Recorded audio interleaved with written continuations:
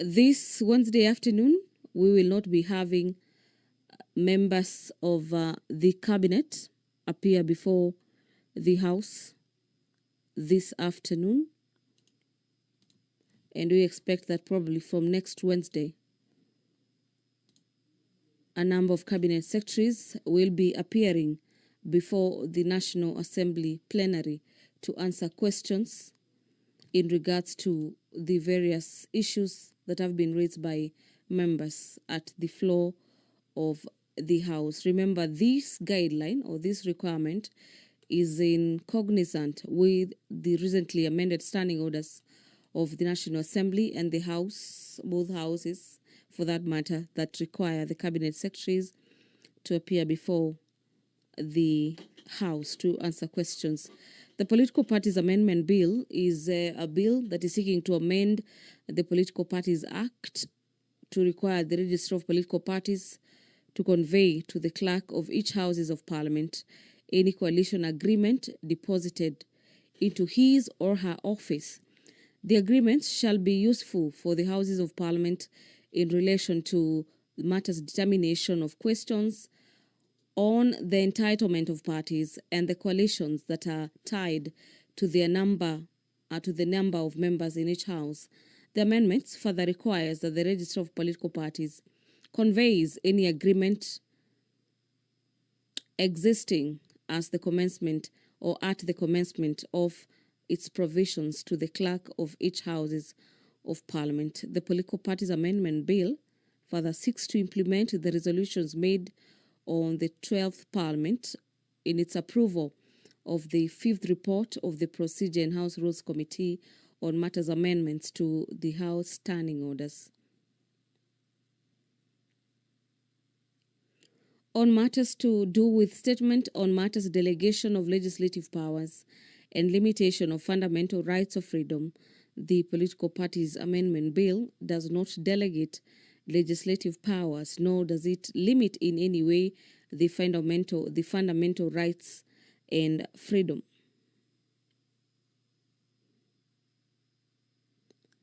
According to the move of the bill concerns county governments. And as to whether the bill is a money bill, within the Articles 114 of the Constitution, the enactment of the bill shall not occasion additional expenditure of the public funds. If you're just joining us, the business of the National Assembly will be commencing at any given moment from now, bearing in mind that it is exactly past 2:30, the appointed time for the commencement of business of the House.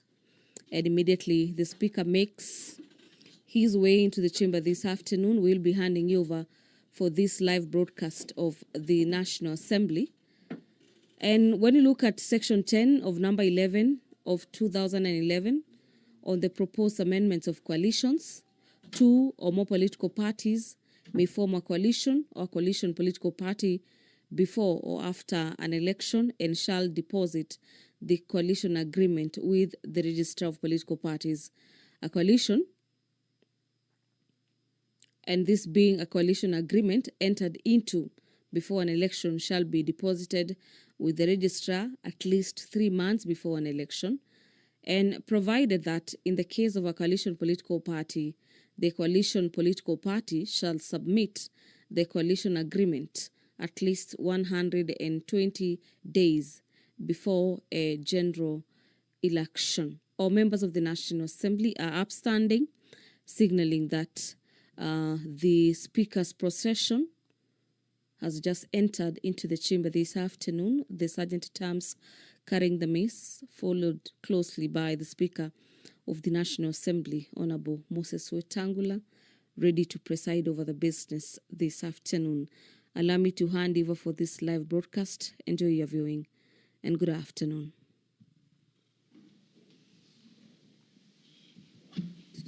Mheshimiwa, tuombe. Ewe Mwenyezi Mungu, ambaye kwa hekima na wema wako umetoa nyadhifa za viongozi na mabunge kwa ustawi wa jamii na utawala wa haki wanadamu, tukusihi utazame kwa neema nyingi sisi watumishi wako ambao ameridhika kutuita ili tutekeleze shughuli muhimu za jamhuri yetu. Tukuomba uteremshie baraka zako sisi tuliokutanika hapa, na tujalie tuyatende na kufikiria mambo yote yatakayofikishwa mbele yetu kwa njia ya haki na uaminifu, ili utukufu na sifa zako ziendelezwe na ili kustawisha amani, ufanisi na heri ya nchi yetu na wale ambao haja zao wamezikabidhi mikononi mwetu. Amen.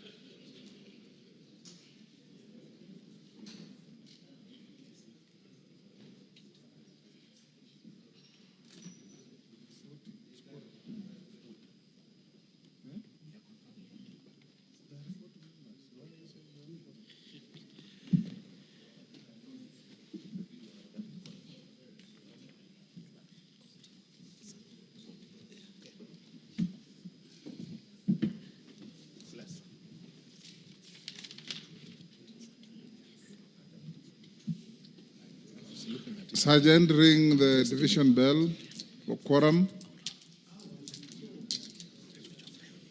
Chepkonga, where is the quorum?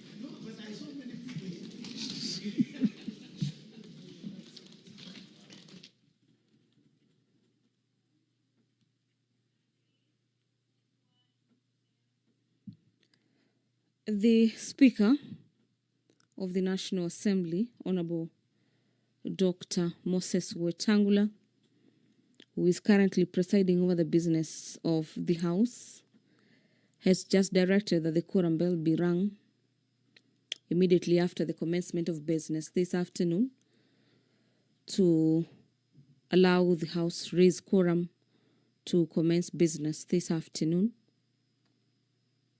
As we await for that quorum to be achieved, the Equalization Fund Administration Bill of 2023, a bill from the Senate, is lined up for debate this afternoon. The Equalization Fund Administration Bill is an act of Parliament that is seeking to provide for the administrative structures for the management of Equalization Fund, to establish an advisory board for the connected purposes. The Act may be referred to as the Equalization Fund Administration Act of 2023, and according to the sponsor of this bill is that it shall be deemed to have come into effect immediately after the ascension of the bill. Part 2 of the bill on the Equalization Fund. The fund shall pursuant to Article 204, subsection 1 of the Constitution, consist of 1/2 of all revenue collected. The clerk. Yes, I said call the order. Order number 1, administration of oath. Okay. Order number 2, communication from the chair. Order number 3, messages.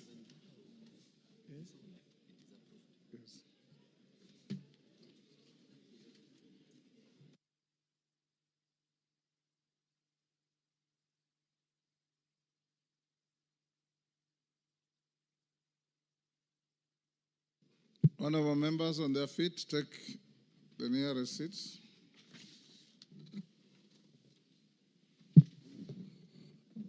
Order KJ.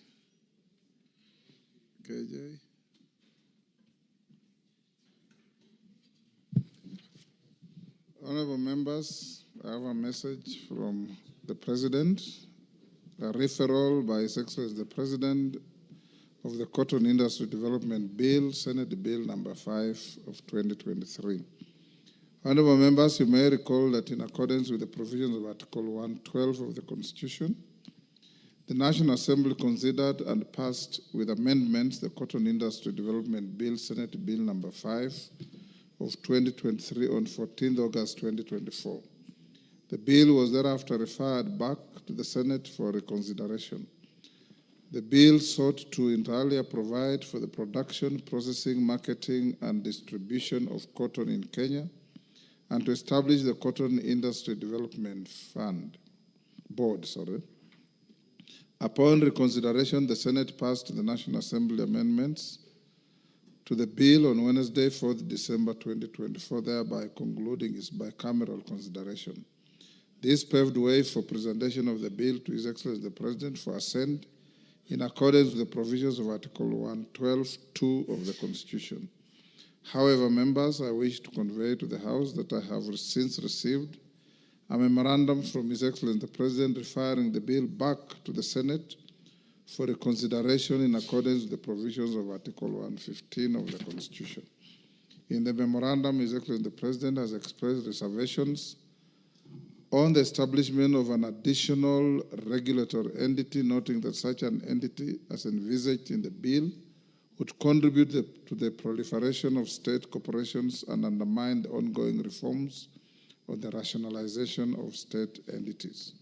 In light of the foregoing, honorable members, and noting that the bill originated in the Senate, the House will await conclusion of consideration of the President's memorandum on the Cotton Industry Development Bill 2023 by the Senate before considering the President's reservations. In the meantime, I direct the clerk to circulate the memorandum from His Excellency the President to all members to familiarize themselves with its contents. The House is accordingly informed. Thank you. Order number 4, petitions. Order number 5, papers. Majority Leader, Owen Bayo. Okay. Thank you, Honorable Speaker. Honorable Speaker, I beg to lay the following papers on the table of the House today, Wednesday, February 19th, 2025, in the afternoon sitting. Reports of the Auditor General and financial statements for the year ended 30th June 2024 and certificates therein for the following institutions. A. Annual report and financial statements of Kibabii University for the financial year ended 30th June 2022. B. Financial statements for the Salaries and Remuneration Commission Mortgage and Car Loan Scheme Fund for the year ended 30th June 2024. The Kenya Medical Laboratory Technicians and Technologies Board, KML TTB. D. State Departments for Technical, Vocational, Educational and Training. E. National Land Commission Housing Scheme Fund. F. State Fund for Cooperatives. G. State Department for Investment Promotions. H. Technical and Vocational Education and Training Authority. I. Teachers Service Commission. J. Kenyan National Commission on Human Rights Car Loan and Mortgage Scheme. K. Kenya Universities and College Central Placement Service Car Loan and Mortgage Scheme. L. Center for Mathematics, Science and Technology Education in Africa Semester. M. National Research Fund. N. State Department for East African Community Affairs. And finally, Honorable Speaker, State Department for Trade. Honorable Speaker, I beg to lay. Thank you, Owen. Chairperson, Departmental Committee on Finance and National Planning. Thank you, Honorable Speaker. Kimani. Honorable Speaker, I beg to lay the following paper on the table of the House today, Wednesday, the 19th of February, 2025. Report on the Departmental Committee on Finance and National Planning on its consideration of the Insurance Professionals Bill, National Assembly Bill number 13 of 2024. Thank you. Next. Order number 6, notices of motion. Chairman, Departmental Committee on Justice and Legal Affairs. Thank you, Mr. Speaker. Mr. Speaker, I beg to give notice of the following motion. That this House adopts the joint report of the National Assembly's Departmental Committee on Justice and Legal Affairs and the Senate Standing Committee on Justice, Legal Affairs and Human Rights on its consideration of the report of the National Dialogue Committee, NADCO, and the report of the Multisectoral Working Group on the realization of the 2/3 gender principle laid on the table of the House on Thursday, 16th January 2025. Thank you, Mr. Speaker.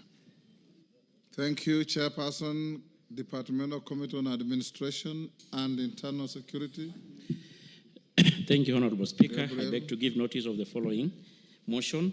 that this House adopt the report of the Departmental Committee on Administration and Internal Security on the inquiry into the state of security in 6 counties of North Rift, of Baringo, Elgeyo Marakwet, Turkana, West Pokot, Samburu, and Laikipia, declared as disturbed, laid on the table of the House on Tuesday, 13th August 2024.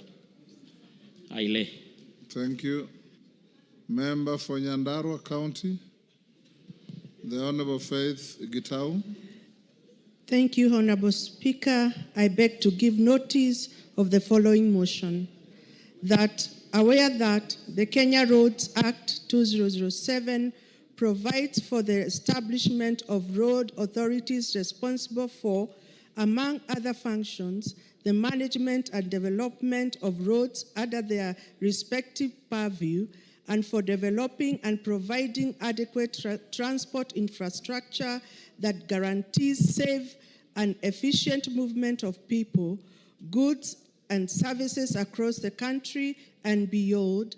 Further aware that the first schedule of the Kenya Roads Act provides for the classification of national trunk roads into classes A, B, and C, recognizing that the fourth schedule to the Constitution assigns to the national government the function of the construction and operation of national trunk roads, noting that a significant portion of highways in the national trunk road network are currently single carriageways, concerned that single carriageway roads pose multifaceted challenges, including traffic congestion during peak periods, which limits movement of people, goods, and services across regions, and increases vulnerability to road accidents. Further concerned that the lack of footbridges and safe pedestrian crossing areas on these high traffic roads has been a leading contributor to the surge in road accidents in the recent past. Cognizant of the duty of the government to provide a reliable transport system for efficient traffic management, economic development, and bolstering of interconnectivity among all regions in the country and beyond. Now, therefore, this House resolves that the government, through the Ministry of Roads and Transport, undertakes an expansion program of national trunk roads with a view of upgrading all classes A, B, and C roads in the country from two-way lanes to dual carriageway, one-way roads with the necessary infrastructure that include footbridges, safe crossing zones at regular intervals, proper drainage systems, and other requisite infrastructure for their optimal operation. Thank you, Honorable Speaker.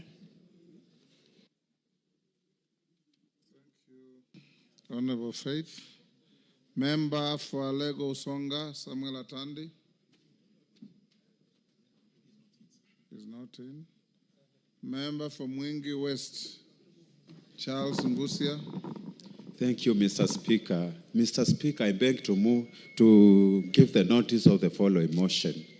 Aware that sports play an integral role in promoting cultural heritage, national identity, national development, the well-being of the people, and sustenance of livelihoods, particularly of the youth.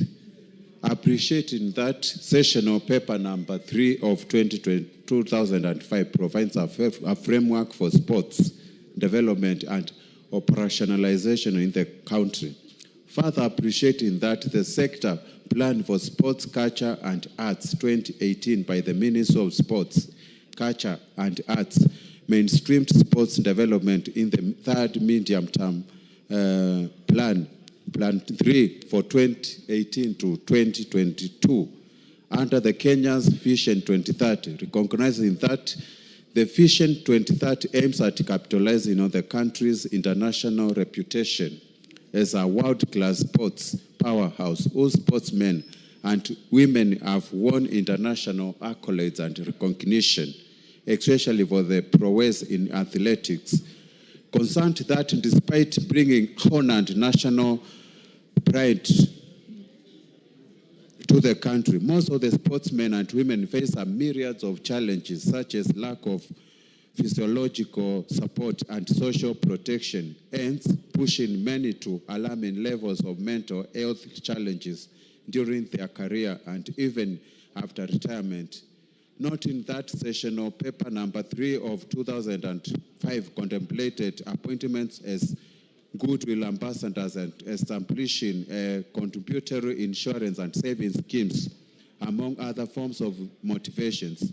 Concerned of the fact that the prospect of receiving state recognition, financial grants, and other perks inspires sportsmen to push their limits in attaining their full potential, as fostering a collective sense of pride in sports achievements. Now, therefore, this House urges that the government, through the Minister of Youth Affairs, Sports and Arts, develop a policy and standardized sports reward scheme for recognizing the achievements made by sports persons in internationally recognized competitions through 1. Financial rewards of 6 million for setting new world records, Kenya shillings 4 million for gold medalists, Kenya shillings 3 million for silver medalists, and Kenya shillings 2 million for bronze medalists. 2. Non-financial motivation, including facilitation with issuance of diplomatic passports for established sportsmen and women, appointment as as goodwill ambassadors and conferring national honors and privileges. And 3, establishing a medical cover and post-retirement social protection scheme, including establishing contributory insurance and savings schemes to support sportsmen who retire from active sporting due to injuries or age. Thank you, Mr. Speaker. Thank you. Member for Alego Songa, has he come in? Matter deferred. You'll place on the order paper tomorrow. Next.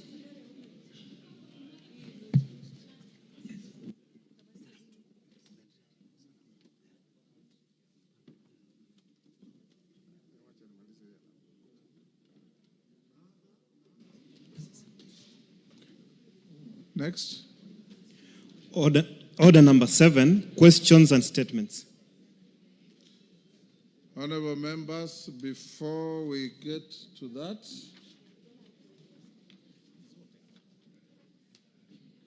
allow me to acknowledge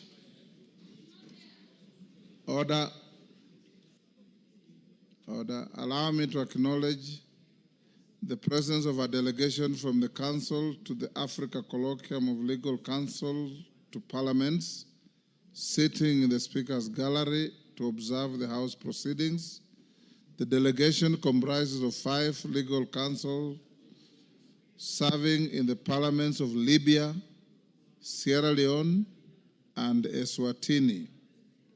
The delegation is in Kenya for a council meeting to deliberate on various policies and implementation programs aimed at realizing the effective and efficient delivery of legal services by councils serving in parliaments in Africa. On my own behalf and that of the National Assembly, I welcome the delegation to the National Assembly and wish them well.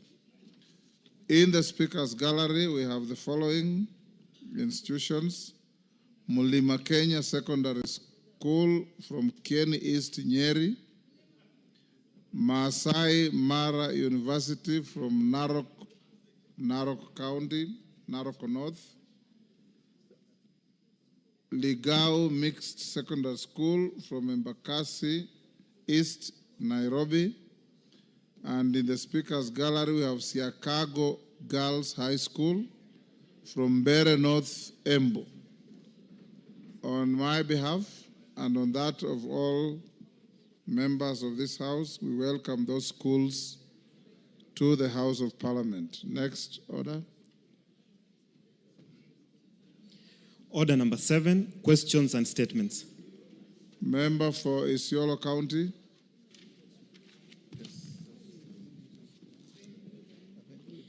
Honorable Speaker, I rise to request for a statement regarding transparency and accountability in the management of the Sports, Arts and Social Development Fund. Honorable Speaker, pursuant to the provision of Standing Order 44-2C, I rise to request for a statement from the Chairperson of the Departmental Committee on Sports and Culture regarding transparency and accountability in the management of the Sports, Arts and Social Development Fund. Honorable Speaker, the Constitution of Kenya empowers this House to oversee the operations of all state organs, including funds established under the Public Finance Management Act. Further, Article 229 mandates the Office of the Auditor General to audit and report on the accounts of all national government funds and authorities, including SASDEF. However, there has been a public outcry regarding financial mismanagement and lack of transparency in the administration of national revenue allocated to the Sports, Arts and Social Development Fund and its associated entities, notably the Kenya Academy of Sports. Honorable Speaker, it is against this backdrop that I request for a statement from the Chairperson of the Departmental Committee on Sports and Culture on the following. 1. Criteria used by the Kenya Academy of Sports and the Sports, Arts and Social Development Fund in identifying, assessing the needs of sports development in Kenya and the measures in place to ensure equitable distribution of funds across all regions. 2. Reasons as to why the quality of preparations, the playing field, the sports gear, the entire organization of sports events do not reflect the budget allocated for their procurement, despite the seemingly large amounts of financial resources directed towards this purchase. 3. A comprehensive report detailing the breakdown of the funds allocated to SASDEF and spent on sports-related activities for the last 2 financial years, including the distribution across different regions in Kenya. And 4, a list of all companies contracted to supply playing kits and other sports equipment, along with detailed explanation of the tendering process followed. And lastly, a forensic audit to be undertaken by the Office of the Auditor General on the Sports, Arts and Social Development Fund for the last 2 financial years, including an audit of all companies contracted to supply goods and services, and be submitted to the Departmental Committee for consideration.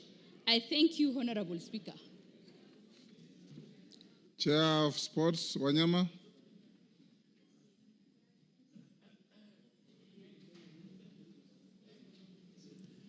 Thank you, Mr. Speaker. Given the depth of the statement, I request that we are given 3 weeks, because again, we are having the policy statement that we are looking at. We'll be able to respond after 3 weeks. How many weeks? 3 weeks. 3 weeks, it's ordered. Karemba.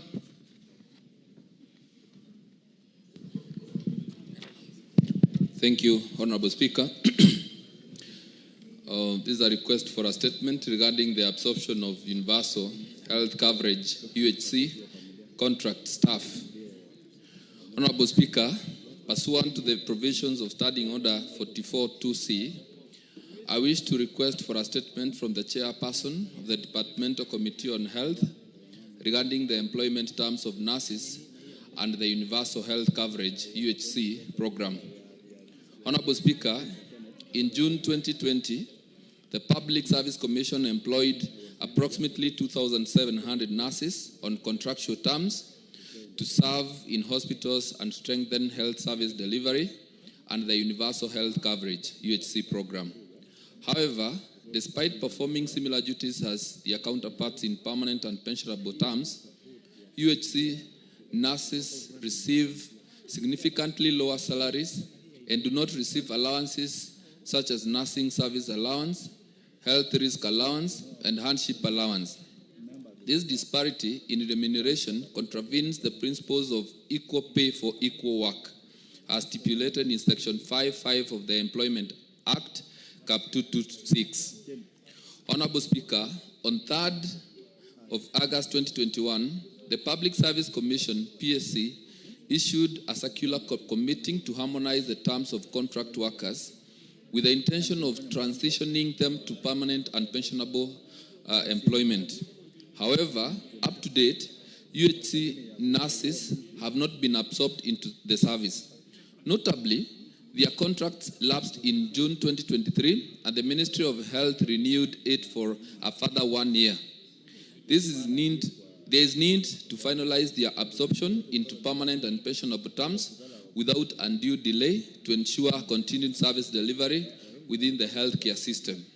Honorable Speaker, it is against this background that I request for a statement from the chairperson of the Departmental Committee on Health on the following. 1, a comprehensive report on the measures taken by the Ministry of Health to address the disparities in remuneration and allowances between UHC nurses and those on permanent and pensionable terms. 2, update on the consultations between the Ministry of Health, the Public Service Commission, and the county governments regarding the conversion of UHC contract nurses to permanent and pensionable terms. And lastly, specific timelines for the absorption of UHC nurses into permanent and pensionable terms, as well as details on the number of nurses already absorbed. Thank you, Honorable Speaker. Thank you, Chairman. Health. Is it health? Wapi, Dr. Bukose, Cynthia. That's your committee. Inform your chair to bring this response in 2 weeks. 3 weeks would be appropriate, Honorable Speaker. Thank you. Next. Order number 8, the Equalization Fund Administration Bill, Senate Bill number 14 of 2023, second reading, resumption of debate.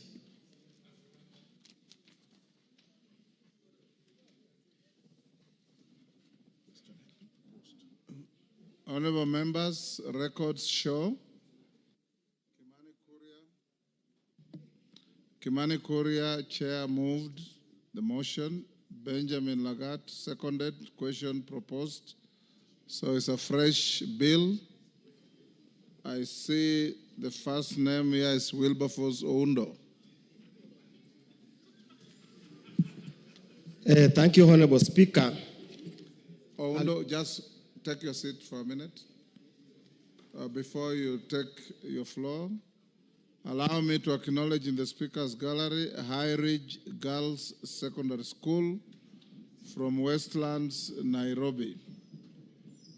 On your behalf and on my own behalf, we welcome the students to the House of Parliament. Oundo, go on. Thank you, Honorable Speaker, for the opportunity to contribute to the Equalization Fund Administration Bill 2023, Senate Bill number 14 of 2023. Honorable Speaker, the essence of the bill is literally to repeal the Public Finance Management Equalization Fund Administration Regulations 2021.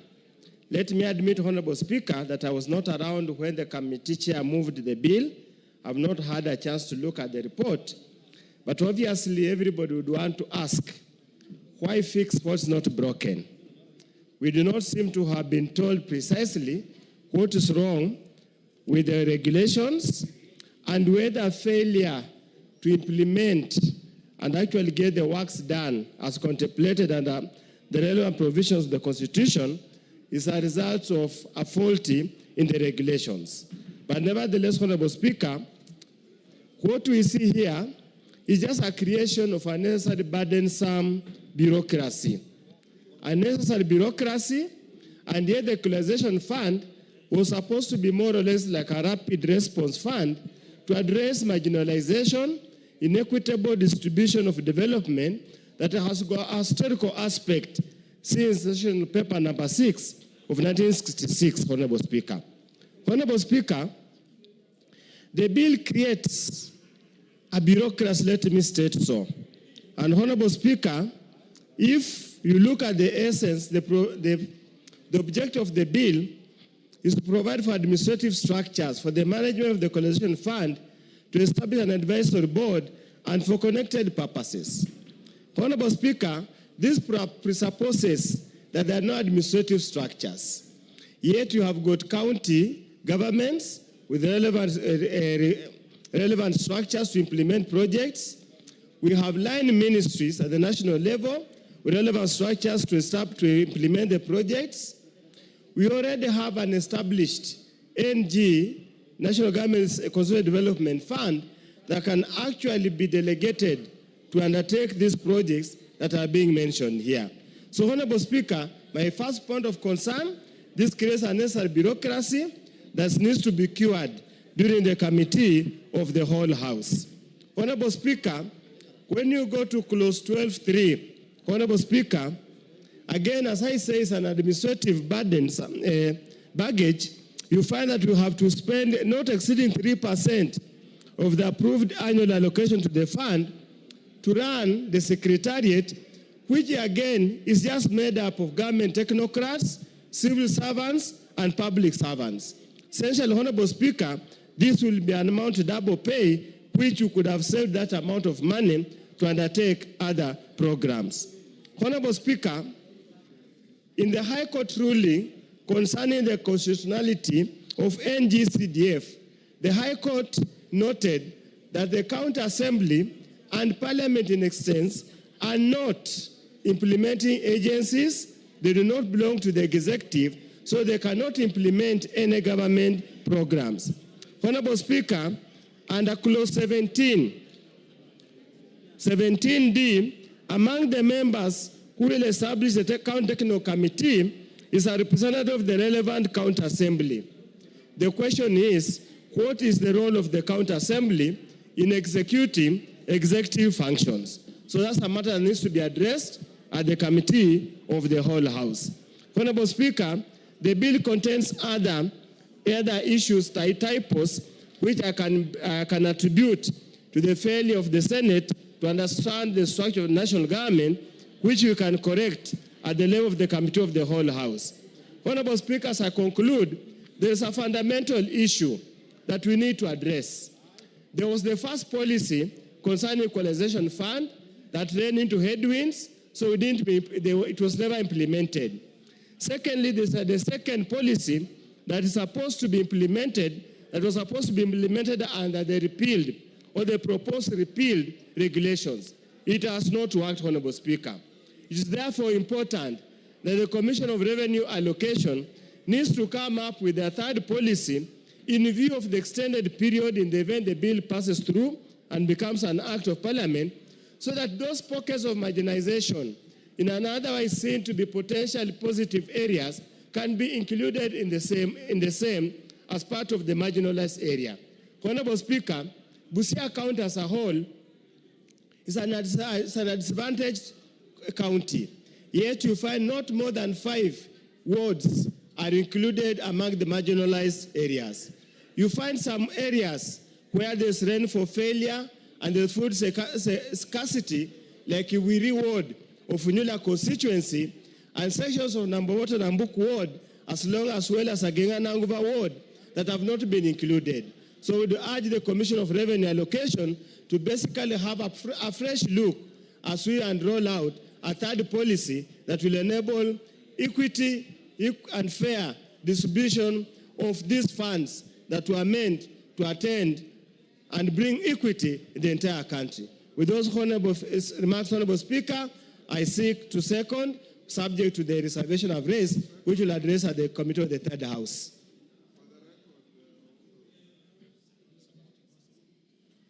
Are you seconding or supporting? The bill Sorry, was already Speaker. seconded. I support your reservation, with which we will make amendments at the Committee of the whole House. Thank you, Speaker.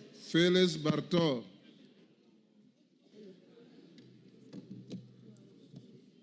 Have you keyed in for this bill? Mr. Speaker, sir, I was not to speak on this one. on this particular one. Those members who have not keyed in for this bill, log out so that I only deal with those who want to speak. Waluke? John Waluke? Makali Mulu? You want to speak to this? Yes, Honorable Speaker. Go ahead. Yeah, Honorable Speaker, thank you very much for this time. Honorable Speaker, I want also to support this bill on Equalization Fund. And Honorable Speaker, as I support, I think this fund, Honorable Speaker,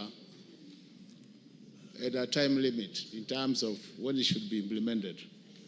And over time, Honorable Speaker, we have faced a lot of challenges. And some of the challenges is what Honorable Udo has actually mentioned. But Honorable Speaker, the first challenge which this fund suffered and which I think has moved to the future, we need to really look at is the issue of underfunding. The Constitution is very clear what percentage should be allocated to this fund. But over time, this House, through the Budget Committee, after getting proposals from the executive, has always passed figures which are below what the Constitution says, Honorable Speaker. And even when the amounts are allocated, Honorable Speaker, we go to an extent of amending the same figures during the supplementary budget. So, Honorable Speaker, you find that over time we've not managed to allocate what should be allocated.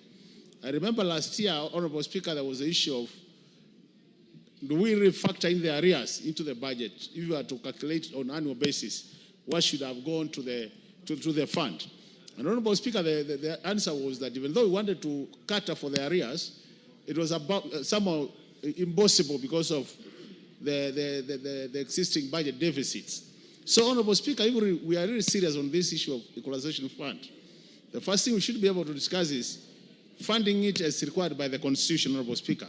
The second matter, Honorable Speaker, is even where we have allocated resources, Honorable Speaker, there has been serious delay in implementation, where the money is in the budget, but a year goes to the end without any money being released to the concerned counties. And Honorable Speaker, the problem has always been, if you look at the first 14 counties which were recommended, Honorable Speaker, there were only 14 out of the 47. But during the second review, we increased the counties to over 20, Honorable Speaker. And then at the same time, we created a board which is supposed to oversee the implementation. And what has happened because of that, Honorable Speaker, we have made implementation almost impossible.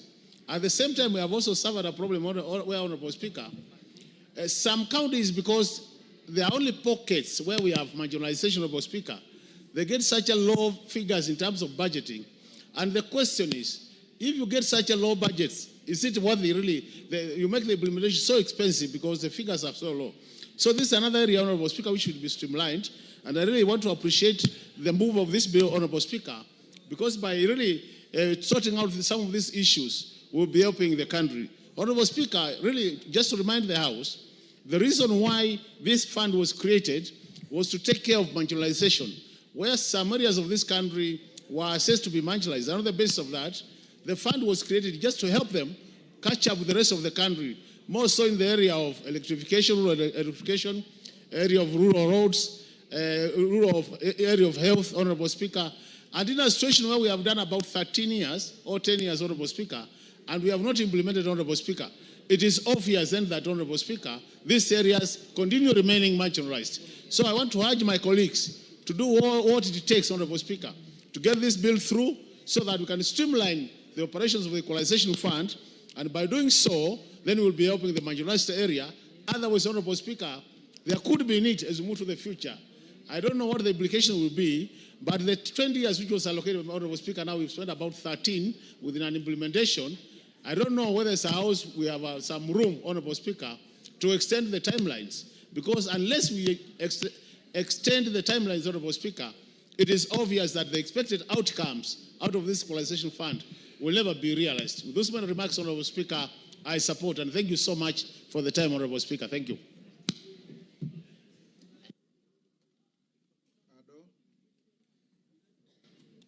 Honorable Ado.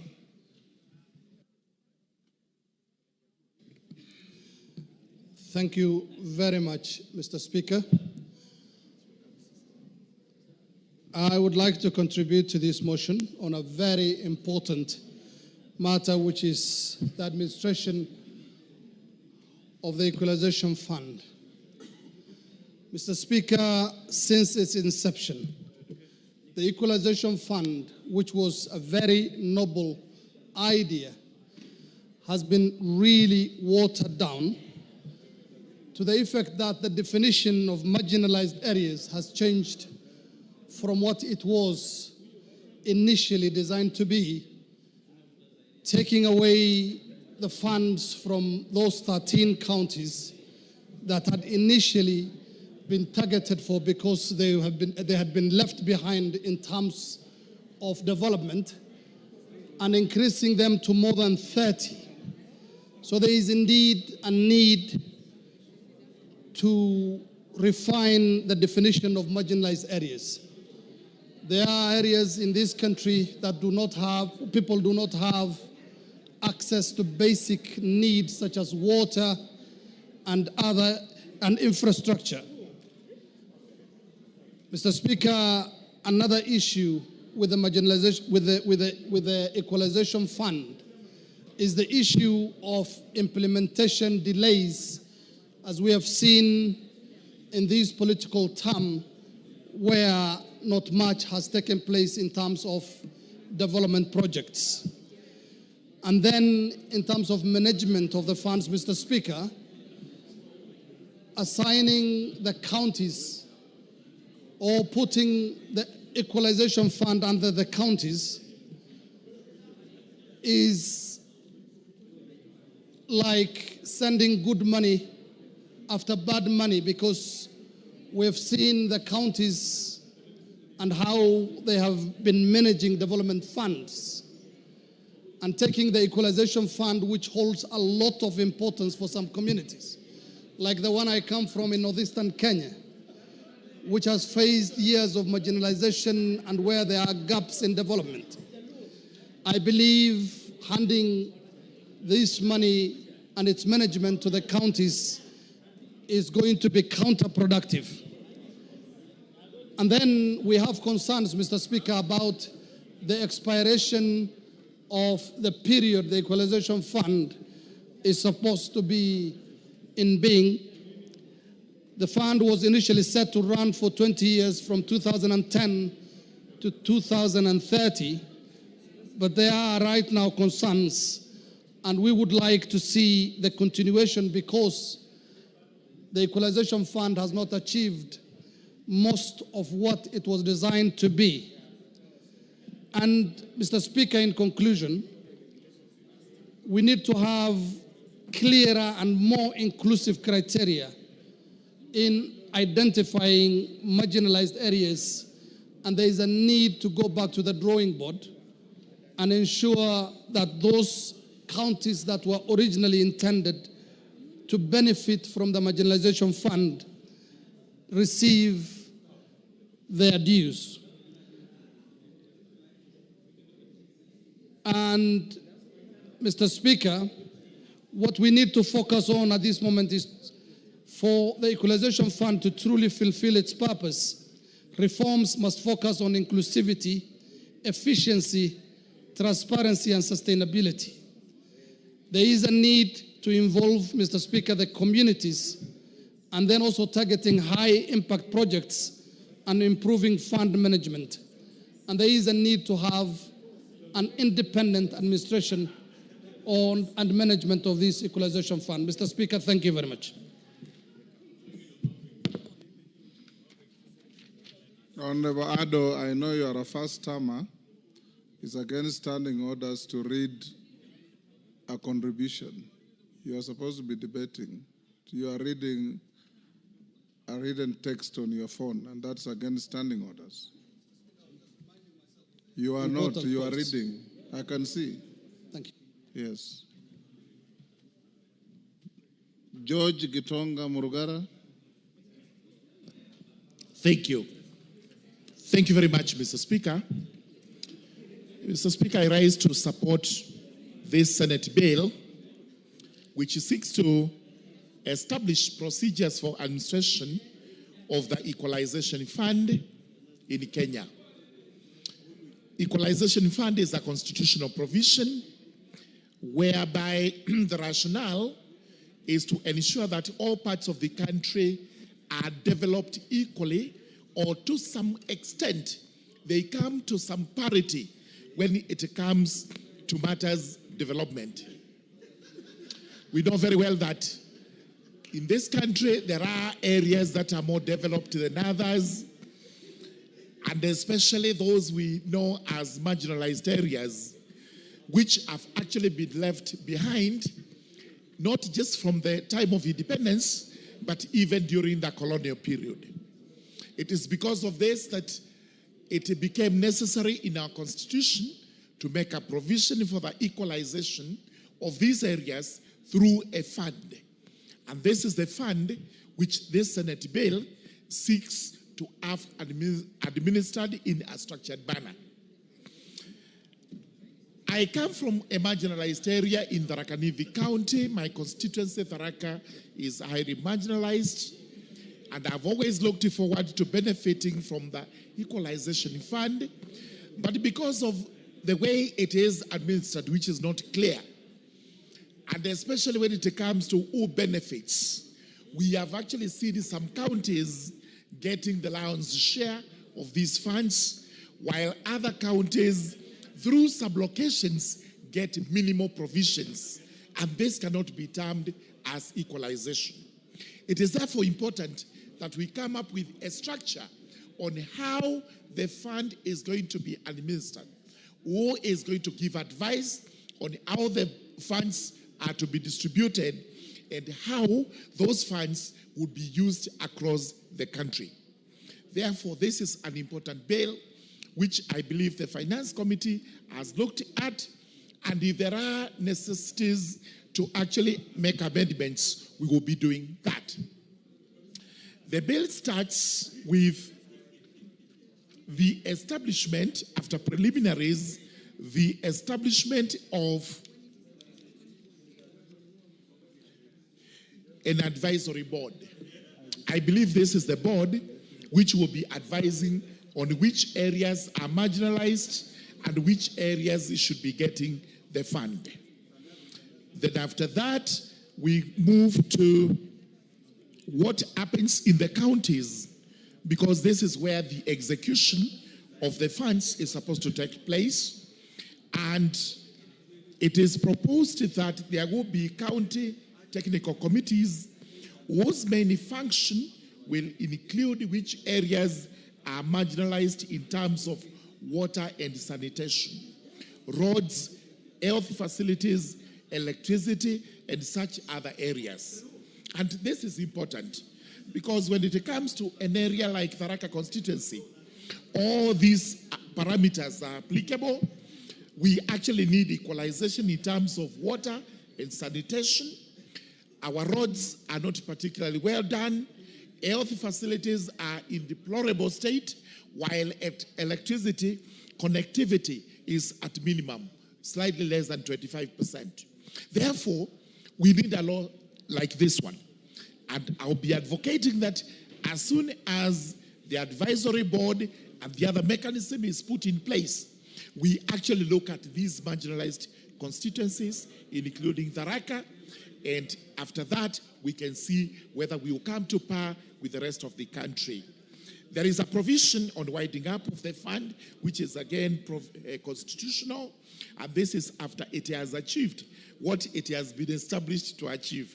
I doubt whether this is going to happen in the near future, but we look forward to having the fund doing much more than what we have seen it do today. Because, sincerely speaking, there are areas in this country, there are counties that are miles ahead of others, and unless we come up with a very equitable way of equalizing ourselves, then some areas will remain more developed, while other areas like Tharaka will remain marginalized. So with those remarks, I beg to support this bill so that we see whether we can have it better than it is when it comes to application of the Equalization Fund in the country. I beg to support, Mr. Speaker. Yes, you are done. Come, Kate. Thank you very much, Mr. Speaker, for this opportunity to support. Honorable Ngeno, can you disband that Kamkunji? To support this bill, Mr. Speaker. Yes. Mr. Speaker. You are disturbing my deputy by continuously giggling behind her. Mr. Speaker, I had a similar bill before this House in the last term. And Mr. Speaker, let me begin by saying, Mr. Speaker, that this is an enabling piece of legislation because this law is meant to operationalize Article 204 of the Constitution on the administration of the Equalization Fund. Mr. Speaker, currently there are regulations administering this fund that were developed by the National Treasury. And as the saying goes, Mr. Speaker, the proof of the pudding or the sweetness of the pudding is in the eating. Currently, Mr. Speaker, using the current regulations made by the Treasury and given current experiences, Mr. Speaker, the Equalization Fund is one most abused fund in this republic. And, Mr. Speaker, one of the ways this fund has been abused is through double allocation by the county governments. Double allocation and overlapping of projects and programs, Mr. Speaker. You will find, Mr. Speaker, that the county government has done a road somewhere, and they will allocate a similar amount of money on the same road. So I'll be proposing, Mr. Speaker, at the third reading, Mr. Speaker, I'll be proposing that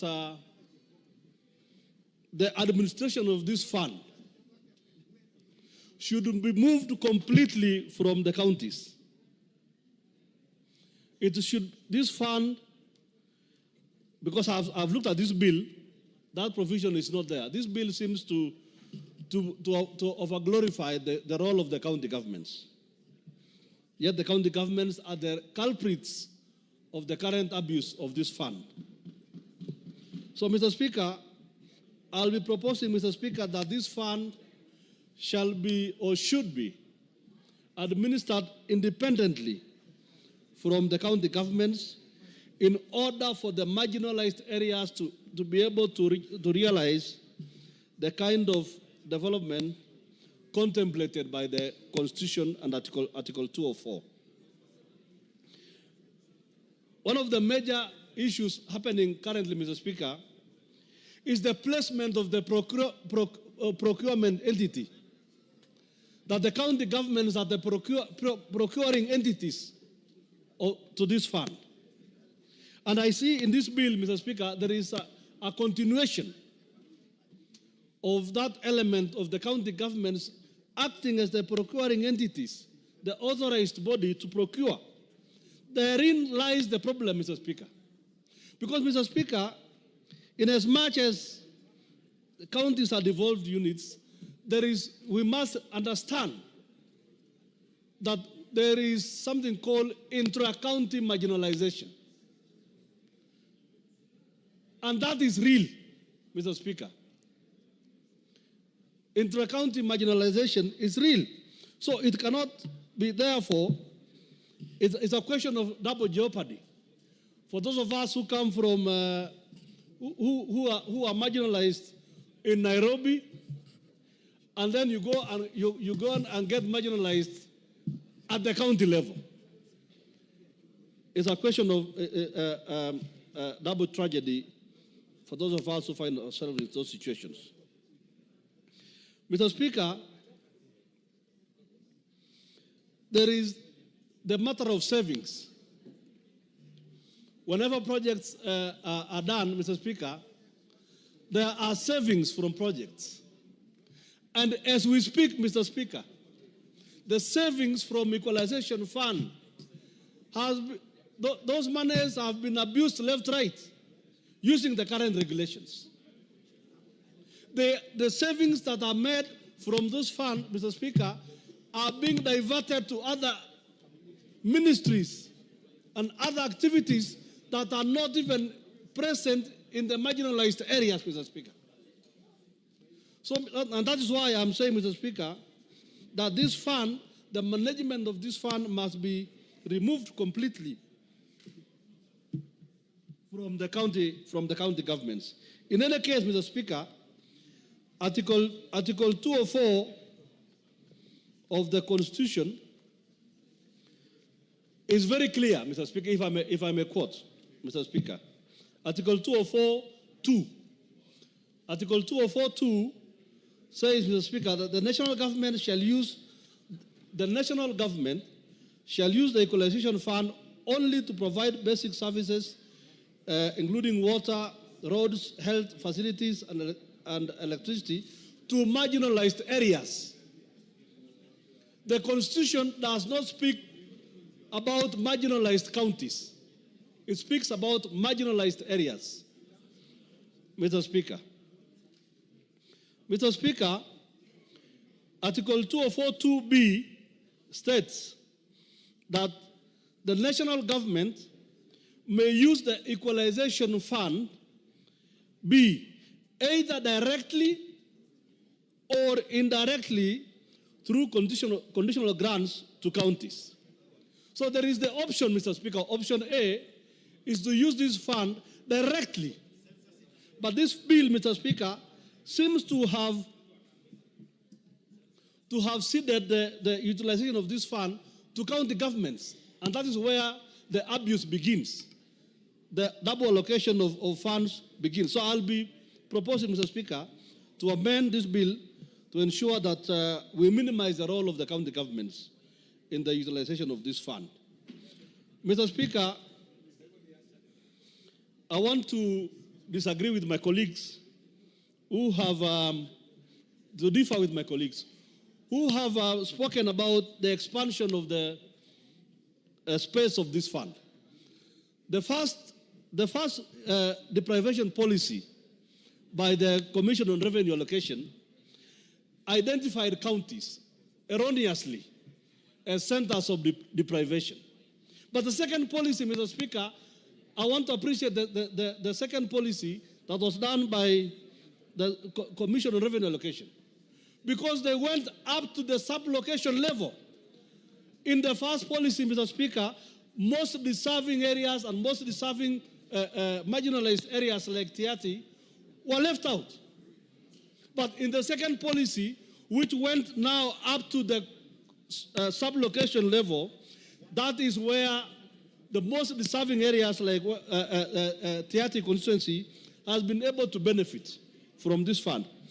And suffice it to say, Mr. Speaker, that marginalization is not a good thing.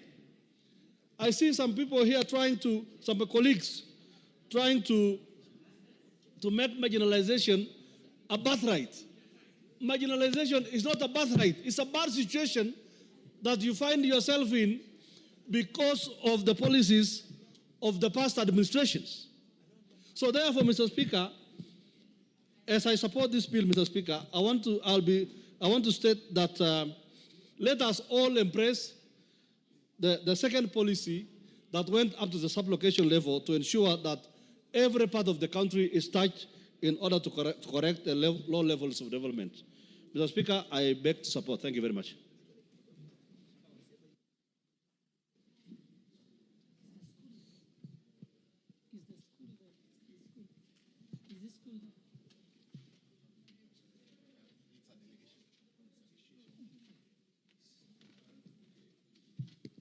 Honorable members, allow me before we continue to recognize the presence of Kilifi UDA, that's the United Democratic Alliance delegation from Kilifi North Constituency, Kilifi County. They are seated in the public gallery. I think I will ask Honorable Owen Baya to welcome them on behalf of the National Assembly.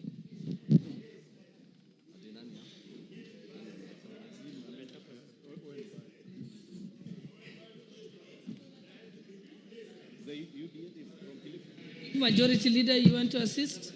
Yes, Honorable Speaker, thank you very much. On behalf of the member for Kilifi and the Deputy Majority Leader, Honorable Owen Baya, who has just stepped up because he had to go prepare for the funeral of Governor or Speaker Kingi's father's funeral in Kilifi. Let me take this opportunity to welcome the UDA team from Kilifi. Welcome them to the National Assembly. This is where the Deputy Majority Leader and member for Kilifi North usually sits, right next to me where Honorable Chikati is seated.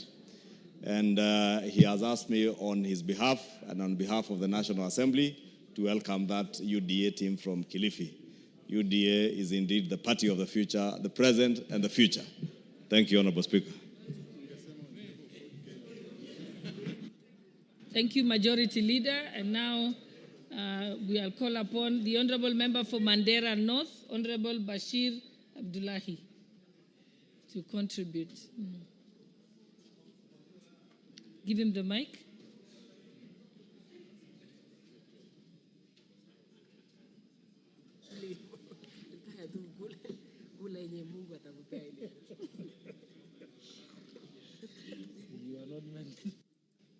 I think didn't give him. You gave him the mic behind him. Okay, move to another mic. Your mic has a problem. Go to the one to your left. The one to your left. Oh, there you are. Okay. Thank you. Thank you, Honorable Speaker. Is that working? Thank you, Honorable Speaker, for giving me this opportunity, and I want to contribute to the bill that is on the floor of the House. Honorable Speaker, from the onset, as you know, Equalization Fund is within the Constitution under Article 2 or 4. And the framers of this Constitution from the beginning had in mind that counties within the country shall all be equal. And that's why they came up with the Equalization Fund. The initial concept was that it was supposed to cover 14 counties. But as we speak right now, it's now covering 34 counties. The unfortunate part is that the amount allocated to the same fund has not increased. The percentage still remains the same, despite the fact that it was initially 14, but now it is 34. Simply because other pockets of marginalization have been added, covering 34 counties. Honorable Speaker, and this bill comes in handy because it is coming to cure some of the challenges that the Equalization Fund has faced over time. One key aspect which I want to support is the issue of the sunset clause. The Equalization Fund has a sunset clause of 20 years. We are now left with 6 years. Now, with 6 years, and the fund has not been appropriated as emphasized in the Constitution. 6 years will come to an end, and those monies will still not have been appropriated or utilized. So I think the sunset clause needs to be increased to another 10 or 20 more years so that it can effectively cover all the marginal areas as emphasized. Also, Speaker, same Article 204 also talks about how this fund is supposed to be administered. It talks about directly or indirectly. And this comes in terms of regulations. Now, directly or indirectly, I will also actually propose, and probably this will come when we go to the Committee of the Whole House, is that let 50% be done indirectly and 50% done directly. That way, it can take care of concerns of all sectors. Because we have an advisory board. which in essence does not really administer the fund. What they do is that they will wait reports, areas to be covered, and so forth from the counties. But if we have 50% directly and in 50% indirectly, then the board will have a work to do to ensure that the other 50% which is direct are properly administered. Honorable Speaker, the regulations that are currently in force 100% favors administration in terms of counties. The worst part is that some of these funds are utilized for projects or minute projects to the tune of 4 million, 5 million, 3 million, 2.5 million. It really loses the essence of this kind of fund. The first time when this thing was programmed or appropriated is when funds to the tune of 50 million, 100 million to the constituencies or counties was done. But the recent allocations of programs, shockingly, is 2.5, 3.5. How will that be impactful to the people of the marginalized areas? And all that is because of the current regulations which are in force. And this House has the powers and the privilege to change those regulations. So the Equalization Bill as it is quite okay, quite in order. All we need to do is to ensure that the regulations are amended to suit the realities on the ground. Honorable Speaker, in terms of the counties, I understand, and 14 counties initially, almost 60% of the fund still covers the 14%, and of course with the addition of the additional counties that has brought up to 34. But what we're talking about is, has this money also been utilized? Every financial year, this House appropriates funds, but it's not utilized. We have arrears to the tune of almost 13 billion lying at Treasury without being utilized. And yet, the sunset clause is just almost the corner, 6 years from now. And yet we have 13 billion arrears. Will the objectives be achieved of this fund? It will not be achieved.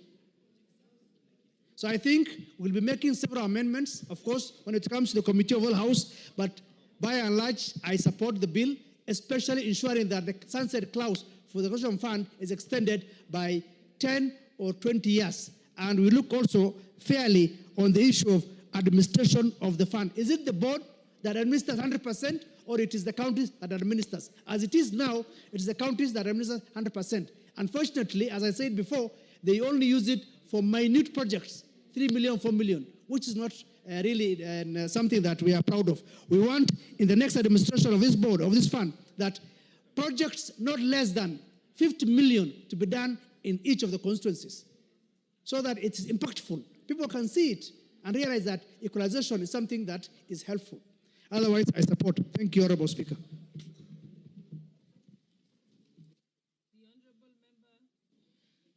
The Honorable Member for Elders, Honorable Adan Kainan.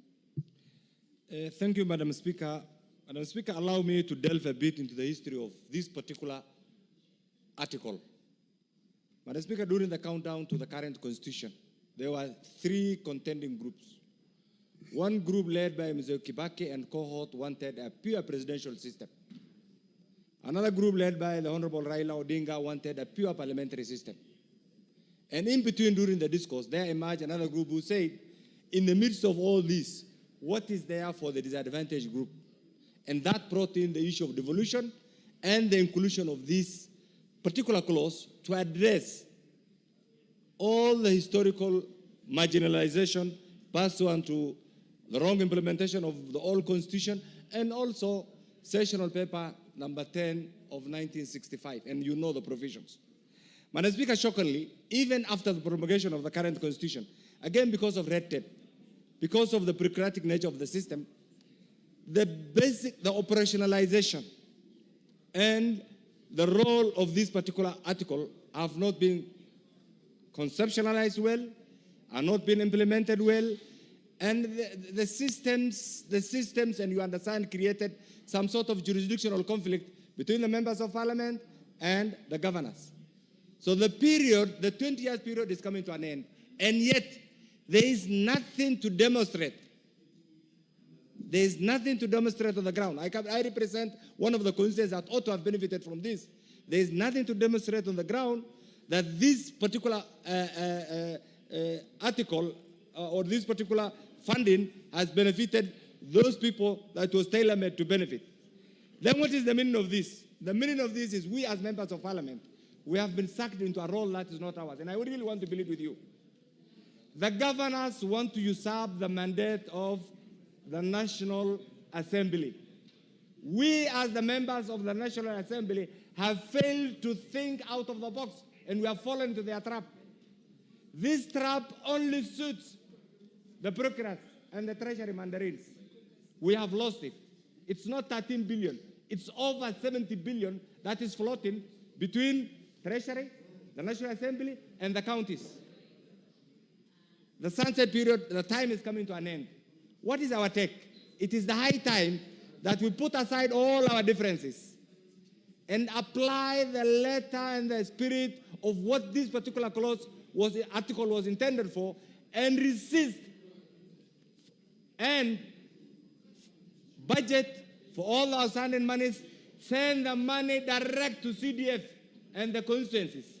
And this bill should address and facilitate so that members of parliament have a role to play. Madam Speaker, as it is, this is meant right now that I followed what happened to the budget of this in the last financial year. And what happened, I'm told, other than what Honorable Bashir has alluded to, of having small projects here and there, 2 million, 3 million, that have no impact. I'm told the remaining junk part of the budgetary allocation have been sucked into the county money, county allocations. This will not help us. Through the PPG, through the other groups. Right now, I'm not worried. Even the 34 counties can benefit. The original 13 can benefit. But this program is not working. We cannot be lamenting as the leadership. Through this bill, we must cure the pitfalls. We must address the challenges so that the next 6 years remaining from these people, this program can be turned into a productive 6 years. Colleagues, for those of you who have joined this house, this program was supposed to be a life changer. This program is not working. And it was picked, Madam Speaker, you remember at the end of the Second World War, the victors and the vanquished came together and came up with something called the Marshall Plan. Marshall Plan gave birth to something called USAID. USAID is right now what has been, you have heard what is happening, unfortunately. In our context, for those of us who live under this sovereign republic called Kenya, this is our Marshall Plan. Why is it not working? The Marshall Plan of the US worked. Why is this not working? How comes we are not getting our rightful share? How comes every step that we take must attract a court battle? It is because we are not thinking out of the box. So I want to thank the mover of this bill.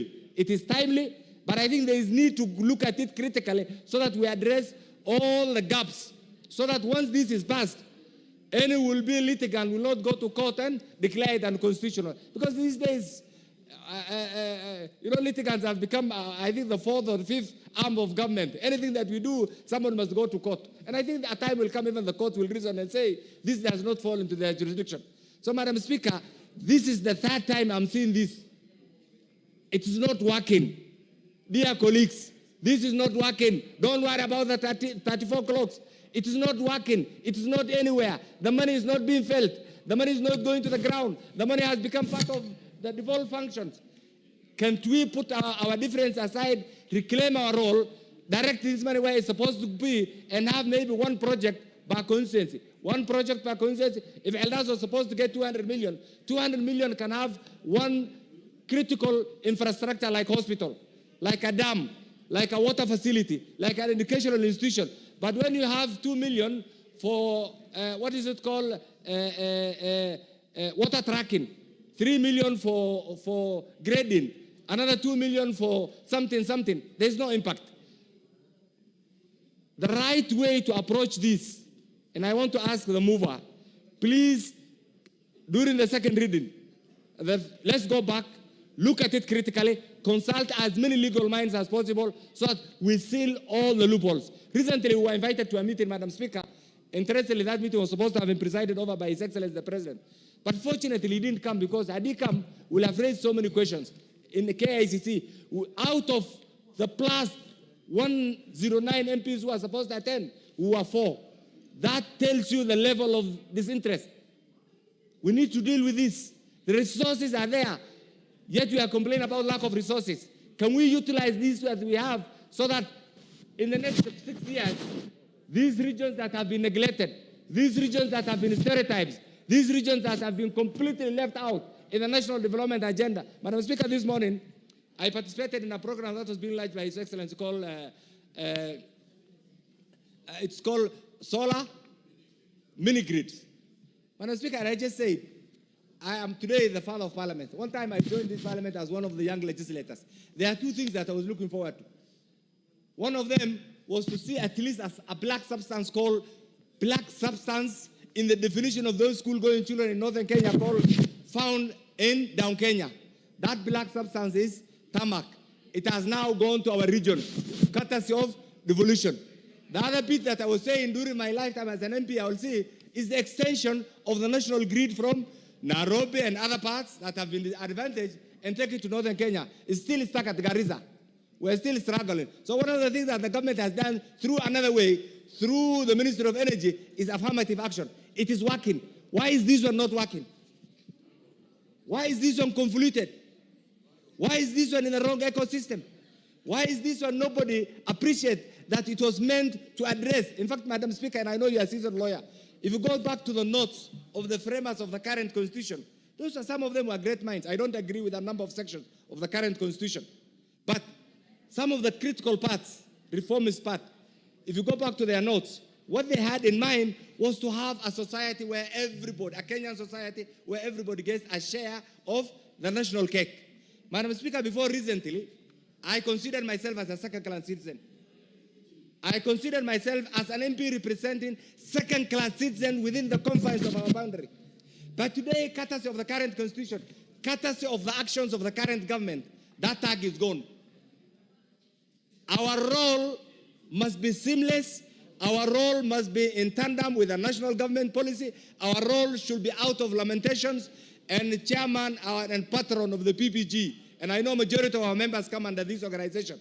Can we own this bill in addition to the mover and ensure that it addresses all the issues so that once and for all, we don't blame anybody else, but we'll blame ourselves. I want to thank the mover for this timely bill and promise you that all of us will be part and parcel of the next stages of this bill. Thank you, Madam Speaker. Honorable Russo.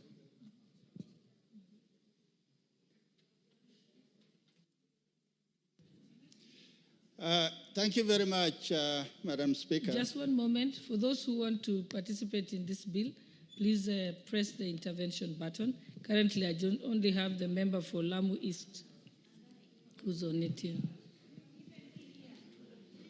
Press the intervention. Thank you very much, Madam Speaker. Madam Speaker, I also add my word to what honorable colleagues who have preceded me have talked about. Article 204 of our Constitution is a very important article. Equalization in Oxford English Dictionary means to make 2 things equal. And the framers of our Constitution had a very clear intent that since 1965, Sessional Paper number 10, it was intended that some parts of Kenya which were more productive should grow faster, and the rest were expected to catch up.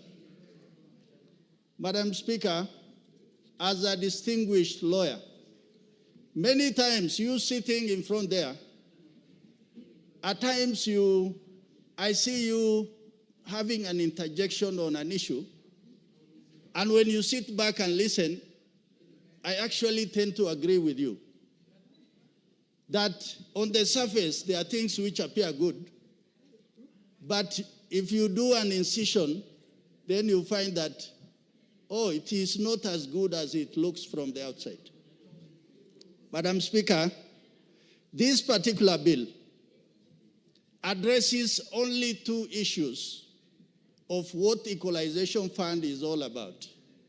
It is about the management of the fund and also to extend the sunset clause.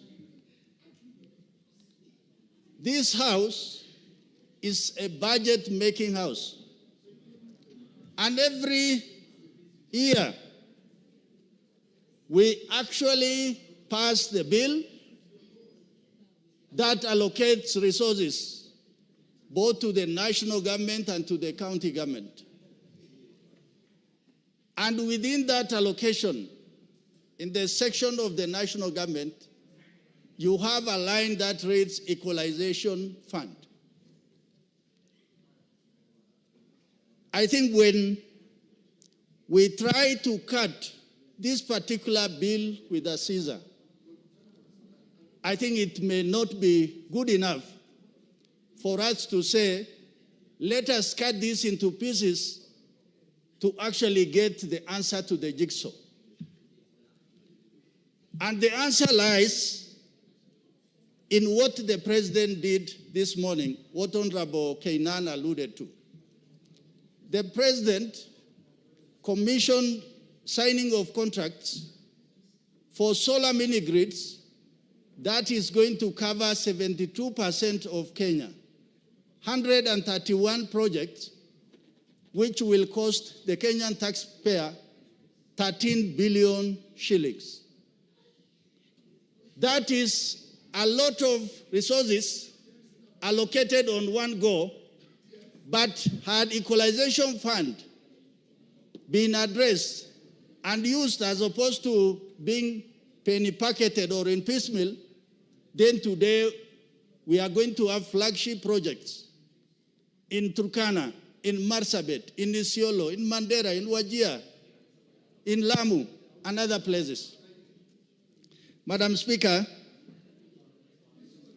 my concern is that since independence, 60 years plus, today this government is constructing a road, a tarmac road or a highway, if you may say, between Isiolo and Mandera, a distance of 800 kilometers, where that population, almost close to 2 million people, live in that region, but until now, no one has seen it fit that a road was necessary, because it was put aside in 1965 that it was not the most productive parts of Kenya, because they never produced tea, coffee, pyrethrum, sugar.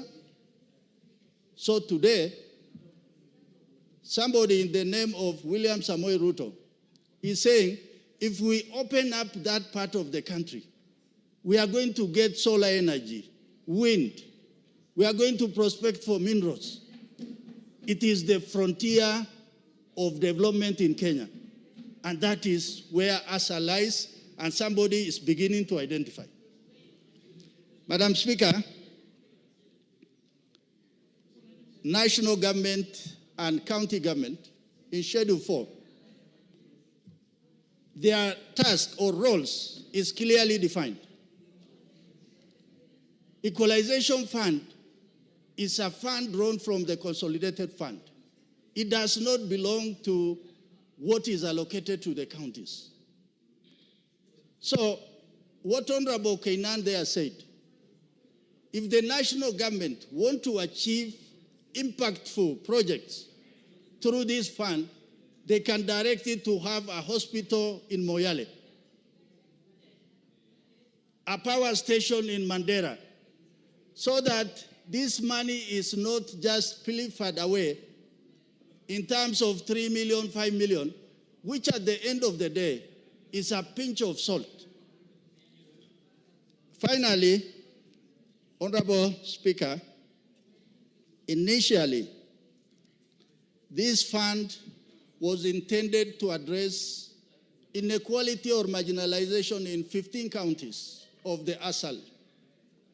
Today, they said that let it address pockets of marginalization. So the pocket will be in Kiambu, it will be in Nairobi, it will be in Muranga, it will be in Wasongishu, where you come from, Honorable Speaker. So it misses the thread of why did we have this fund in the first place. So for that reason, Madam Speaker, I support this bill, but we as the pastoralist parliamentary group, we will make our voices and positions known during the third reading. And finally, it's on the dissolution of regional development authorities.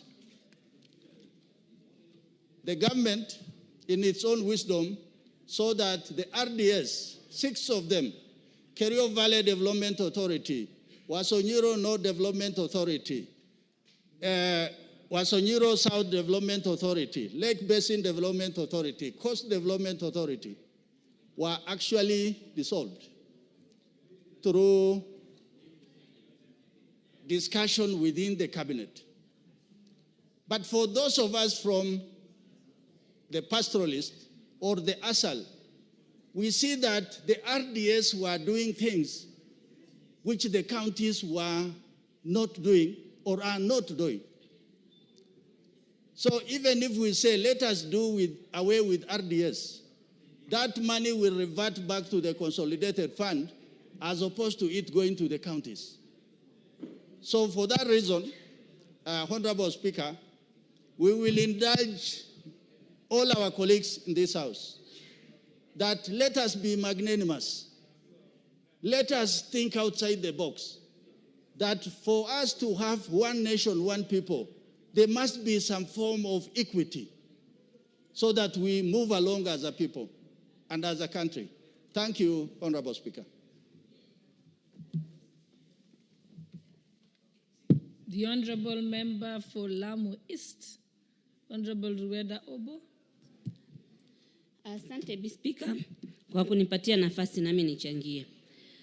Bispika, kwa hakika hii sheria hii ya mfuko wa ugawanishi ni kwamba yale maeneo bunge ambayo yalikuwa yako chini nayo yainuliwe yawe sawa na mengine. Lakini sheria hii itasaidia sana hivi inavyopangiwa. Wakati wa nyuma imekuwa na pesa lakini haikuwa na sheria, pesa imefujwa. Lakini hii sheria itatusaidia inshallah na mambo yafunguke, area zetu ziwe kama maeneo bunge mengine. Usimamizi wa hii pesa ni muhimu. Maana kuna mifano tunaweza toa. Wakati pesa ilivyotoka mara kwanza, eneo bunge langu ilipata pesa hii kwa barabara inaitwa Mtangawanda Kizingitini. Wakaeka ile barabara ya kokoto ya Maram. Walitumia milioni 120. Na kulikuwa na kampuni inaitwa Zarara imekuja kutafuta gas pale, nao pia walitengeza hiyo barabara. Barabara hiyo ni kama ilitengezwa nusu na Zarara na nusu na Equalization Fund. Lakini hiyo pesa ukweli wa mambo ilifujwa. Lakini kitu ya kusikitisha ni kwa vile ni Maram, barabara ya Maram haikuweza kufuatiliwa kwa sababu atasema kulinyesha mvua, kulifanyika hivi, pesa ikatumika. Mimi pia ningetoa suggestion kwamba hii pesa isitumike kwa maana barabara za udongo au za matope. Ikifanywa ifanye hata kama ni kilomita 1 barabara ya lami. Ndio hii pesa isitumike kwa njia ambayo mtu anaweza jificha nayo akaimaliza. Hii pesa ni pesa ya maskini. Na watu wanasahau hii pesa ya maskini ikiliwa inamrudia mtu. Manake kama hiyo pesa iliyotumika kwetu ingekuwa imetumika vizuri zaidi tungekuwa tuko mbele na sasa tunatumia hii nyingine kusonga mbele zaidi. Kwa mfano watu wa Mangai waliwekewa pesa wako Boni Forest waliwekewa milioni 45 ya maji ambao huo mradi ingekuwa umeinua hiyo area. Paka sasa kutoka uhuru patikane hiyo area hakuna hata mradi mmoja wa serikali. Mradi mkubwa sahihi ni huu mimi nimeanzisha sasa ya kujenga shule. na nikisaidiwa na KDF. Lakini ile pesa ilifujwa, ukizitafuta mpaka sasa hizo milioni 45 hujui ziko wapi, hujui zilifanywa nini. Hazikufanyiwa. Mpaka sasa hizo pesa hazijulikani ziko wapi. Lakini kwa hii sheria itatusaidia. Na tukizungumzia mambo ya hii pesa, kila mtu anafikiria ule ubinafsi kutaka kwao ifanyiwe hiyo pesa. Lakini ukweli ni kwamba wale wanaishi kule kwingine ni wenzenu, ni ndugu zenu. Kama vile pia pesa inavyowekwa kwa chai au kwa kahawa, ikiwekwa kwa huku kwingine msikasirike. Kwa sababu sisi hatukasiriki, kwa sababu sisi hatuna chai, hatuwezi lilia hiyo pesa ya chai. Ikiletwa hii pesa ya marginalization, kwa sababu hii pesa ni kurekebisha makosa yalotokea kutoka serikali zote zilizopita. Kwa sababu haya ambayo tuko nayo sasa ni makosa ya serikali zilizopita yalifanyika. Kwa hivyo ni kurekebisha, sio ni favor kwamba tufanyiwa, inarekebishwa. Mimi namshukuru rais huyu, hii pesa iliyowekwa, yani ukiangalia kutoka aingie miaka 2 amefanya zaidi ya hii pesa iliyowekwa. Hii pesa ukihesabu impact yake hakuna kama hivi yeye alivyofanya. Mimi kwangu rais naweza kutoa example vile mfano vile amefanya. Hiyo barabara ambayo ilikuliwa pesa nyingi za Equalization Fund, sahihi yeye ananiwekea lami kilomita 15. Mbona hakusema atafanya yote kilomita 35? Amesema acha nifanye kitu ya kuonekana. Hao watoto walozaliwa Lamu Mashariki ambao kutoka wazaliwe paka sasa, pengine mtu ana miaka 40 ama miaka 60 hajawahi ona barabara, acha na yeye aone barabara. Ni tofauti, nataka wabunge wenzangu waelewe kwamba ni tofauti maeneo yetu na maeneo yenu. Hata pale Pwani maeneo bunge mengine ni tofauti na maeneo bunge yetu. Kwa mfano ukisema mtu wa Voi kutoka wazaliwe, mtoto akizaliwa tu anaona reli, anaona barabara. Hafanyi kama ni trip paka aende kuona barabara. Mtoto wetu wa Lamu Mashariki akisoma skuli labda paka wafanye trip ndio waende wakaone barabara ya lami ni nini. Kwa hivyo rais huyu ndio ametambua kwamba kuna marginalization na anafanya kazi. Na Bi Speaker, kule maeneo bunge yetu watu wetu wanataka ile hope. Ilikuwa roho zimekufa, hawana hope na Kenya. Lakini sahihi rais ameweka hope, watoto wetu wamekuwa na hope, barabara inakuja. Leo tumekwenda kusign kitu ya historia. Kutoka dunia iumbwe, kuna vijiji vyangu kule ni 23. Vijiji 12 ndio ziko na stima. Sahihi tumekwenda kusign vijiji 3, Ndau, Kiwaiu na Mkokoni zinaekwa off grid, mini grid za solar. Yani ni kitu paka unafanya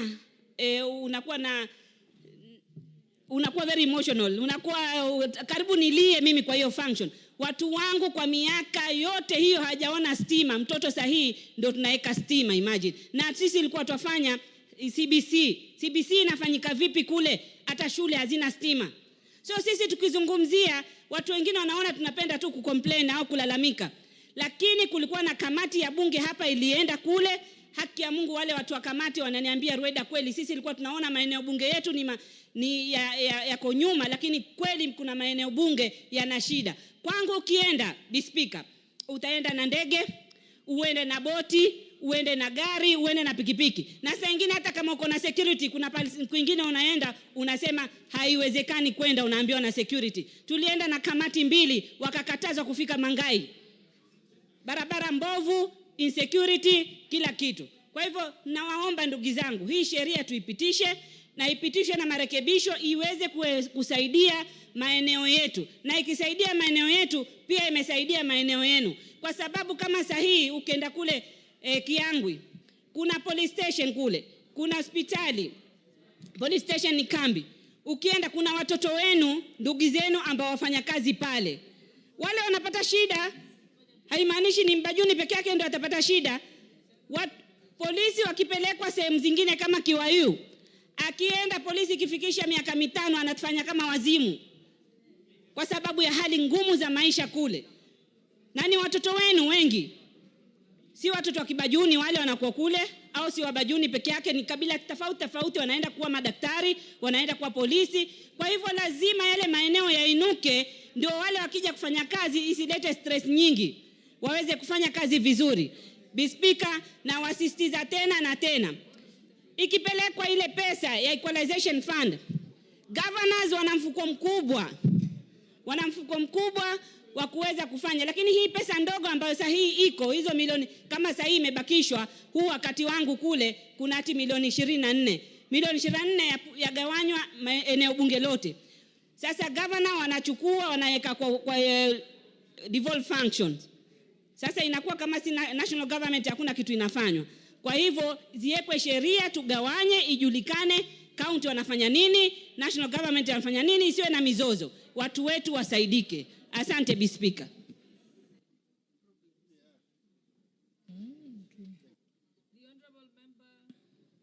The Honorable Member for Likoni, Honorable Mishimboko. Asante sana Bi Speaker. Bi Speaker, naunga mkono mswada huu ambao unazungumzia, haswa tukiangalia katiba yetu kifungu 24 ibara ya 2 imezungumzia ya kwamba fedha hizi zitaweza kusaidia katika mambo ya kimsingi, mambo ya maji, mambo ya barabara, mambo ya afya na mambo ya umeme. Na imezungumzia haswa huduma hizi zitaweza kufikishwa katika sehemu ambazo zilikuwa zimesaulika, sehemu ambazo zimekuwa nyuma katika maendeleo, haswa kwa misingi ya mambo ya maji, barabara, afya. Na tukiangalia haswa Bi Speaker, tunaona zile sehemu 14 ama kaunti 14 ambazo zitafaidika ama zimefaidika na pesa hizi ama hazina hii ni kama sehemu ya Turkana.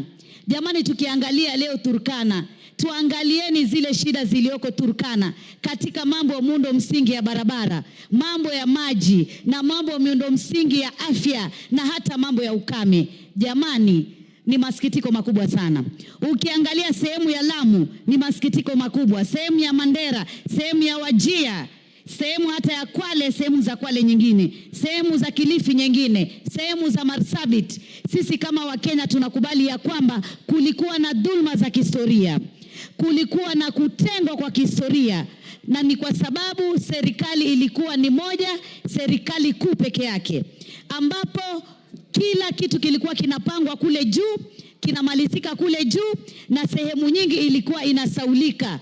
Tushukuru sana hivi sasa kuna ugatuzi, tunaweza kuona maendeleo mengine yakipitia mambo ya ugatuzi. Nataka kuunga mkono kwa sababu mswada huu pia umetaka kuongeza, yani maisha ya fedha hizi ilikuwa ifike paka mwaka 2030, lakini sasa inaomba iongezwe miaka 10 mengine zaidi. Na hii ni kwa sababu bado tunaona zile sehemu ambazo zilitengwa ama zilidhulumika bado hawajafikia ile shabaha katika mambo ya maji, mambo ya barabara, mambo ya umeme na hata mambo ya kielimu. Hazijafika sehemu kama hizo. Kwa hivyo kuongozwa kwa uno muda, na mimi ningependa kusema hata miaka 10 ni michache, tuweke kama miaka 20. Miaka 20 itakuwa miaka mizuri sana kuhakikisha hivi sasa, kwa sababu Daktari William Samoei Ruto yuko imara kuhakikisha ya kwamba hizi fedha zitatumika kwa njia inayofaa na zitaweza kubadilisha maisha ya Mkenya, haswa yule ambaye ametengwa kwa miaka mingi sana. Mheshimiwa Bi Speaker, pia lazima tuwe na muundo msingi na taratibu za mwafaka za kuonyesha ya kwamba kutakuwa na usawa, kutakuwa na uwazi, kuweza kusambaza fedha hizi katika zile sehemu zilizotajwa. Kusiwe ya kwamba sehemu nyingine wanapata zaidi na nyingine wanapata chache. Na pia wananchi wenyewe waweze kuhusishwa vilivyo ili waweze kusema zile shida ambazo zinawakwaza sana katika ile mipango ya maji, mipango ya barabara, mipango ya afya, mipango ya umeme. Kwa mfano, unaweza fika sehemu museme mnajenga visima na kumbe visima havitatosha. Pengine sehemu ile wanataka kuwa na mabawa ili hata yale mabawa mbali na kutumia maji nyumbani waweze kutumia katika mambo ya kilimo. Kwa hivyo pesa hizi ni pesa ambazo ikiwa tutaziangazia kwa njia inayofaa na tutoe ufisadi. Ndugu yangu dadangu Rueda amezungumzia ya kwamba barabara ya Mtangawanda ilitengezwa kwa pesa nyingi na kulikuwa na wafadhili wengine na inaonekana ni kama pesa nyingine ilipotea. Na mimi niweze kumshukuru sana rais. Hata juzi Mheshimiwa Rueda basi ya kwanza imeweza kubebwa na boti na ikafika kule Amu. Unajua kwa Kiswahili tunaita Amu. Na hiyo yote naona ni mipango ya Daktari William Samoei Ruto. Kwa hivyo tunampatia kongole kwa jambo hilo. Na tunataka kuweka Wakenya wawe sawa, wawe sawia haswa katika mambo ya kimsingi. Yale mambo ambayo yanatukwaza sana, mambo ya maji ukiangalia hata kule Kwale na Kilifi kuna sehemu mpaka sasa kina mama wanachoka vichwa, wanachoka migongo, wanatembea makilomita mingi sana kutafuta maji. Na hatutaki kuona Kenya kwengine kuna maji kila mahali, hata inapotea tu, inatumika tu bure bure, na sehemu nyingine hakuna maji. Sehemu nyingine kuna barabara zinaanikiwa mahindi, sehemu nyingine watu hawajawahi kuona hata lami, hawajui lami ni nini. Kuna jamii kama ya Wadorobo, jamii ya Waongek, zile sehemu walizo, mambo mengi ya kimuundo misingi katika maisha hawajawahi kuona. Na Mheshimiwa Spika, tungependa pia tuweke amendment tuseme ya kwamba hata sehemu za kielimu, mambo ya kielimu yaweze kuangaliwa na fedha hizi, kwa sababu leo kuna sehemu hawana shule ile tunaita kwa Kiingereza national school. Hawana hata ile kwa Kiingereza tunaita provisional school. Yani wako na shule tu zile ambazo ziko katika kiwango cha wilaya peke yake, na hawana zile ambazo ziko katika hali ya shule zile nzuri, kama kusema ya kwamba tukisema kama shule nzuri kama Starehe Boys kwa mfano. Lakini kuna sehemu hawana shule kama hizo ambazo hata zinaweza kutoa watoto na natija juu sana ya kielimu. Kwa hivyo mambo ya pesa hii lazima tuiangalie, na tuangalie zile nyanja nyingine ambazo hazijawekwa katika katiba kuangaliwa na fedha hii. Mambo hata ya chakula. Tumekuwa na ukame sana katika taifa letu. Sehemu za Tana River, sehemu za kule Marsabit na sehemu za kame nyingi sana katika sehemu yetu ya Kenya. Wamekuwa wakikosa chakula, wamekuwa na shida, kina mama na watoto wanahangaika, mifugo pia inakufa kwa sababu ya maji, kwa sababu ya chakula na kwa sababu ya miundo misingi kwa mambo ya kijamii sana. Kwa hivyo mimi nataka niseme, tumejua kuna ile board.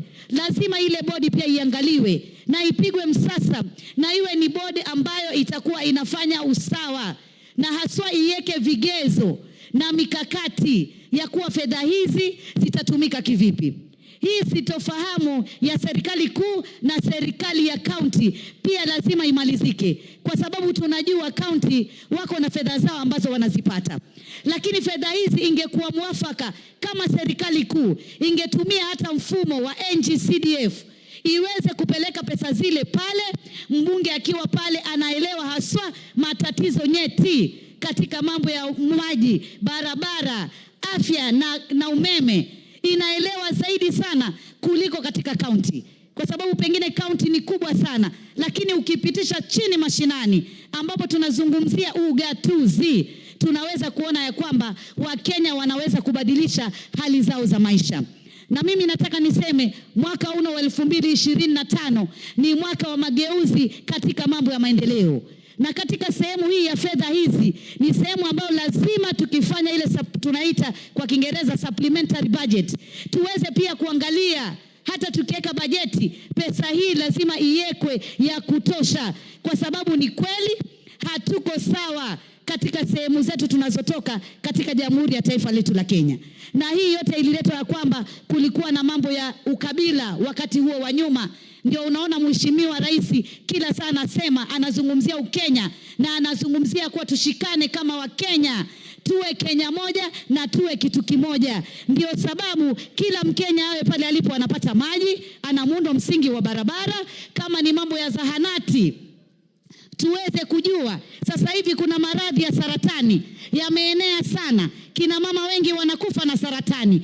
Je, sehemu hizi ambazo zilitengwa, sehemu nyingi za kame, sehemu ambazo zilikuwa zimesauliwa, wana zahanati ambayo inaweza kuwa na sehemu ya kuangalia mambo ya saratani? Hilo ni swali lazima tuliulize. Kuna maradhi magumu mazito ambayo sasa hivi tuko nayo hapa katika taifa letu la Kenya. Na iwapo hatutakuwa na zahanati ambazo zina vifaa, zina madaktari, zina madawa ya kutosha, basi Wakenya wengi wataweza kupoteza maisha yao. Ndiposa tukasema lazima tuweke jambo kama hili liweze kupiga darubini na kutathmini, je, katika taifa letu la Kenya, kaunti zetu 47, mabunge yetu 290, ni sehemu gani ambazo zimetengwa, ziko nyuma, hazijapata maendeleo? Kwa hivyo naunga mkono Bi Speaker, na naambia wabunge wenzangu tuangalie mikakati ya sheria na mbinu na miundo misingi ya kuonyesha fedha hizi zitamsaidia Mkenya, na Kenya itakuwa moja na Wakenya sote tutafurahia. Asante sana Bi Speaker. Asante sana. The member for Lakdera, if you indulge me, and with your permission, allow me to allow a member for Mogotio to go first. I know you are ahead of him, but I know he's been sent to some other duties by the Right Honorable Speaker relating to our late colleague. So if you allow him, and then you'll be next. Is that okay? Okay. Proceed, Honorable Kiborek.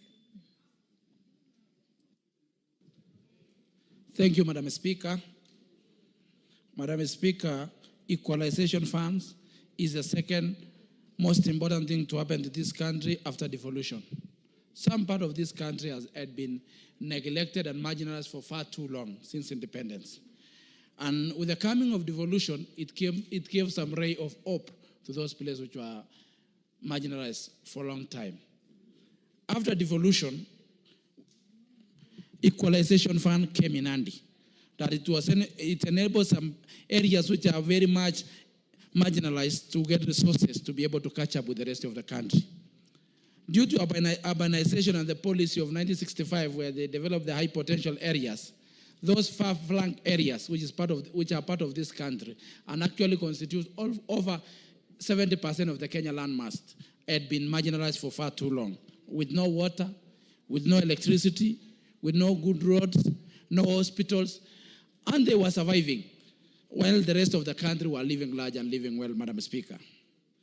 When this Equalization Fund came, it gave hope to Kenyans from those areas that will be remembered, and they will catch up with the rest of the country. However, Madam Speaker, just like devolution, we have to make sure that we follow it up so that it doesn't miss the point, so that we don't inherit corruption through this fund, Madam Speaker, so that we don't inherit misappropriation through this fund, because devolution has failed to attain the main goal which they intended to do because of misappropriation, mismanagement, and corruption.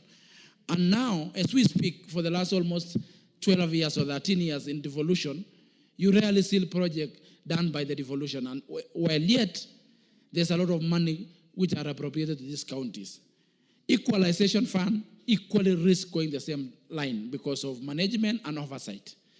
Madam Speaker, I support this bill and I support Senate for this, because if we don't follow up with a strong oversight and to know where this fund lies, either in county or in national, and it should be fully, for it to have a very clear oversight, we'll end up losing the achievement which this fund will have given to this nation. Madam Speaker, as it is at the moment, you cannot tell whether it is fully in county, default, or whether it is in national, making it very difficult to oversight, because it's almost a 50-50 kind of sharing between the national and the county government, making it hard. Is it MCA to oversight? Is it member of parliament? Or is it senator? Coming with this, now with the Equalization Advisory Board, it can be now clear in following up and the records and the books and everything of this equalization, it will be able to achieve the intended purpose. And my prayer is that this Equalization Fund should have a very lean team, just like NGCDF, so that less than 8% of it goes to the administration. The rest 92% should go to development so that we're able to see tangible development and we're able to see fast-track development. Secondly, Madam Speaker, in terms of CRA, identifying areas to benefit from equalization. At times we get a place more marginalized, not being able to be enlisted in the areas, in the locations, and in the areas and wards to benefit from equalization, while some areas are a bit under-deserving and they are not picked by CRA. So as we work on this board, we should also work on a clear, fair formula through CRA that our colleagues in Senate should help us, so that the picking of the areas we should be beneficiary of this equalization fund should be fair and beyond reproach, not because should not be done without proper equity, because it end up not achieving the same purpose and intention which was supposed to achieve through the equalization fund. And through our colleagues in Senate and National Assembly, we have to make sure that the formula for CRA, for maybe fourth or fifth policy, should be fair, transparent, in a manner that all areas which are marginalized are enlisted in the list of the areas to benefit. As we work on this board, which will be able to run this fund and will be a clear path of oversight so that we're able to move forward.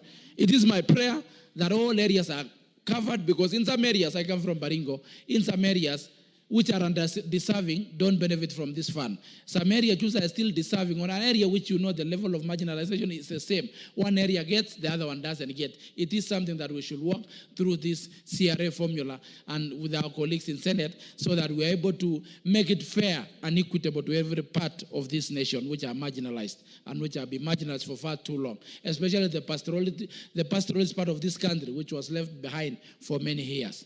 Madam Speaker, and as I say this, allow me to pay tribute to a great man who was a great believer of this bill, a senator, a great man, amiable man, very humble man, very kind-hearted human being, a true Christian, a believer, a son of the soil, son of the great Baringo, a man, William Kipkiror Cheptumo. He believed in this bill. With him I have discussed about this bill and the relationship between National Assembly and Senate for many times. And he was a believer that this will be a game changer to the areas that we come from, which has been marginalized for far too long. Especially as Madam Speaker, who come from Baringo, we have two kinds of marginalization. One is the marginalization by nature and by previous governments and, and whatever it happened. Two is what we call post-President Daniel Moi marginalization, where everyone tells you come from Baringo, you don't deserve anything, you got it during Moi time. As if problems are not evolving. As if every other day it comes with new challenges. So, Madam Speaker, a great man called William Kipkiror Cheptumo, we lost a son of the soil. A good human being by excellence. A good believer of devolution, equalization, and nationhood. He believed in a project called Kenya, just like our President William Ruto. He was an advocate of social justice. He was an advocate of development. William Kipkiror Cheptumo was a good listener. He was a good advisor and a counselor to many of us young people. He was a mentor to many of us. He took us, when we were elected into this house, William Kipkiror Cheptumo took his time to advise us, being a senior. He will call us and, with authority, reminds us that he's an elder and he's a ranking member, and whatever he says, whatever he says, he's saying out of authority. One thing that Cheptumo will tell us, and will tell me personally, is that work for the people. Just work for the people. Don't mind about election. When you work for the people, people will re-elect you. When you don't work for the people, you will not be re-elected. So it will remind me every other time, don't even bother yourself thinking about 2027, think about development, because a total sum of what you do now will be judged when it comes to election time. He will tell us to always devote ourselves and our energy to serving our people and to serving this nation and to believe in this project called Kenya. He was a nationalist. He was never a tribalist. He was never someone who looked down upon people, given that he was a much elder person than us, he never dismissed us based on age. He was not an ageist. He was not someone who would look down upon you because he was more older than us, but he was someone who comforted us with his wisdom, with his experience.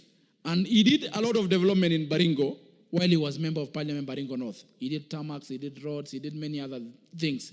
While he was senator, he was a unifying factor in my county for Baringo.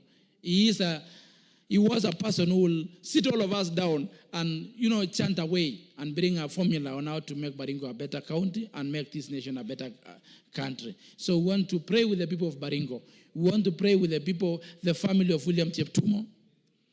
Pray with the people of Baringo North from Tunoyua where he was born, and the entire Baringo North, the people of Baringo, the people of Kenya, and the senators who worked closely with Cheptumo. May God comfort them at this difficult time. They lost a great man, and we also lost a great father and a brother and a senior to us. So we want to pray with his family and also take this opportunity because in the same breath to also pray with the family of Malulu Njendi, Honorable Malulu Njendi, a good man, a gentleman par excellence. He will always sit here. He was also equally ready to give us wisdom, to always advise us and he was very passionate about his bill on the salaries for the village elders, which he always push in this house. So, Madam Speaker, I want to thank you, and I want to tell you this Equalization Fund is the best fund to ever happen to this country. However, it should be followed up with a serious oversight, not to be misappropriated or to be corrupted by corrupt individuals who want to enrich themselves at the expense of this country. Thank you, Madam Speaker. God bless Kenya. God bless Baringo. God bless. Honorable members, before we proceed, I'd like to recognize the presence of Elbagon DBE Secondary School from Molo constituency, Nakuru County. And I'll give an opportunity to the Honorable Member for Molo constituency, Honorable Kimani Kuria, to welcome them on our behalf.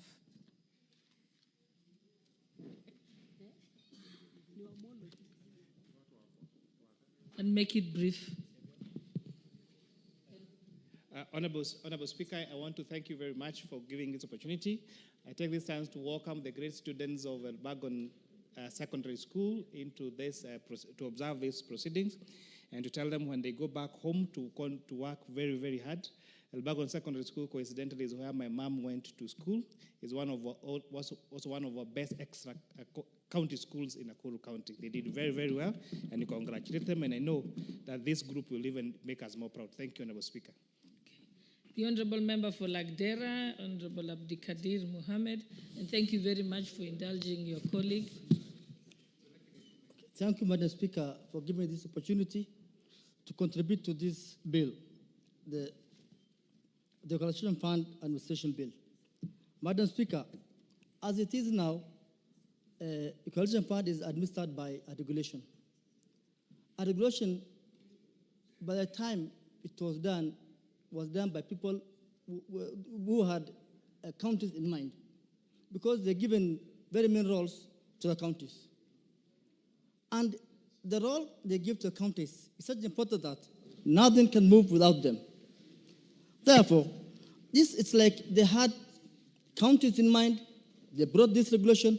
They wanted to hand over this, the fund to the counties, and it has, in fact, and if you look at it, 14 years after our constitution, nothing is on the ground. Nothing done by Malchan Fund. After 70 billion shillings, if you go to my constituency, you will not even see a single toilet done through Malchan Fund. But the money has been utilized. So we can ask ourselves, where is this money going to? Where has it gone to? Secondly, Madam Speaker, I have a problem with the way marginalization areas is being defined by this bill. It's like marginalization areas is a moving target. Such that today you might be in marginalized area, tomorrow you are not there, because it's done based on policies. And the previous policies have moved the fund, the marginalized counties from 14 to 34 currently. When you see some small pockets of areas which have been developed by session paper number 10, being now called marginalized. They are now eaten into the fund, which was meant for areas which are marginalized. So I think we must have parameters on how to define marginalized areas. They must put parameters in place. The other thing is, Madam Speaker,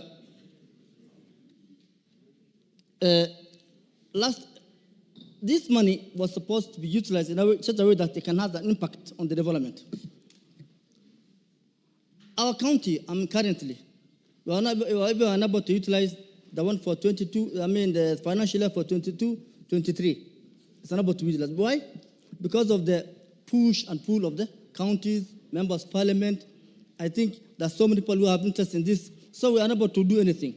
And when we try to put these projects to one single project that will have an impact. An example, I wanted the money for Lagdera, or our people wanted to put into electricity. That is taking the national grid from Garissa to Modogashi. Modogashi currently doesn't have electricity. It is done by diesel generator. And it was, they denied. We have a secretariat here at headquarters administering this fund, which they believe that this money should be cut in small pieces and put in small projects, 3 million, 4 million, those things which completely have no impact. They denied our proposal that we put this money into one single project that can have a very big impact in the constituency. They told us to go back and divide the money into locations, sub-locations. Those are things which will have no impact. After 1 year, it will disappear. An example, if you put a toilet today, or if you have a small water pump today, after 3 years, it will disappear. But if I use that money on electricity, it will help. It will be something which will be there forever. So, I think one thing I will say is that a reform, we don't need to wait for this bill.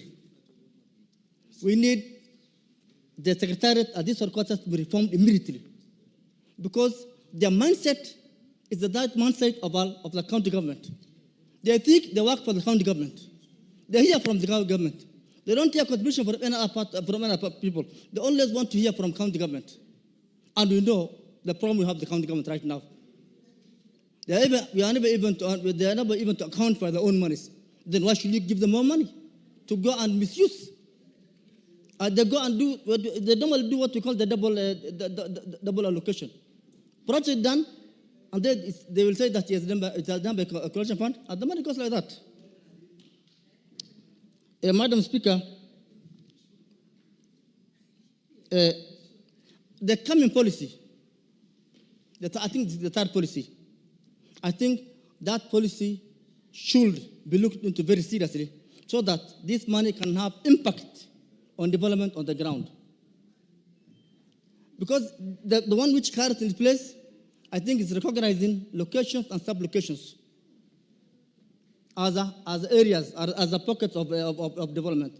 But if we look at it very seriously, those development that they want to put there do not have an impact. With those few remarks, Madam Speaker, I do support the bill, but with amendment. Thank you. The Honourable Member for Kitui West, Honourable Edith Nyenze.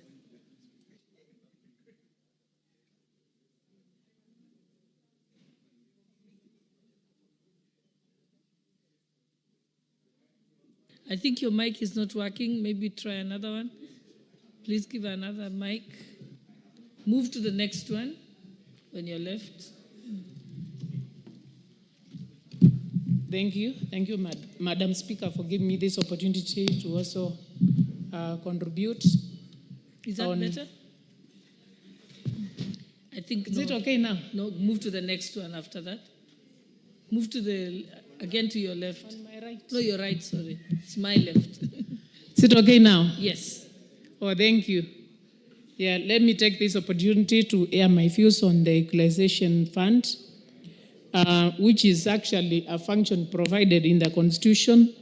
Our Constitution of 2010 provides that the national government shall actually use the funds to provide basic services, including water, roads, electricity, health facilities, and such services to marginalized areas. And the intention is actually to ensure that such areas which do not have these facilities are brought to par, or these services are improved in these regions so that they are brought to par with the other regions.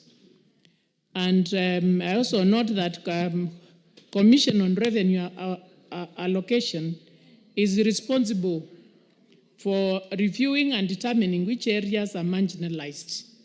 They're actually the ones who come up with a formula to show how such areas are identified. And these areas also include the areas which are services which I've mentioned, like where the supply of water is low, also where there is water access is not adequate, attendance in schools is not well as compared to the other regions, sanitation also, and availability of electricity. So these areas are ranked by CRA, and then those ones which fall at the bottom are the ones which are supposed to be marginalized. And after that, now they are the ones who should benefit from the Equalization Fund. Although this one has been meant, I can say that this is one of the areas in our constitution which has not been implemented.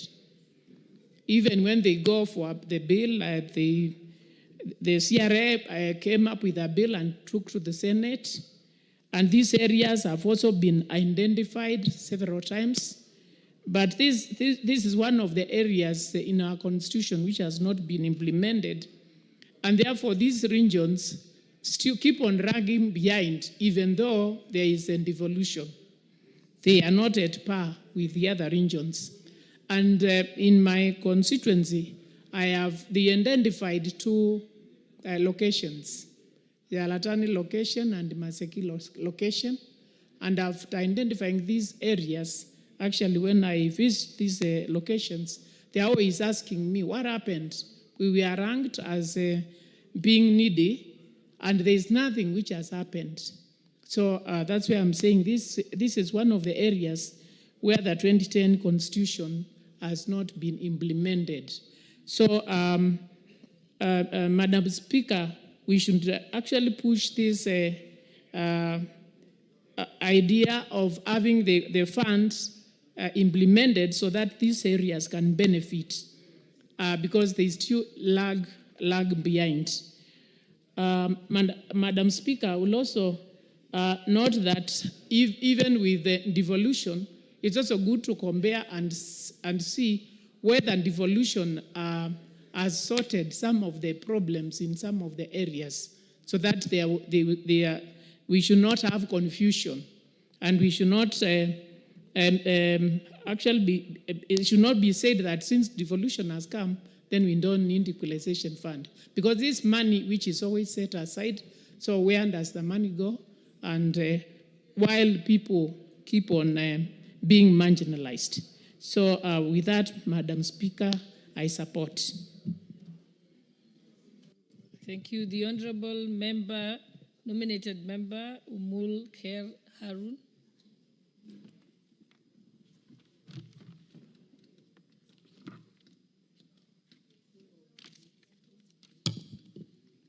Thank you, Madam Speaker, for the chance to contribute on the matter on the floor.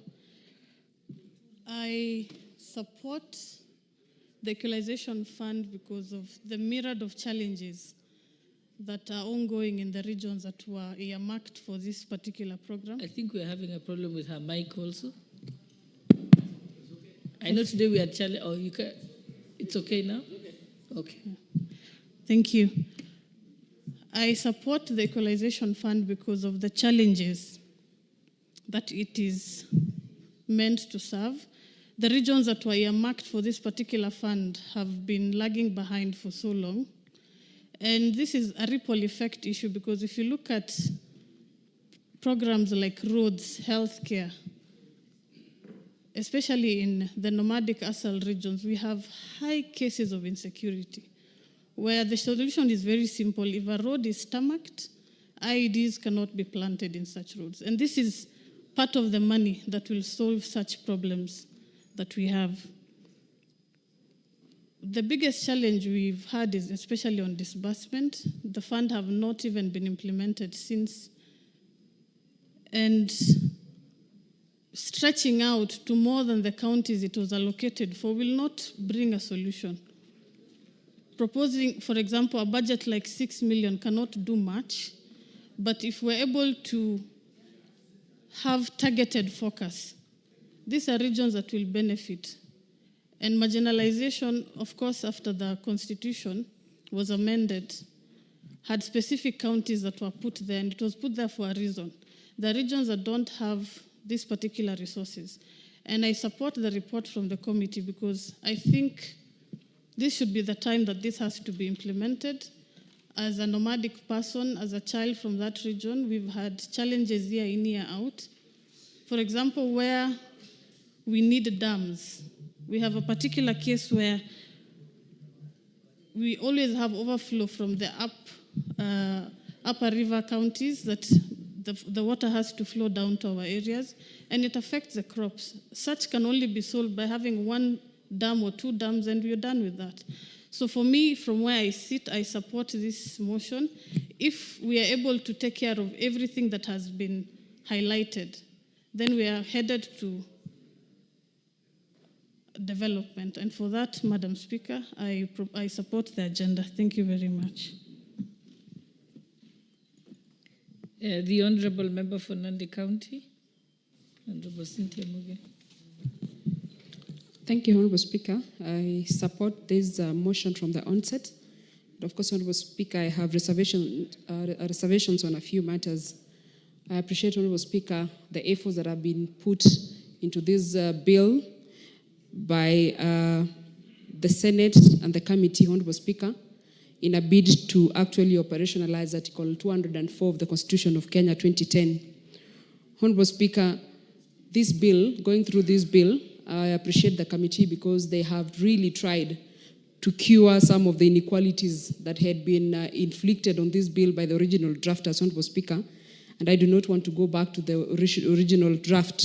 I appreciate the amendments that have been made, and Honourable Speaker, we all appreciate that this particular bill is supposed to give us the framework for identification, selection, and even implementation of the programs under in the marginalized areas, Honourable Speaker, so that they can be brought back or up in terms of development.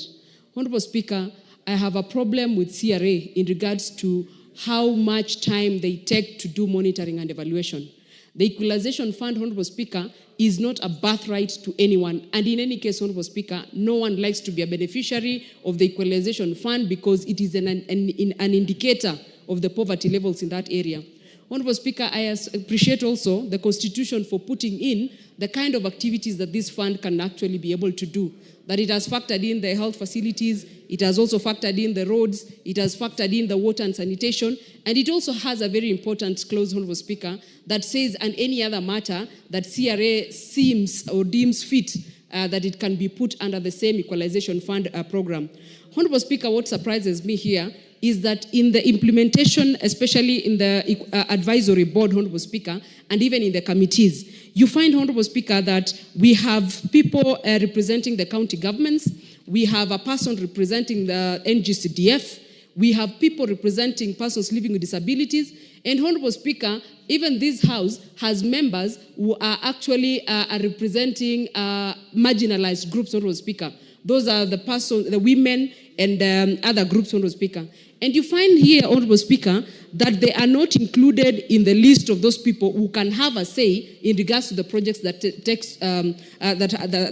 are undertaken in this fund, Honourable Speaker.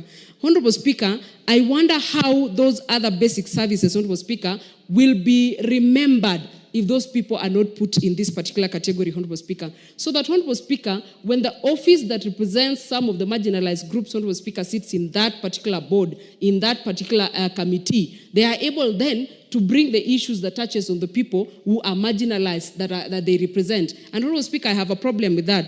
Again, Honorable Speaker, the issue of where the fund ends. In my county, Honorable Speaker, Tindred constituency is a beneficiary of the Equalization Fund.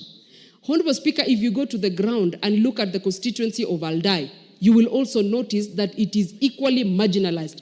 You find a place like Chebirir, Honorable Speaker, you can spit when you are in Maraba and your saliva will get to Chebirir, but you have to go all the way to Kisumu for you to be able to access that particular place. And Honorable Speaker, you wonder why CRA takes so long to do monitoring and evaluation to be able to remove villages and locations and sub-locations that have so far benefited from this particular equalization program and put other people who are still marginalized, Honorable Speaker. And I think that is a problem with CRA that needs to be addressed urgently so that we have periodic and more subsequent monitoring and evaluation exercises to be able to onboard other marginalized areas. Honorable Speaker, the marginalization that we are talking about in the provision of the Constitution, Article 204, is majorly really structural in terms of they are tangible. There are other issues, Honorable Speaker, that need to be looked at. There are people who come from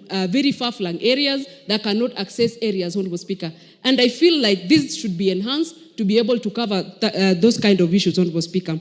Again, Honorable Speaker, I appreciate this bill because it's been able to extend the sunset clause that was capped at the 20 years, which is ending in a few days, in a few years, Honorable Speaker, so they can be able to continue. Why do we support that it continues, Honorable Speaker? Because as much as the Equalization Fund has been here, the aspect of the monitoring and evaluation has been missing, and therefore, Honorable Speaker, we have not been able to equally bring on board all the sub-locations and the locations that are still marginalized, and therefore, they need a boost in terms of development. Honorable Speaker, I also have a problem with identification of the projects. You find that in a place where there's a road that cuts through 3 constituencies, and one of the constituencies is actually listed as a beneficiary of Equalization Fund. And therefore, the road, Honorable Speaker, when they are doing the budgeting, they consider an allocation for a road starting from point A, and it has to go through point B, C, D, E, and F for it to reach the end. But Honorable Speaker, what do? Where the constituency boundary ends, that is where the road ends, Honorable Speaker. And in that manner, Honorable Speaker, we are not able to then really lift the marginalization aspect of that community because you have not gotten them to the desired point, which is point F. And I feel, Honorable Speaker, we should be able to have better understanding of what this Equalization Fund should be able to achieve in the long run. Lastly, Honorable Speaker, I have always had a problem with the use of the statement in every paper, Honorable Speaker, regarding money that says you have to use the recent audited accounts. Honorable Speaker, if we were to go today into the documents of this country today, Honorable Speaker, to look at the exact last audited accounts of this country, you will be surprised, Honorable Speaker, to see the year that it was officially audited, Honorable Speaker. And therefore, Honorable Speaker, that means we are actually denying these marginalized areas an opportunity to actually have more money so that we can then avoid, Honorable Speaker, a situation where our whole constituency that is utterly marginalized is getting 20 million, whereas there is money that could still be channeled, Honorable Speaker, to that particular kitty so they can be able to do a good project. Again, Honorable Speaker, it should be considered, Honorable Speaker, that this Equalization Fund should be able to sort out some of the issues that have been pertinent in that area and not the small issues, Honorable Speaker, because devolution is here and devolution is was supposed to sort out the small problems that we have in the counties and even the major one. But this Equalization Fund, Honorable Speaker, it should be looked into critically by the beneficiaries so that, Honorable Speaker, we are able to set and prioritize 1 or 2 major projects that we see, Honorable Speaker, that if we were to allocate money for this project this time around, then we would not have to talk about this problem again in the next coming few days. So, Honorable Speaker, I am really looking forward to the Committee of the Whole House in regards to this particular bill, because I have reservations, Honorable Speaker, and I feel there are better inclusions in some of the clauses in this bill that can be factored in so that this bill, then, Honorable Speaker, can effectively and efficiently actually serve the purpose that it was meant to serve from the word go. I appreciate the committee, Honorable Speaker, and I support this particular motion.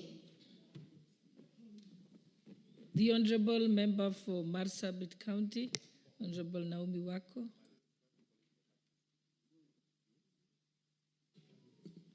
Thank you, Honorable Speaker, for allowing me to add my voice to this very important debate on Equalization Fund. Honorable Speaker, as we know very well, that this funds is as a result of Article 204(1) of the Constitution, which consists of 1/2 of revenue collected by national government each year. And it is to promote and it is to enhance what is happening in marginalized areas. As you know, for many years, there are areas that have been marginalized in terms of development, progress, and growth. And especially northern and northeastern part of Kenya have been left behind. And that area has been marginalized in terms of water, road connectivity, health facilities, and electricity. These areas have remained marginalized. And it is through these funds that the county government can be able to improve the area so that at least we can catch up with the other part of the country. But, Honorable Speaker, however much I support this bill, there is need for us still to review and see how best it can incorporate other areas and how best all the leaders can also be brought together so that proper development can be brought to those areas. So far, in some areas, the effect of this is seen, but unfortunately in some areas, it cannot be seen. So we must also advocate for proper accountability. We must also advocate for inclusivity in terms of those who are doing the work, those who will be given the work. They should consider both genders, male and female. They should also consider people living with disability so that all Kenyans who have the capacity can be able to participate in this, because however much we are concentrating on the areas that have been marginalized, we also want the individuals in those areas to grow themselves economically. We have women who are in business and who have not had the opportunity to do any tendering and any work, and they have not been even done a lot of contract works. But this gives them the opportunity. So even if we are looking at the counties to grow, we need to also look at the individuals living in those counties so that they can be grown. And the same method that has been used for the counties to be given this money, we need to look at the marginalized among the marginalized communities so that we give the opportunity to the people who have a bit of capacity so that we can grow them, so that they can do businesses, so that they can also get the experience. And as the time goes by, they will be able to graduate from one level to the other. Honorable Speaker, as this august house, there is need for us to look at what is happening, do some research, and see the areas that we have already covered, the progress that has already been there, and see how we can improve. Honorable Speaker, you can see that the functions of Secretariat have been clearly indicated under on page 11. We can also see that the County Technical Committee, that is where I give a lot of attention, because under Part 4, County Technical Committees, 16, the fund shall finance programs or projects for the provision of the following basic services in areas identified as marginalized areas by Commission on Revenue Allocation. Water and sanitation. One moment, Honorable Wako. Honorable members, those members who want to contribute to this particular bill, please press the intervention button. Right now, I just have 3 people on the intervention button. Honorable Meli, Honorable Boni of Kitui Rural, I have Honorable Barto, and Honorable Timothy Toretich of Marakwet. Okay, at least I see Basil now, so please do that. You may proceed, Honorable Wako. Thank you, Honorable Speaker. When you look at page 12, you can clearly see the areas that have been identified. And that is water and sanitation. The whole of this week and last week, Honorable Speaker, I've been involved in water tracking out of my own pocket because in Marsabit, Moyale constituency, and Saku, we have problems of water. And people need serious tracking of water so that they can get some water. And Honorable Speaker, when you come to the roads,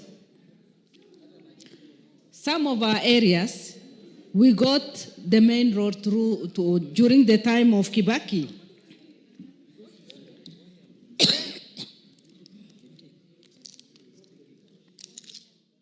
Sorry, my throat is...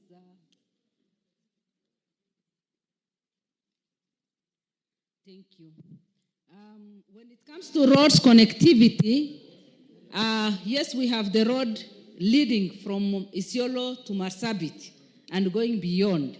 But the other roads that can serve within the town and other places are not there. And that is why I want to urge the county governments to be more careful so that we can have the feeder roads done and taken care of. When it comes to health facilities, some people in our place travel for over 300 kilometers to get to health facilities.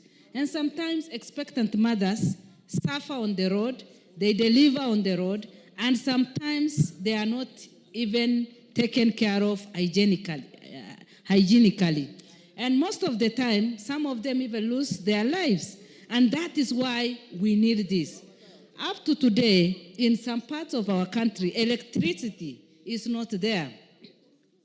And that is why today we advocate for electricity connectivity. And Honorable Speaker, given the opportunity, these funds can transform many areas that have been marginalized. And as I have already said, as we think of the marginalized areas, let us also think of the marginalized groups in those areas.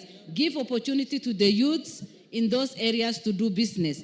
Give opportunity to the people living with disability. Give opportunity to women, because most of the time they are not given a special consideration. And that is why I say there is still need for us to review this and see how best it can serve our communities and bring the transformation that we are imagining of. And I want to thank also our president, because he has that transformative agenda that has the potential to transform all the entire country and also revive the economy of different counties. But unless we are dedicated, unless we are passionate, unless we are bold enough to do things that have not been done in the past, we will not be able to bring the anticipated transformation. Honorable Speaker, I support and I believe that through this, marginalized areas will benefit.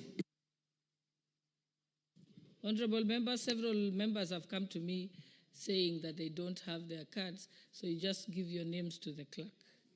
All right, next is Honorable Julius Melly, member for Tinderet. Thank you. Thank you. What is your point of order? What's your point of order?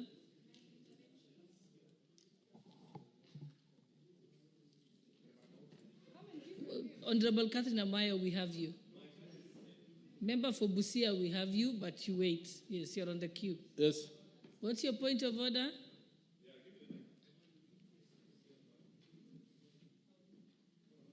Thank you. Madam Speaker, it's more or less, I'm seeking for your guidance. Madam Speaker, when you look at this bill, some time back, and I'm sure you are in this house, we looked at this bill and all members were in agreement that the zoning should be done so that it carries along this bill. Madam Speaker. That's not a point of order. That's why I was asking for your guidance so that we know as members, as we continue debating it, is it of beneficial to the people we represent, or this house amend this bill so that we discuss it as in an amended form, Madam Speaker? I think it's very important, even for record and for the Hansard and for posterity, for what the sentiments of the members, that they are able to ventilate in the House and they are able to have it recorded in the Hansard, so that at the time when it comes to the committee of the whole, then there is a basis for having reached those amendments. So I think that's important. We can't skip that and assume that members wanted to catapult to the amendments. Yes, I think that will be cutting a shortcut. And not everyone has the benefit, like you do, of what was discussed, maybe at committee stage or at public participation.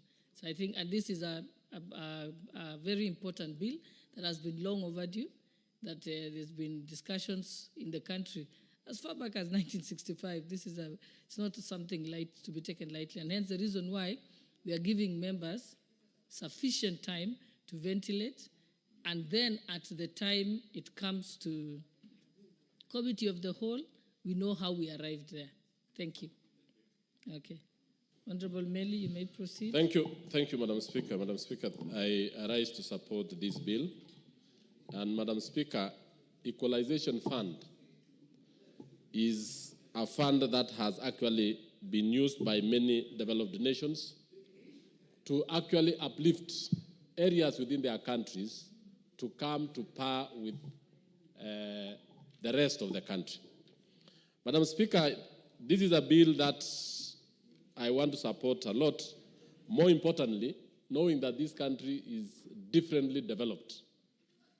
It is differently developed because we have regions in this country that have not even seen tap water, no electricity, no roads, motorable roads, and they have no health services or health facilities. Madam Speaker, the bill, we have a number of devolved funds in this country that actually needs a bill of this nature for proper administration. Equalization Fund is supposed to cover areas that have actually been marginalized, not necessarily in terms of aridity or lack of rain or such a kind of thing, but it is because they are actually they are backward in terms of levels of development. I can give several examples, especially in the northeastern region, parts of the Rift Valley, the northern parts, most areas that are actually no development. But I want to chip in and look at it more critically, especially in form of administration. The bill tries to really go into and enumerate and establish several frameworks on how this fund is going to be administered. It sets out an advisory board that particular board seeks to make sure that this fund is utilized well, there is value for money, and in fact, it also makes sure that the projects are identified well. Madam Speaker, if you look at the NGCDF, the county government, among even the NGAF, those are devolved funds. But one of the issues that is facing a number of these default funds is actually the implementation or the administration aspect of it. I want to thank the proponents of this bill because they have gone down to identify problems that are bedeviling the Equalization Fund. A project that is going to uplift areas in this country, and as the Constitution identified, it says that it shall actually be in use or actually run in force for about 20 years, as envisaged by the Constitution 2010. We are now about 12 years into the Constitution, but the administration of this fund has delayed. Therefore, meaning that about 7 years lapsed without this fund being useful. In fact, the remittances from the National Treasury actually delayed a lot because of lack of legislative processes. So this bill is very important because it will actually make sure that the money is used well, The community are involved in identifying the projects. They participate also in ensuring that these projects are identified and they are followed to completion. Cases where government funds have been given out and the projects identified, and some of them have never been done, are very common in this country, what we call the elephant projects, or even non-existent projects. Madam Speaker, at the Committee of the Whole, I shall be proposing several amendments to this bill, because actually this bill is very good, but there are certain areas where we really need to tighten up so that we make sure that it is accountable to the people and ensure that there is less wastage. The drafters of the NGCDF bill looked at it and they have very less on cost of administration. If you look at Equalization Fund, the county government funds, the cost of administration of these funds are huge. So I will be asking my colleagues that it is important that these funds are very good, but let them be efficient so that they can be able to reach the people and those projects be brought to usable level. Let me give an example of roads. You have areas where the roads are constructed and they are not into completion. So it is not serving the intended purpose. I have a number of cases where I've read in the Equalization Fund report where contractors have constructed roads, bridges, and a number of projects that are not completed. It is supposed in this bill to make sure that as we go through this bill, we make sure that all the loose ends are tied up and the projects that are identified by the local people or by the people are supposed to be completed on time. Mr. Speaker, there are so many areas in this country where there are no health services, health facilities, dispensaries, health centers. This bill has done a lot. A good example in areas within my constituency where it has part of this fund. We have areas where up to last year, it was unimaginable that there were to have health facilities. But with the availability of this fund, a number of health facilities have been established.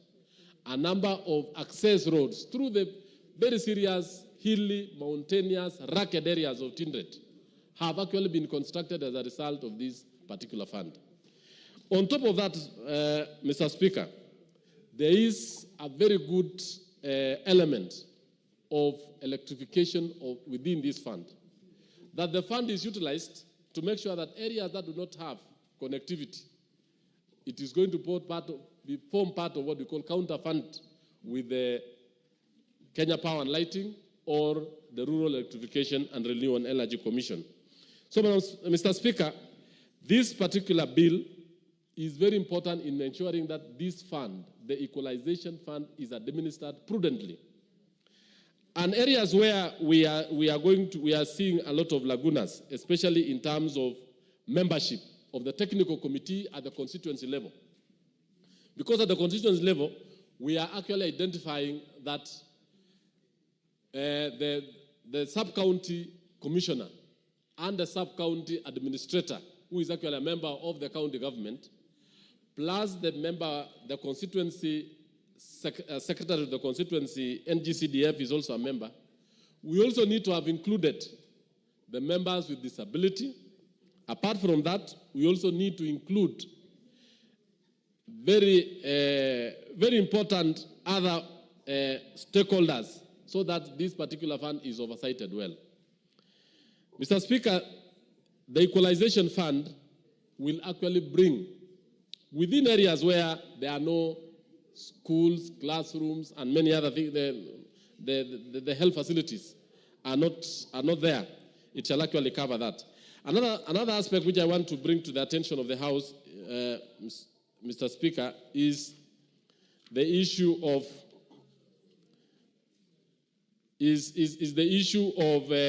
bank accounts. It has actually gone down to elucidate how the accounts of this fund are going to be managed, who are the signatories, when are the funds going to be released, and more importantly, how are the projects going to be oversighted by the various committees. So this bill is very important for this House, and I want to urge the members that we support it, and we bring more amendments to make it more, to strengthen it, and to really make sure that this particular bill passes. And the last area where I want to put a lot of emphasis is the issue of water. Water, I think all members know, is one of the basic needs in our society. It is a requirement that every home in this country needs to have water. And if we are going to use these funds very well, it shall actually enable our homes, our villages, and even areas that are arid. We can drill boreholes using this particular fund. I support, and therefore I ask my colleagues to support this bill. Thank you, Mr. Speaker.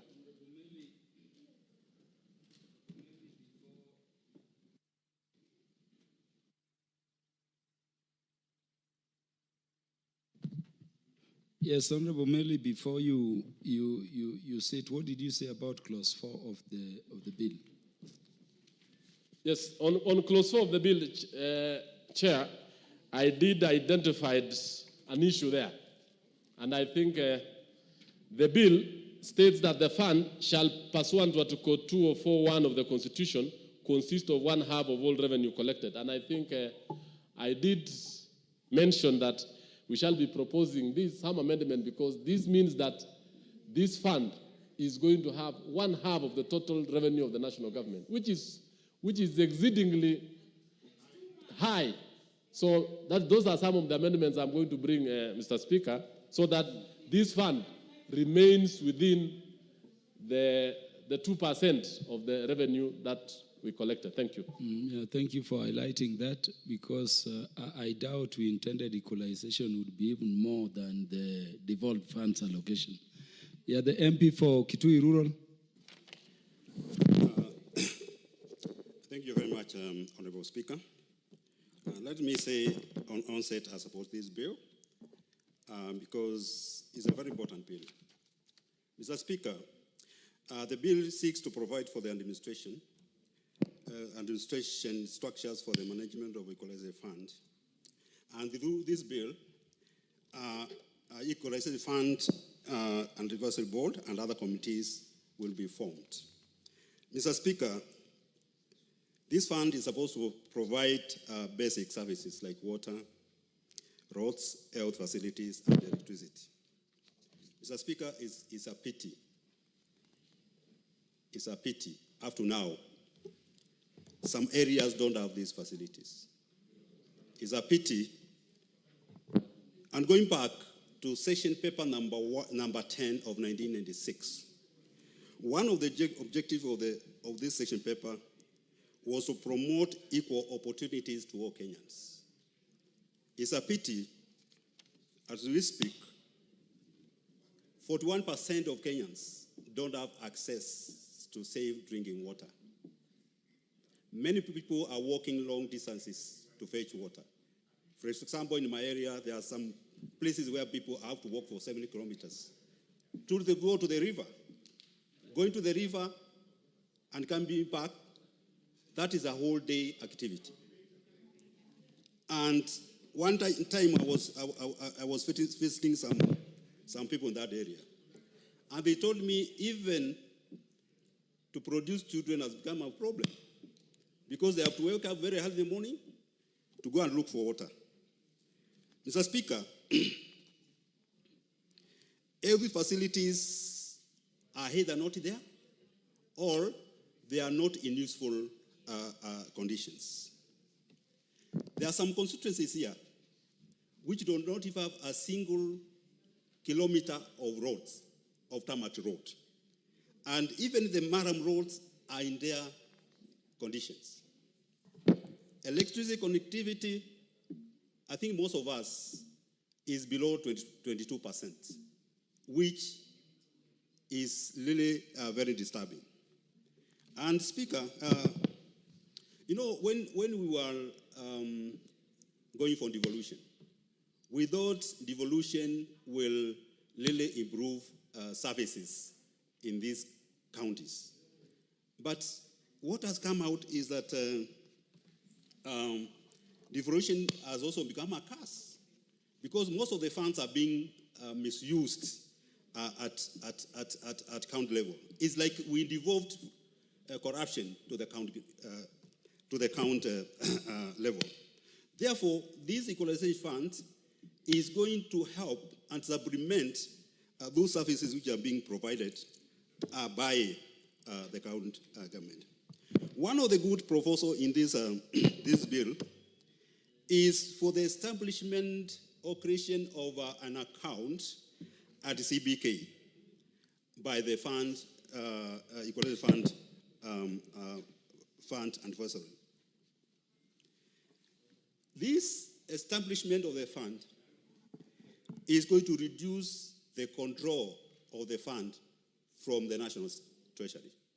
Speaker, you know most of the funds have died because of the hard hand of Treasury, not releasing the funds to these funds. For example, now we have a problem with the CDF. Up to now, the money which we have got, I really don't know, and we are remaining with around 4 months to the end of financial year, and we have not got the money. So if CDF was like, this money has to go to an account in central bank, and we'll be able to get it from there, we will not be facing what we are facing, Mr. Speaker. So to me, this is a very important proposal in this. In any case, in the last years, the funds which were supposed to go to these areas, it has not gone. I think these areas are under over 10 billion shillings. I don't know when they are going to get. So removing the control of utilization fund, the funds from Treasury, it is a very welcome idea. Speaker, let the people who are going to manage this fund work day and night and make sure the above services are provided in these areas. Mr. Speaker, the formulation of marginalization formula should be done without interference. This is an area we need to look at. It's unfortunate. The people who are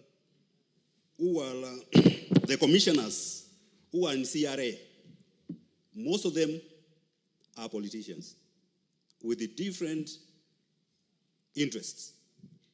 And this is the area which we need to check, to make sure that the areas which deserve to get these funds are the areas which are going to get the funds.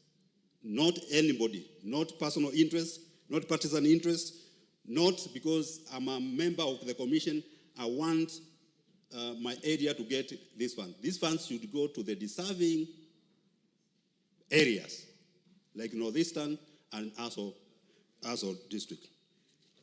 On this formula, I think it's very important to use quality data.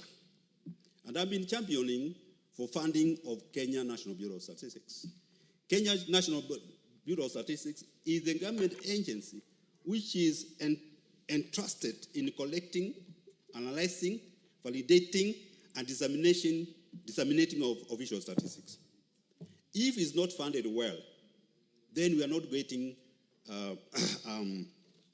quality data so that we can be able to do the formula.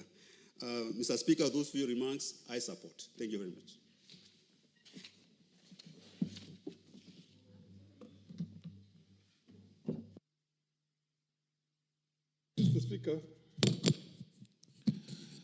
Mr. Speaker, I am going to contribute on this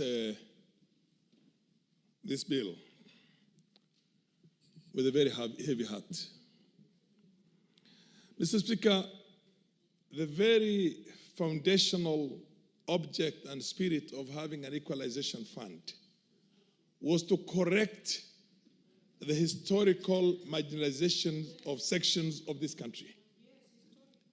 The idea is to see the resource allocations that were done from 1963 until 2010, and now begin bringing those areas where there was no government investment up to speed with the rest of the country. Up to speed with the rest of the country. This is not dealing with contemporary poverty in pockets in everywhere in the country. Historical marginalization. And at the time of the inception of this particular provision in the Constitution, and I can tell you that many Kenyans who voted for this precisely because of that, we only had 14 counties in mind. Only 14 counties in mind. That were basically starved of resource allocation because of, among other things, the sessional paper of 1965. And those counties were Tana River, Marsabit, Mandera, Taita Taveta, Kilifi, Kwale, Samburu, Isiolo, Turkana, West Pokot, Garissa, Wajir, Lamu, Kitui, and Baringo. Kitui and Baringo. We have now convoluted the whole thing and used the power structure at the time with the people who came to power to make it translatable to every pocket in the country. Mr. Speaker, this thing has lost its meaning. I was part of the framers of the Constitution, and the idea was to take public goods to those places, roads, hospitals, education institutions, electricity, water, to the areas that never got that for all those years since independence. Today,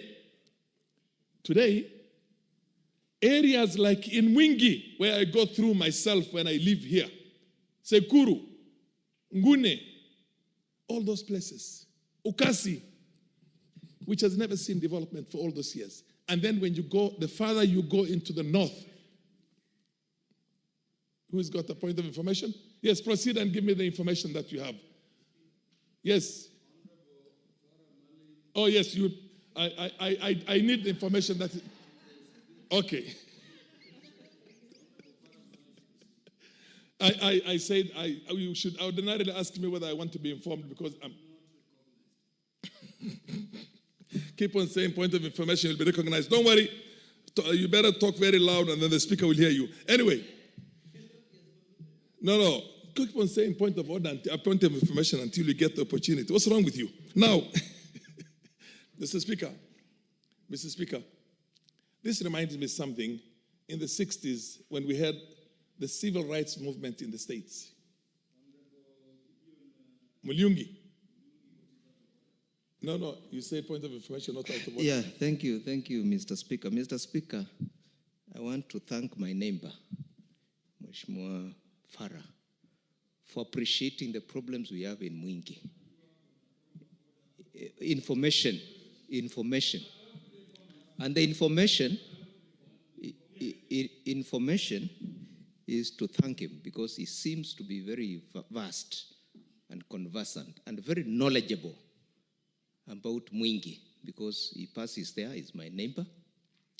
And I want you to continue giving the information so that Mwingi can benefit from this fund. Thank you, Mr. Speaker. Thank you. I hasn't given.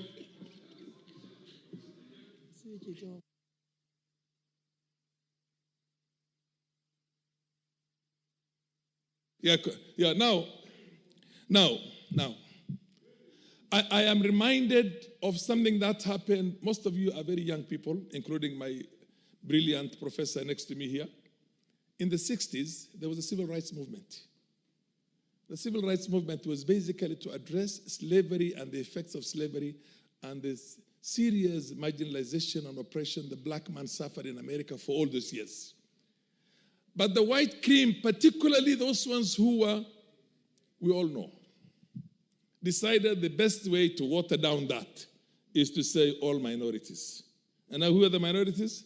The women who were also fighting for their rights that time. The LGBTQ, those days the gay rights. So they kind of adulterated the genuine struggle of people who were enslaved for 500 years to make sure that they don't get the black man, because they're still racists. Deep down in the core, they're racist.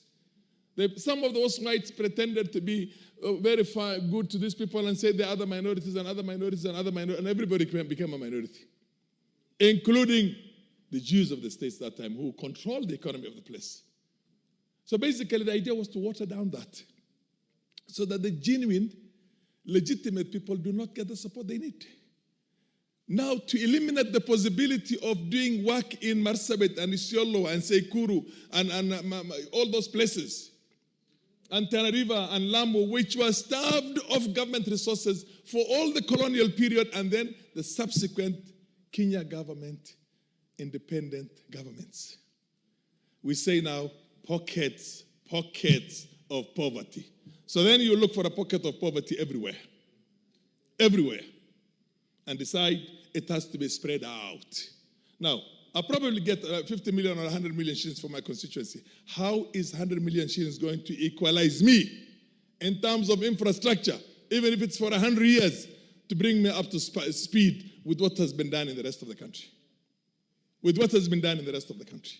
This country has for the longest had tea research, coffee research, pyrethrum research, every research that was there. There was never any research that was done on livestock in those areas. And the people are basically living in pre-colonial kind of conditions. So, this is wrong. And I want Naomi and other people to listen to me very well, because this has got to be amended to capture the spirit and the object of the framers of the 2010 Constitution, which was to bring those marginal NFD and everybody else who were lesser Kenyans up to speed with the rest of the country. How many years will it take me with 50 million per annum in my constituency and every constituency, in Taita Taveta, in Kitui, in Isiolo, in Marsabit, in North Hor, in areas that has never seen government for the longest, to have the kind of roads we have in Kiambu, for example, or to have it in all these other places that have been taken very well care of, Eldoret, Kitale, Kericho, you know what I mean? It is not going to take us, it's going to take us forever. It defeats the purpose of this constitutional, provision.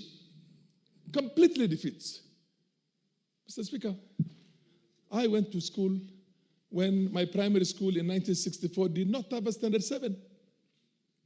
We got independence without a Standard 7 in Northeastern Province, except one school in Wajir and I think one in Marsabit, period. And when I talk like that, I mean an area whose expanse, only North Hor constituency, is bigger than Nyanza, Western, and Central Province put together. Only one constituency. And only in Northeastern Province, we have 20 of those, 22 of those. Only in Northeastern Province. Tell me any development that people in Ganze and all those places that I go through when I come from Garissa, Tana River, is as backward as everywhere else in North Hor, in Marsabit, in Moyale, in Mandera, and the rest of it. There has never been government investments because the white man came in here to do what was called extraction economy. He came to pick our wealth. There was nothing for him to pick there. He went to the highlands. But that's why it's called the White Highlands. The White Highlands. And that's the only areas that were developed over that period and in the subsequent government because of the session paper number 10 of 1965. So this was designed to correct those two periods, colonial period and post-colonial period, which came with a sessional paper that says we are not going to invest any money in those places. In 1993, as a young member of parliament and a first-timer, I filed a question and I asked how much money was invested in development projects in Northeastern Province for the last 30 years. In those days, we had 3 districts. We had Garissa District, Wajir District, and Mandera District. Mr. Speaker, the records are available. The answer was 178 million shillings. Was invested in almost a third of the country for 30 good years. That was coming to a paltry less than 6 million shillings per year per county. That gave us nothing. And then I got to ask, where was that money spent? largely a lot of it was reallocated for security measures because of the insecurity that was there in some parts. And that was one way of taking money from development for technocrats in the government to put into their own pockets. It's easier because nobody's going to make you account for security. So when we have had this kind of a marginalization, this kind of level of discrimination, this level of the kind of what we did to our own people in terms of starving them of getting the basic rights in their own country. And then today, 39 constituencies are supposed to benefit from it. 39 counties. 39 counties are supposed to benefit from what was essentially designed initially for only 14 counties. And at a paltry sum of 0.5% of the national budget. This is not going to equalize anything. You might as well do away with it and begin looking for a proper constitutional amendment so that Kenyans can feel that they belong to a country where they are all equals. Mr. Speaker, I don't have a single foot of tarmac road in my constituency. Not a foot. Not this length, not from this table one end to the other end. The headquarters of my constituency is Dadaab. There's not a single foot of tarmac road. And that goes for most of the constituencies in those marginal areas. For that all. And that also happens. The only one we have, which was done many years back, is the one that moves from here to Garissa, the tarmac road, which is largely in other, counties. And then you go to Mwingi itself, and then the feeder roads, Mwingi West, Nguni, Oda, Mr. Speaker, we have two Kenya. We have a Kenya in which when people are leaving that place, coming this side, they say we are going to Kenya. And we have a Kenya when you go to, the roads are, you feel like you're in other parts of Europe and in the Middle East. And I've seen that. Just go outside Nairobi. Just go outside Nairobi, and you'll see that. Do you think those people are going to feel the same in terms of patriotism for those countries, for their country? Mr. Speaker, I came to Parliament here. When we're sending to universities in Kenya, 1 or 2 students as a whole province in a year. And out of 100,000 students those days who are going to our universities, only 65 of them were of northeastern origin. Majority of them were children of civil servants who are working around here, but from northeastern schools, there were less than 15. You could go to the medical school and not see anybody. Mr. Speaker, we need to unite our country. Can I have 2 more minutes, if you don't mind, in view of my old... Thank you. Mr. Speaker, let us look at the resource allocations that were done in all the constituencies in this country from 1965 to 2010.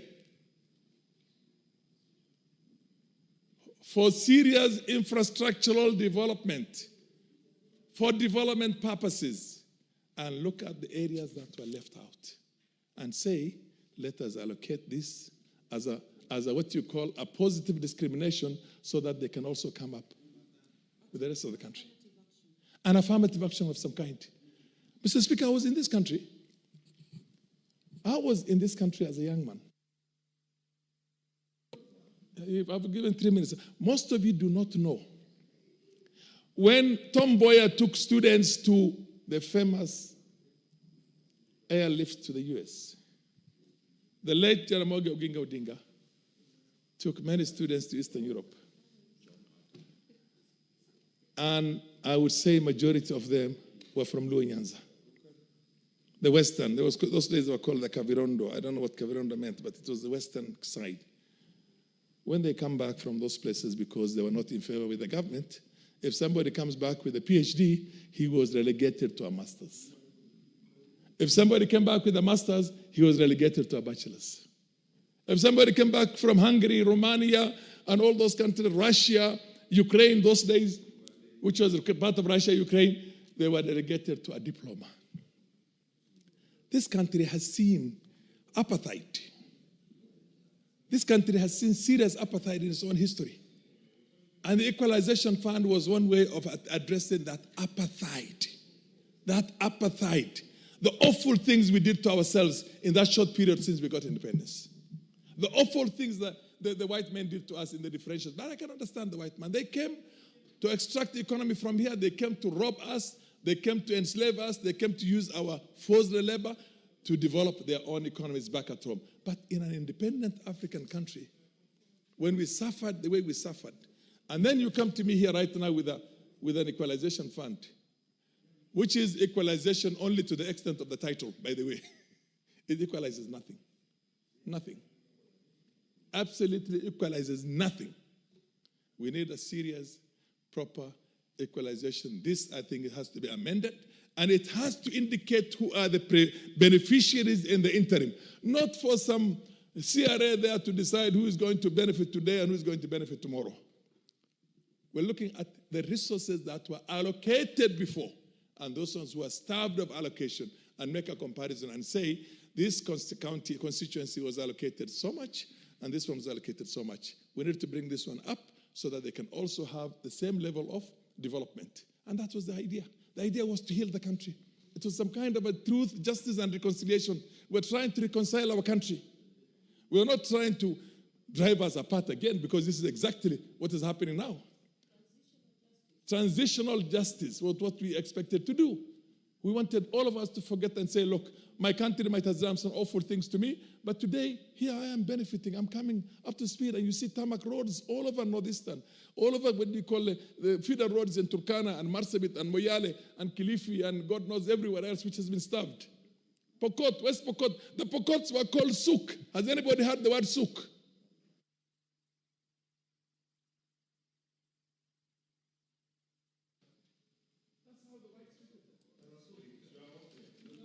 Honorable Phyllis Bato, thank you, Honorable Farah Malim, for that informative contribution. Thank you, Mr. Speaker, sir. It is interesting to listen to a ranking member, Honorable Farah Malim, for taking us through down memory lane and giving us the true picture of what has transpired in Kenya for quite a long time. Mr. Speaker, sir, I don't come from, I'm not a beneficiary. My county is not a beneficiary of this equalization fund. But Mr. Speaker, what I'm wondering is, when are we going to be equal? How long will it take us to be equal?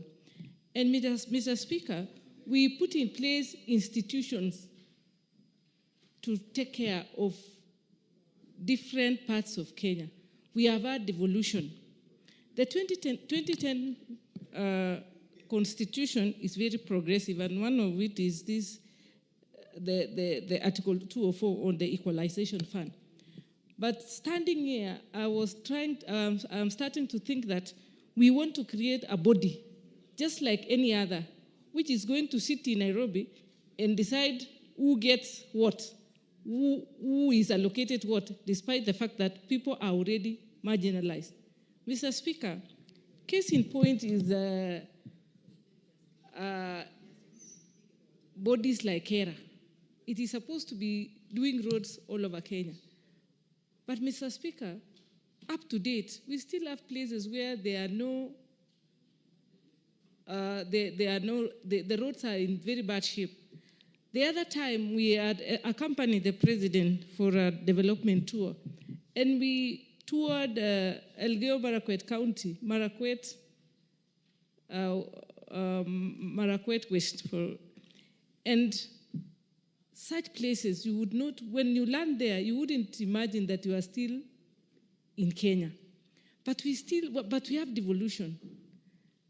We have Kura, we have KERA, we have all these institutions which are supposed to be improving the livelihoods of people in Kenya who are supposed to be building roads. But Mr. Speaker, are we going to be equal? Is equalization a reality, especially in Kenya? I look at this document and I look at the administration of this equalization fund, and I look at the people who are supposed to be sitting down and distributing these resources. Case in point is even the qualifications for you to become part of this board. We have a CEO who is supposed to, there has to be a CEO who has a qualification in master's, law, finance, etc. We are dealing with people who are already marginalized. We start marginalizing them even from the creation of this body, which is going to look into the equalization. So we are marginalizing an already marginalized people from the onset of who sits in that board. Mr. Speaker, we also have so many people sitting in this. There are so many bodies who are going to be sitting, and when we have so many people oversighting or implementing a fund like this, it becomes impossible. What will be the difference between this body and any other ministry, any other state department in Kenya, which is supposed to be carrying out or distributing resources in Kenya? What is it? What is the difference? A case in point is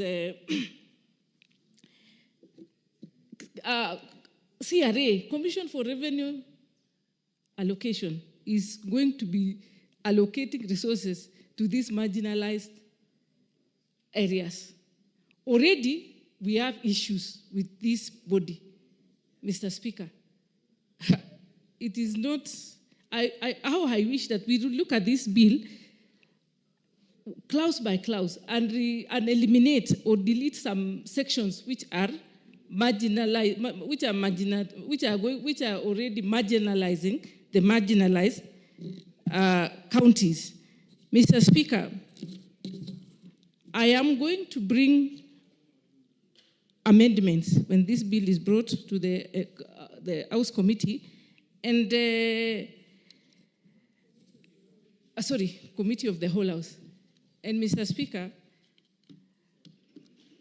I am just imagining that this is just another body to create employment for people to be sitting in one of the tallest buildings here in Nairobi and discussing about people who are already marginalized in Kenya and taking home something. So maybe looking at this thing, somebody would start thinking it is another way of creating employment, which is not bad, but let us relook at it very keenly so that we don't create so that we don't go on record as members of parliament for passing such a bill, which 20 years down the line, we will sit back and ask ourselves, what exactly did we really do?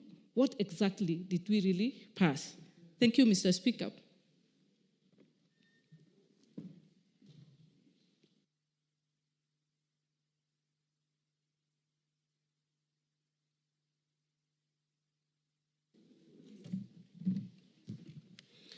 Honorable Speaker, thank you for giving me an opportunity to contribute on this very important and progressive piece of legislation, that is the Equalization Fund Administration Bill 2023. Honorable Speaker, looking at the letter, the spirit, and the intent of this legislation, Honorable Speaker, it raises serious fundamental legal issues. Honorable Speaker, I have read Article 204 of the Constitution, and I've asked myself 3 questions. Question number 1, why was this fund created? Question number 2, Honorable Speaker, why did the Constitution limit the services to be provided for under this particular fund?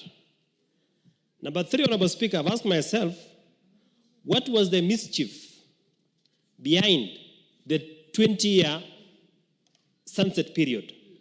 Honorable Speaker, I believe that those 3 questions that I have posed mirrors the very intention of this particular legislation. Honorable Speaker, I've said 3 issues.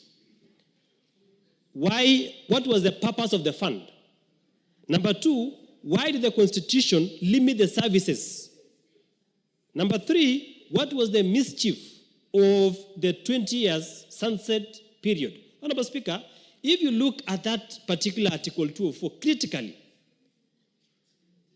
and in particular 204.2, and I wish to read, Honorable Speaker, it says, the national government shall use the Equalization Fund only. Honorable Speaker, the word only has been used under Article 204, but that only is not present under this particular legislation. Honorable Speaker, it says only to provide basic services, including water.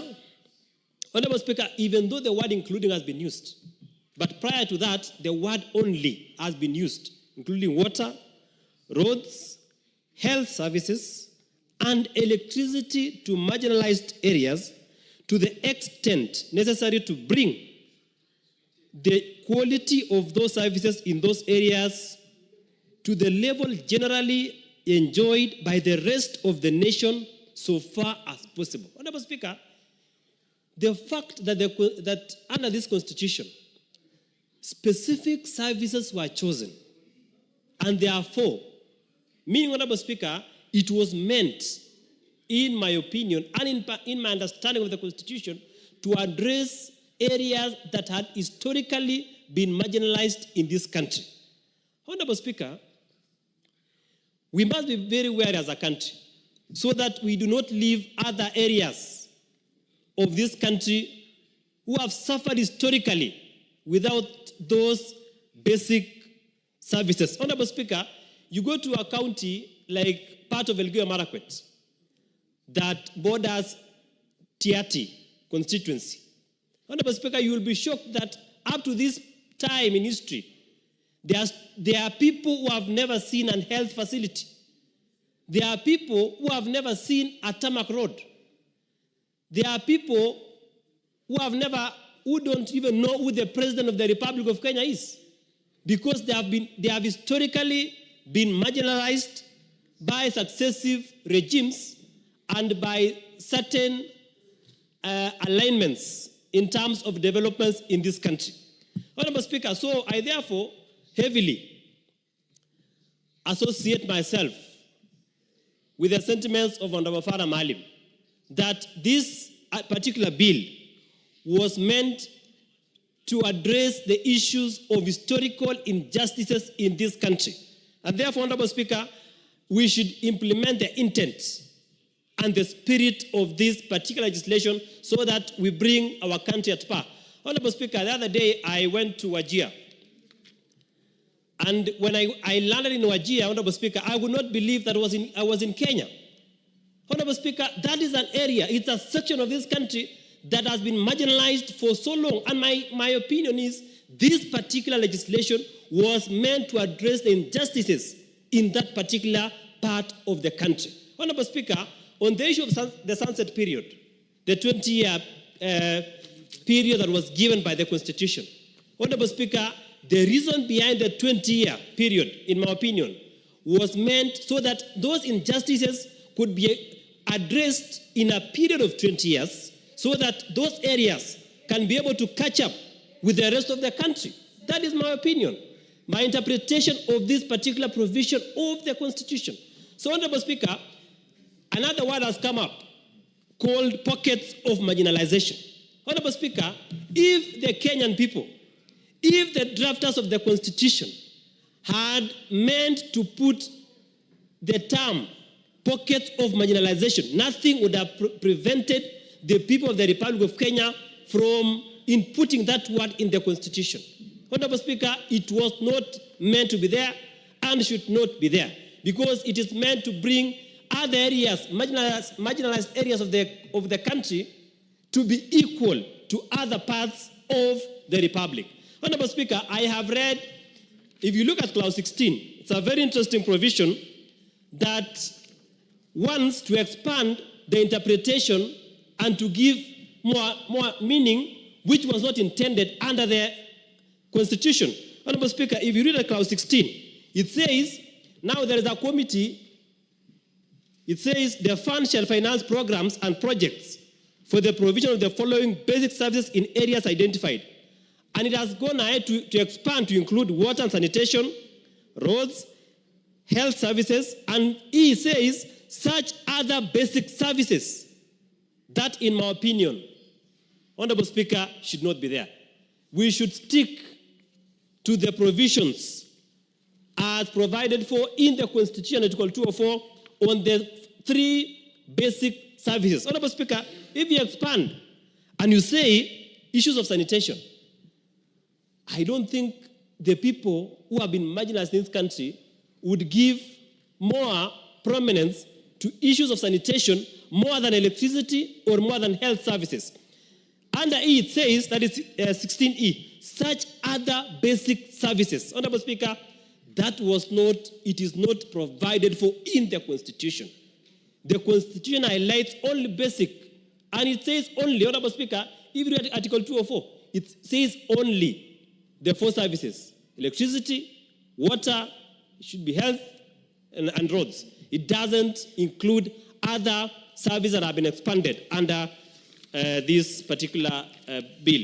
Honorable Speaker, the sunset period of 7 years, I have seen they have tried to address it under Clause 3D, to say the object of the Act is to suspend the application of Article 207 of the Constitution and extend the pendency of the fund. Honorable Speaker, if you read clearly what Article 204.7 says, it says, Honorable Speaker, that Parliament may enact legislation suspending the effect of Clause 6 for a further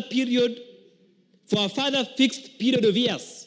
Honorable Speaker, this one is open. It doesn't comply with the Constitution, which says to extend for a fixed period of years. So, Honorable Speaker, I think when it comes to second reading, I'll be able to propose an amendment so that we determine the period of extension.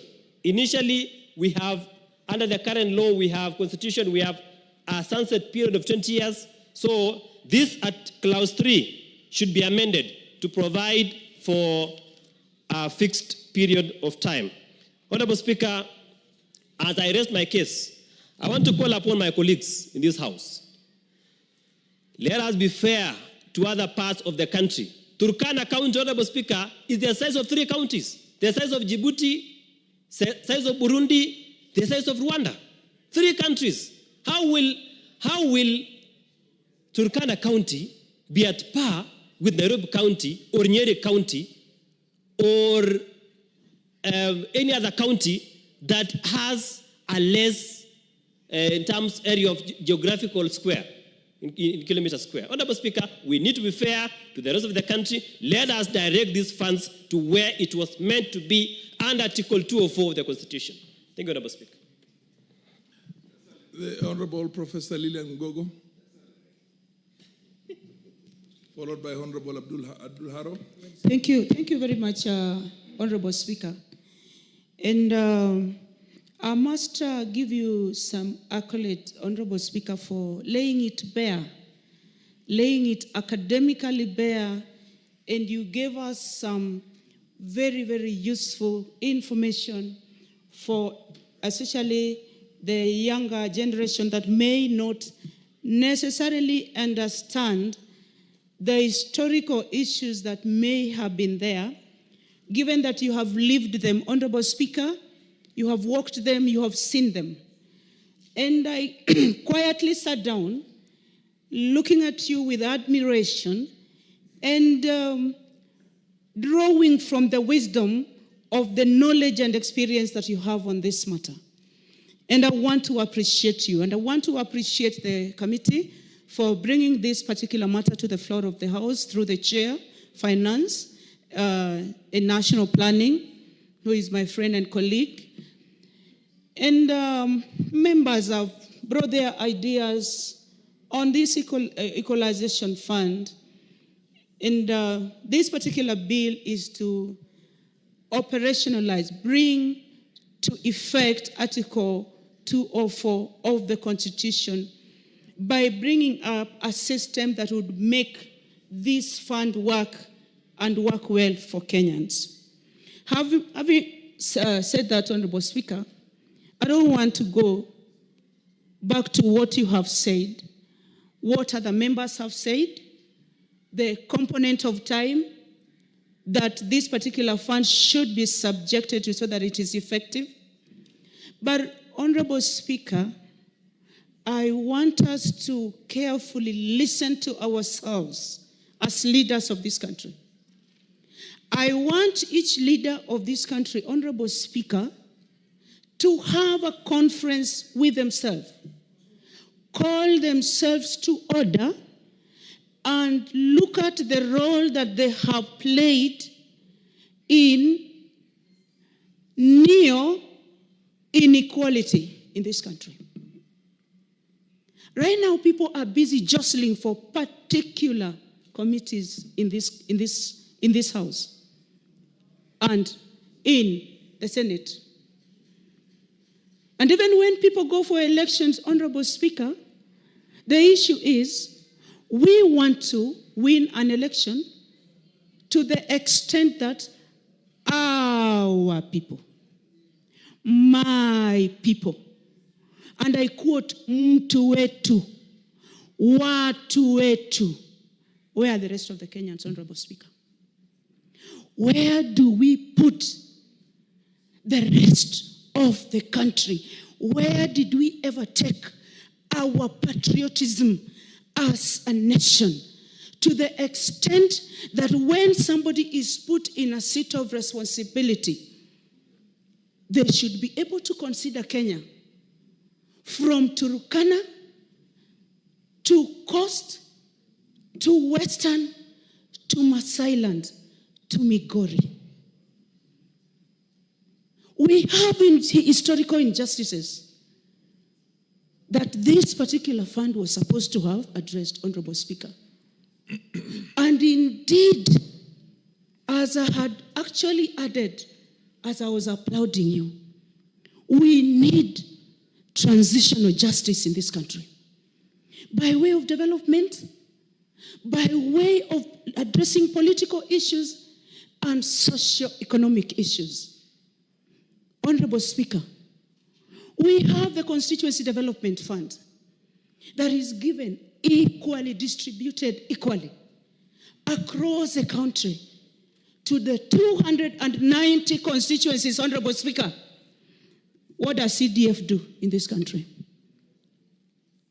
Can't it even address the very basic issues? It is in this very House, Honorable Speaker, that we have members who don't even use that Constituency Development Fund well. I stand to be guided and I stand to be corrected. But these are some of the causes of injustices, economic injustices in this country.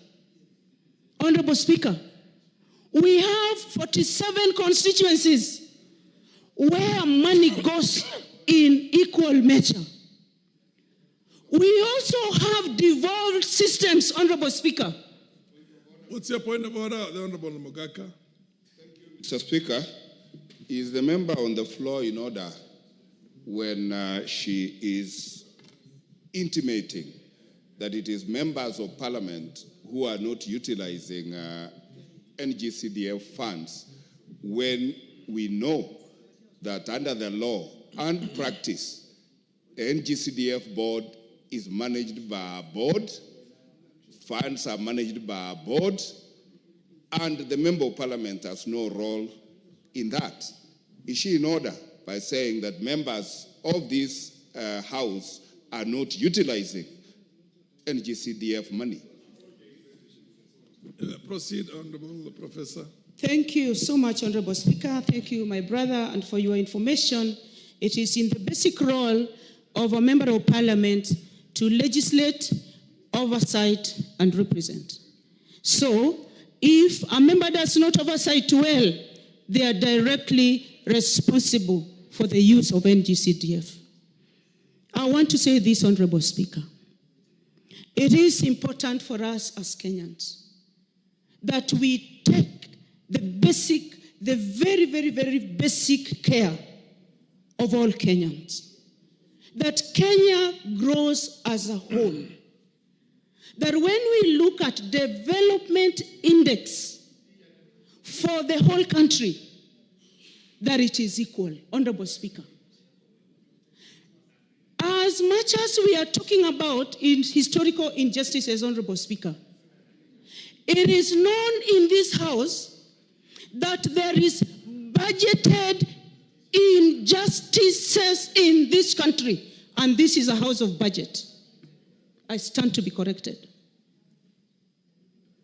This House does budgeting and appropriation, and you find one single constituency getting most of the funds that is meant for the development of the roads in this country, Honorable Speaker. And I will not shy away from mentioning it as I contribute to this matter. We have ourselves as leadership, both in the executive, both in the judiciary, and in our parliamentary system, Honorable Speaker, to blame.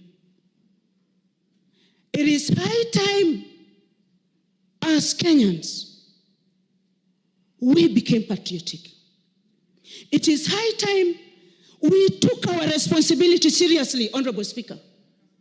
It is high time, as leadership of this country, that we took seriously the issue of education of this country. We are talking of water, we are talking of roads, we are talking of electricity. What about education of marginalized communities? What about education of the disadvantaged communities? What about provision of basic health care to women of this country who still have to do so many kilometers to go and deliver children despite devolved systems of government and the devolution of the healthcare system? Honorable Speaker, I want to say this. There have been historical injustices, but apart from what was envisaged in the Constitution 2010, development has been skewed to political loyalty to some extent. To the extent that what has been considered opposition areas have not been equally developed. These are also injustices, Honorable Speaker. And as much as we are busy saying that we should stick to what was envisaged, I also intend to bring amendments to the effect that we need to have this particular board identify. You rightfully said that it was intended for initial, was it an initial 14 counties? Then it was extended. But I have parts in Rangwe constituency, Honorable Speaker, that do not have electricity up to today. I have many parts in Rangwe constituency where the road coverage is not as the residents and the electorate would want, Honorable Speaker. Honorable Speaker, we still need health care improved in my constituency. Honorable Speaker, I still have some schools that still require money from the Ministry of Education other than the CDF, NG-CDF. Honorable Speaker, this is what I'm trying to say, if you allow me, that we need to rethink our value systems as spelled out in the Constitution of Kenya 2010.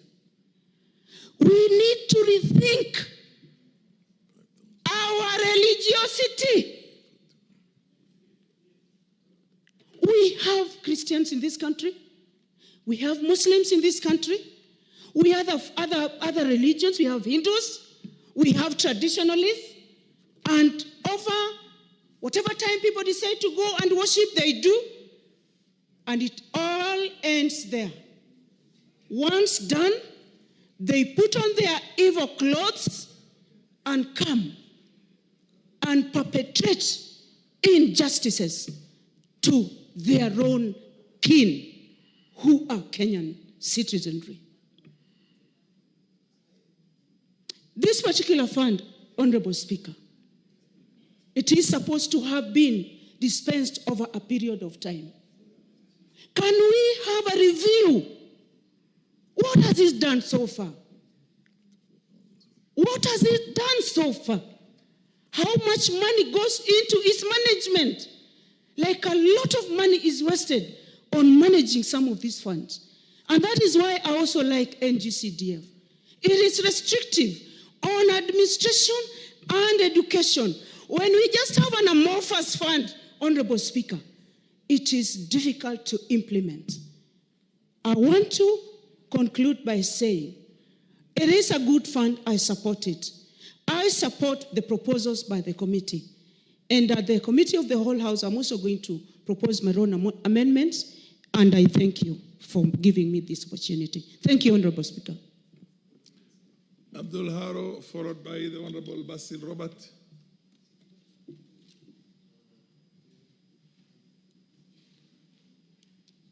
Please give the mic to Abdul Haro. Thank you, Honorable Speaker, for this opportunity. From the onset, I'll thank the committee for the bill, the Equalization Fund Administration Bill 2023, which is a bill for an act of parliament to provide for the for management of the Equalization Fund, established advisory board, and for connected purposes. Honorable Speaker, I think the idea of this bill is actually trying to cure some of the challenges that have been found in the Equalization Fund for the last 14 years. Actually, it is 14 years now. And the reason why the Equalization Fund has not functioned is because of some of these provisions that we find in this bill that are being introduced, which were absent. For example, the advisory board is supposed to advise and recommend to the CS on distribution of resources for provision of basic services to marginalized areas under Article 204. The advisory board is also supposed to appraise and evaluate projects, which was lacking in the previous years. The advisory board is also supposed to make recommendations on priority areas requiring financing, which was also lacking in the previous years. And also the advisory board is also supposed to establish a framework for collaboration between the two levels of government, while at the same time try to oversee the implementation of the project in as far as it relates to the constitutional provisions. One of the problems of the Equalization Fund so far is the fact that the Article 204 of the Constitution has not been implemented fully as required. And I don't want to belabor on the background to why the drafters of the Constitution thought about Equalization Fund, because, Honorable Speaker, in your wisdom and experience, you have elucidated very clearly about the background from the colonial period to the successive Kenyan governments up to 2010 when we enacted the new Constitution that gave us the provision 204 on Equalization Fund. The Honorable Speaker, the fund, as it has been said by most members, has been established under Article 204(1), and the fund, the fund actually takes up 0.5% of all revenue collected by the national government, and it's supposed to cover 4 main areas: water, roads, health, and electricity. Honorable Speaker, the politics of high potential areas and low potential areas, and sessional paper number 10, has been referred to by many members. And the fact that the sessional paper number 10 had envisaged a situation where if you develop high potential areas, development will trickle down to low potential areas. This has never happened, 61 years since independence. And that is why Equalization Fund came into being. And Honorable Speaker, we are informed that 7.4 billion of FAST policy has not been disbursed. The second policy has not been implemented. I'm told CRA is thinking about a third policy. I'm wondering, does it make sense to think of a third policy when you have not even reviewed the first policies and the second policies? This is where the challenge lies. Honorable Speaker, I will not repeat what most of honorable members who have contributed before me have said, but I will say, like it has been intimated by one of the members, that marginalization is a very bad thing. It's not something that you wish anybody to go through. Not any Kenyan should be subjected to any form of marginalization in whatever manifestation it shows itself. So when we're talking about Equalization Fund and the 14 counties that were defined actually by the drafters of the Constitution, and by the way, Article 260 of the Constitution also defines which are these marginalized areas and who are these marginalized communities. So it's very clear. So when the drafters of Constitution identified these 14 counties and actually went ahead and defined what marginalization means, it was not in vain. Not anybody wants to be identified as a marginalized person. It's a bad tag to have, especially after 61 years of independence. And therefore, it is my wish that through this bill, and when it comes to the third reading, we carry out all the necessary amendments to make sure this Equalization Fund comes closer to the original thinking of the drafters of the Constitution. And if there is any recommendations that you can make in terms of how to improve it, I think I'll be one of the people who will move a motion. Who will have amendments, especially on the question of the proposal of how it is supposed to be implemented. You know, the Constitution says the fund can be implemented either directly or indirectly through the counties. And because there is this tug of war between the counties and the national government or other stakeholders, I think we can propose. I agree with the proposal that was proposed earlier, that 50% of this fund can be implemented directly by the board at the national level, and the other 50% can be implemented indirectly through the counties, so that we can have a win-win situation. Because the poor people in the marginalized counties are not compartmentalized in these boxes we try to put them in. They need water, they need electricity, they need health services, and they need roads. They are not interested in this compartmentalization and push and pull between different levels of government and stakeholders. So I support that proposal. And on the question of the sunset... yes, the Honorable MP for Molo Kimani is on a point of order.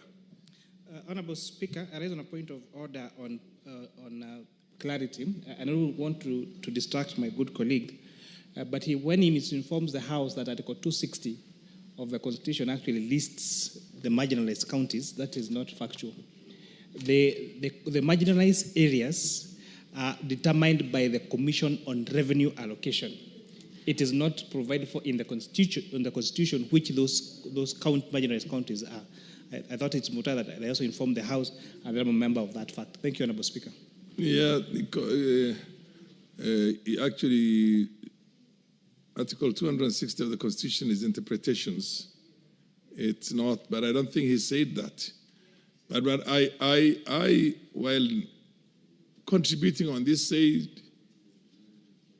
that the framers, the intention and the spirit and the object of the framers at the time was to bring up to speed those counties that were historically marginalized. And we only had 14 counties at the time in mind. I must admit, people took advantage of that to expand that into, but anyway, continue. But clearly the Constitution does not indicate the counties themselves, as he has put it.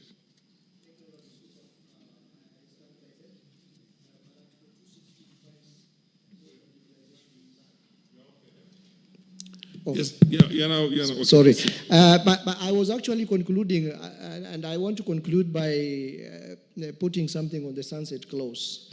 this question of the sunset clause, it is also my recommendation that when it comes to the third reading, I'll also push an amendment that perhaps we can do away with this issue of sunset clause. I think as a way of trying to enrich this, and I would want the House to, as a way of trying to enrich this debate, so that you also understand not only the spirit and the object, but the word and the letter of this thing. It says in Article 260, it says marginalized groups means a group of people who, because of laws or practice before 2010, or after the effective date, were or are disadvantaged by discrimination on one or more of the grounds in Article 27(4). So basically, it's talking about a historical phenomena. And I think I'm just trying to read this article so that it enriches the contributions that members are making. Proceed and conclude. Thank you. Actually, I was concluding. Then Kaluma, of course. Thank you. I was actually concluding on the sunset clause, and it's my view that perhaps when it comes to the third reading, we shall also wish to push an amendment that we do entirely away with this sunset clause, because the rest of the country, which the marginalized groups are trying to be made to catch up with, did not wait for 20 years to be equalized. And I don't think why this marginalized group should be subjected to this sunset clause of 20 years. We can do away with it and perhaps come up with some regulation of how to phase out once we believe on a certain parameter that equalization has happened. Thank you, Honorable Speaker, for the time. The Honorable Basil Oviatta.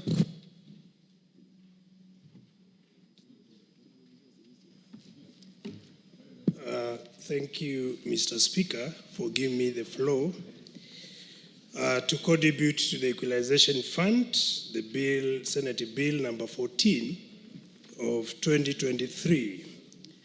Mr. Speaker, as you just said very well, that historical injustices has actually caused serious disparities in this country. From 1963, there are some areas which feel that they don't belong to Kenya. And the simple reason why they feel so is because they've been excluded on matters to do with development. This is contributed by negative ethnicity and or tribalism, which has seriously interfered with the resource distribution in this country, Mr. Speaker. Very well, Mr. Speaker, you acknowledge that our budget is never itemized. So those who are in position of authority, they decide where to take resources, and this is why some areas are being left out, Mr. Speaker. Mr. Speaker, can you imagine the areas where we have six hospitals in this country, where some other areas they have level 4 hospitals in this country, Mr. Speaker. And all these regions, people pay taxes. So it is very worrying, and that is why I strongly support this bill. Mr. Speaker, allow me to underscore the importance of the Equalization Fund, Mr. Speaker. One of the simple reasons why the bill is critical, it reduces regional inequalities, Mr. Speaker. For example, in Yatta, if you look at my constituency, people think we are better off. Yatta is actually a semi-arid region, Mr. Speaker, and we don't even have more than 6 kilometers of tarmac road since 1963, Mr. Speaker, and my people pay taxes like other people or other members of this country or citizens of this country, Mr. Speaker. Importantly, Mr. Speaker, through the bill, we'll be able to improve basic services. By basic services, I make reference to health, reference to education, reference to water, and other critical services which all citizens of this country deserve, Mr. Speaker. The other important reason why I support the bill, Mr. Speaker, is actually going to serve, through the fund, we are going to have some level of economic revitalization and development in this country, where areas which have been marginalized and people have been disadvantaged will have some economic boost by having services delivered to them, Mr. Speaker. Additionally, Mr. Speaker, through the fund, we'll be able to uplift the marginalized people and build some level of parity between those who are disadvantaged and those who have been enjoying benefits since 1963, Mr. Speaker. Additionally, Mr. Speaker, as I've stated earlier, there are people who feel excluded. You remember the time when people used to say Pwani is not Kenya, even Northeastern, where people thought they should just be left out and perhaps not, they don't feel they are part of this country. And that level of patriotism is completely fending off, simply because they have been ignored. And through this fund, we'll be able to promote national unity, stability, and enhance some form of social cohesion where these people feel they are part and parcel of this great nation we call Kenya, Mr. Speaker. Allow me, Mr. Speaker, to give some points or some opinion on how I feel through the fund that we can be able to achieve parity by proper utilization of these resources, Mr. Speaker. We must ensure there is public participation. All people of this country their voices must be heard and considered when this fund is being implemented, Mr. Speaker. Importantly, we must ensure fair distribution. And the only way you can have fair distribution is to make use of empirical data. Because through data, you'll have targeted intervention and have resources channeled where the money is needed. And that has not been happening, and that will be part of my amendment when it comes to the committee of the All House, Mr. Speaker. Additionally, Mr. Speaker, allow me to say that we also have to ensure prompt disbursement of this money. You had an earlier speaker who said, as of today, even NGCDF, we are 4 months to the end of the financial year, and we have not gotten the money. Poor students or poor parents are at home, still waiting money for them to go back to school and resume learning. So we must ensure we have a legal framework to mitigate challenges in disbursement of resources, Mr. Speaker. And that is something that all of us should actually support and advocate. Otherwise, we'll be talking of budget after budget, supplementary budget after supplementary budget, but there is continuous delay, protracted delay when it comes to disbursement of resources, and we must ensure this one we deal with.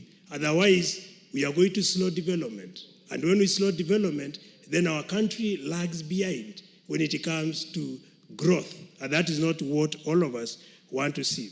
Mr. Speaker, because I didn't want to take too long to talk, I wanted also to, if you allow me, because I did not have a chance to condole with the families that lost one of our members, the late Honorable Injendi Malulu, and also the Senator Cheptumo for Baringo.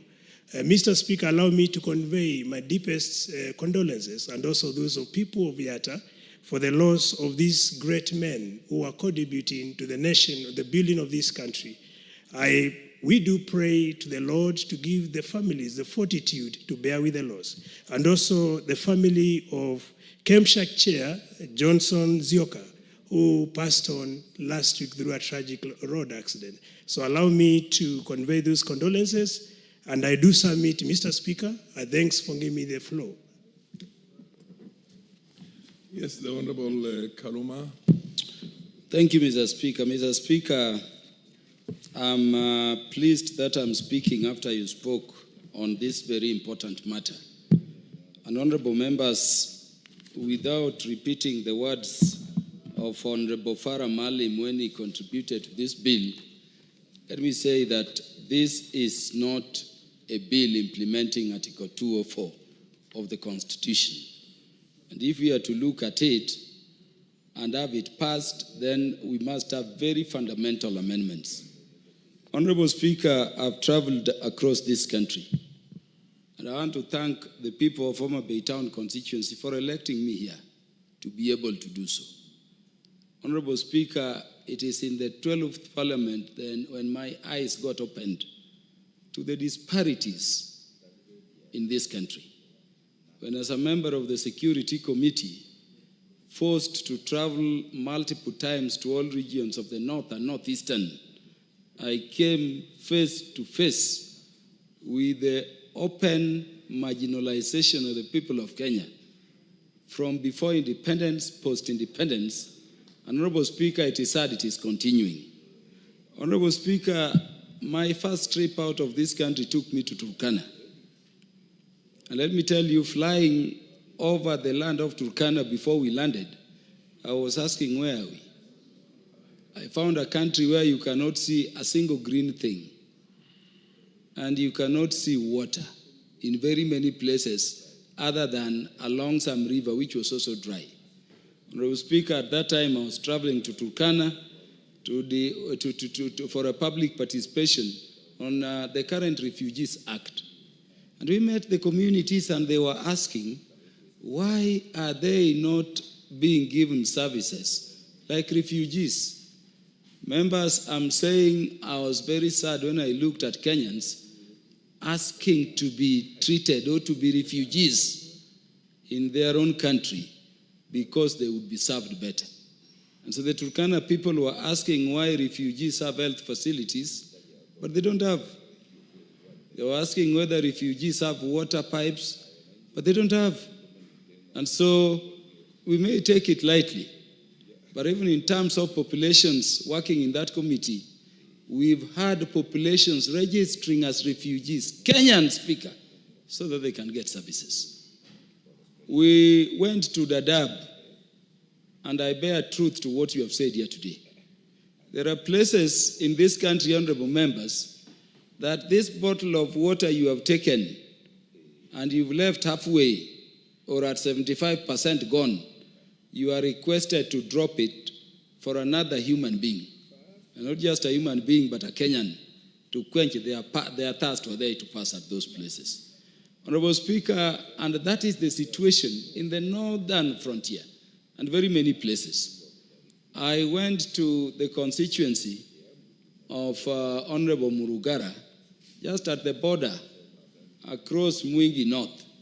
You remember, Honorable Speaker, after the 2007 elections, when the results of Tharaka were said to have overturned Raila's win, I went to see how many are these Tharakas. Honorable Speaker, I saw a dry place, a desert, where the only thing at that time you would pick were honey. Everything was dry. And Honorable Mburugara, let me tell you a very sad thing I saw about Tharaka. That time we went crossing some rivers, a woman had died crossing a river using rope with a child, and both the lady and the child had died. I'm therefore saying that when we are talking about Equalization Fund, Point of order? Point of order or information? Order or information? Yes. Yes, proceed and give the information. Thank you very much, Mr. Speaker. But do you want the information to be informed? Yes.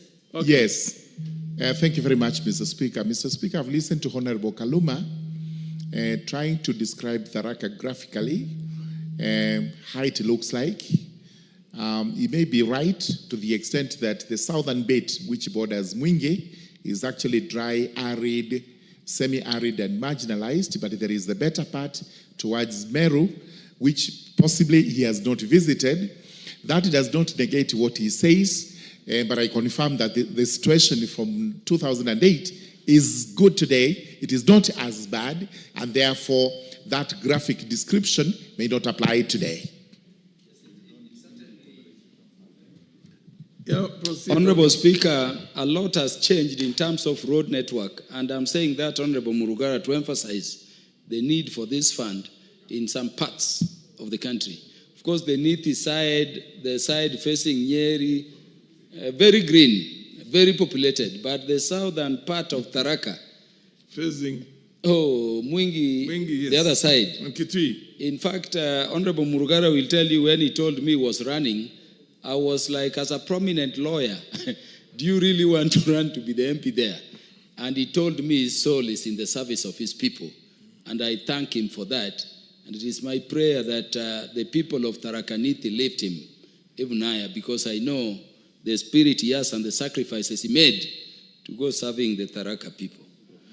Honorable Speaker, when you are interpreting the Constitution, like Article 204, if it is literal, you go by it. But most importantly, if you look at Article 259, the rules of interpretation are prescribed. You are told you will go with the purpose, the spirit, and the intent of the Constitution in the very first clause. And this brings me to the contribution you are making. Why did the people of Kenya, in promulgating this Constitution, provide for an equalization fund beyond devolution? And let me tell you, and Honorable Murugara will agree, where it is not literal, you go to historical records. Absolutely. And the Supreme Court has said so, the Court of Appeal has said so, the High Court has said so. So the first point in interpreting the areas, marginalized areas, having been not specifically defined, because Honorable Speaker, when you look at Article 260, it defines marginalized communities and marginalized groups. Mm-hmm. You can borrow a bit from marginalized communities. And it is talking about these communities which have been pushed to the periphery of the socio-economic life of the country, either by practice or law, or by law. But once you borrow what is decipherable from the constitutional text in terms of interpretation, Honorable Speaker, go to the records at Bomas. What informed the decision of the people of Kenya to make Article 204 a constitutional provision? Full stop. And when you go to that document, and I'm telling you, members, even if this matter were to be litigated later before court, those records will speak with finality before the courts of law. 14 counties, I don't want to repeat them, were selected. If any county were to come later, it must be properly justified. But Honorable Speaker, Equalization Fund should go to the 14 counties, the people of Kenya designated as the reasons as to why this fund was to be created. Remember, honorable members, devolved funds or county funds is also to be distributed among the counties in some manner. We must be serious. If we are talking about Article 204, I don't know, Honorable Speaker, why you didn't refer to it when you were speaking or guiding the House. Article 204 already tells you that there is need, 204, sub-article 2, Honorable Speaker, if you would permit me to read it. Proceed. The national government shall use the Equalization Fund only to provide basic services, including water, roads, health facilities, and electricity to marginalized areas. Now, where I'm going is what I put emphasis on, honorable members. To the extent necessary to bring the equality of those services in those areas to the level generally enjoyed by the rest of the nation, so far as possible. That is the emphasis. We sat here and I presided over the committee on supplies with the permission of the Speaker, Honorable Speaker. And I was shocked. Homa Bay Town constituency is being given 6 million under Equalization Fund. I'm not saying we are not needy, but what are we doing with 6 million to equalize what? And then we don't have even measures in terms of how to oversight the money. By the way, where did that money go? And that is why, Honorable Speaker, I request you for just 3 minutes so that I speak to the amendments here. Yeah, because I'm on that point. Additionally, 2 minutes. So we have detoured, Honorable Speaker, from the intent and purpose of Article 204 of the Constitution on Equalization Fund. We are now using mechanisms, and it is sad this is coming from the Senate, whose duty is to undergird devolution. To score is the idea of equity and equality in distribution of resources across Kenya. And so now, we've taken meaning out of equalization. We are taking it even to places which were not spoken to by the Kenyan people at Bomas. Honorable Speaker, this bill, if it were not to be rejected, to be looked at afresh, I would say we have to look at the definition in this bill given to marginalized area. And Honorable Speaker, for a fund like this, with those existent historical records, I'm saying we cannot leave the designation of marginalized area to Commission on Revenue Allocation. No. We have to pick those and as a parliament enact them specifically in the bill. We cannot leave it to these vagaries of technical people defining. Honorable Speaker, Clause 4 was spoken to. It is speaking to 1/2 of all revenue collected. I don't know what has become of our Senate. This is very lazy drafting. Yeah. The Constitution says 1/2%. So we will have to amend and insert percent. If you look at Article 204, it says 1/2%. So the word percent is deliberately left here to mean that equalization fund would be even bigger than devolved fund. That correction needs to be made. Honorable Speaker, in terms of Clause 5, the word only, taking from the Constitution, must come before we specify the various services to be given. Because we need to remove confusion. We are talking of provision of basic services. Honorable Speaker, if we just leave it this way, then remember we will fall under Article 260 of the Constitution, where the word including is defined to mean including but not limited to. Yes. So you will have other services here, including sports, which were not the contemplation of the people of Kenya when this fund was being promulgated. Honorable Speaker, we are thinking of reducing boards. How do you create boards?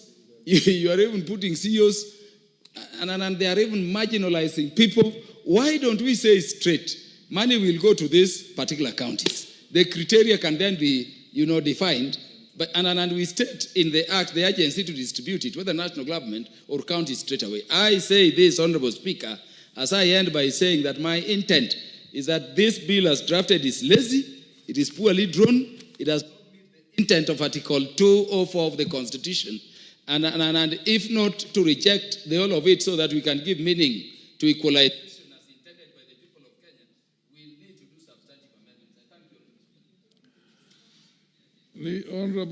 The Honorable Mashako.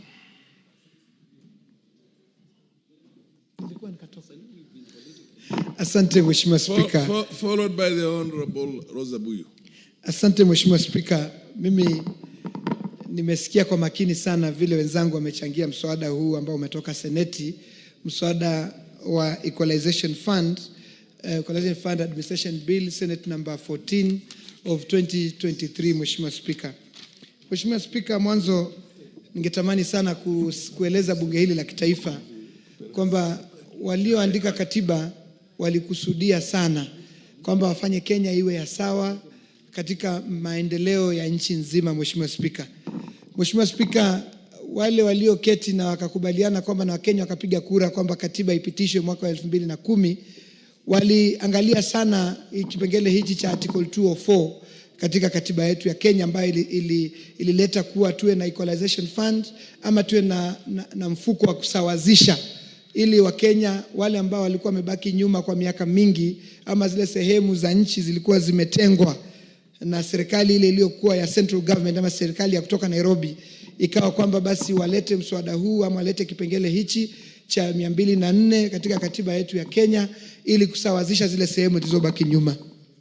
Mheshimiwa Spika, linatia wasiwasi sana kwamba Wakenya walipokubaliana hivyo, Commission on Revenue Allocation ambayo ndio imetwikwa mamlaka ya kutengeneza ile tunaita marginalization policy, ili basi Article 204 ikaweze kufanyika kupitia kwa ile marginalization policy. Mheshimiwa Spika, commission hii ya revenue allocation, Mheshimiwa Spika, ikaamua mara ya kwanza, ile commission iliongozwa na yule aliyekuwa Central Bank mkubwa banki ya kitaifa Mika Cheserem, na wakakubaliana kwamba sehemu 14 za Kenya ama zile counties 14 za Kenya ziweze kutambulika kuwa zilibaki nyuma na ziweze kupewa pesa kupitia hii article 204 ya katiba ili ziweze kuinuka kimaendeleo na wakaweze kuongeza hali ya afya kwa kaunti zao, waongeze kuangalia mambo ya barabara zao,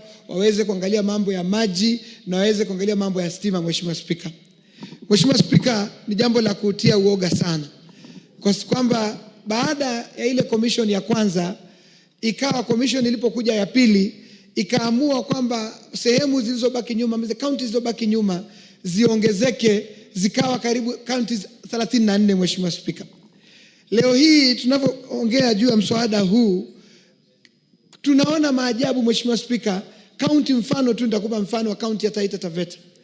Ilikuwa kati ya zile county 14 za mwanzo zile Wakenya walisema ni zile zilibaki nyuma, lakini CRA kwa kuwa na hekima makosa hekima wakaamua kwamba Taita Taveta iondolewe katika sehemu zile ambazo zilibaki nyuma. Mheshimiwa Spika, na kwa hivyo mswada huu tunavyojadili leo Mheshimiwa Spika ni sehemu kule waliotoa Taita Taveta, lakini nimeona kwamba wamerudisha sublocation mbili, kata ndogo mbili ambazo moja iko Voi na moja iko Taveta.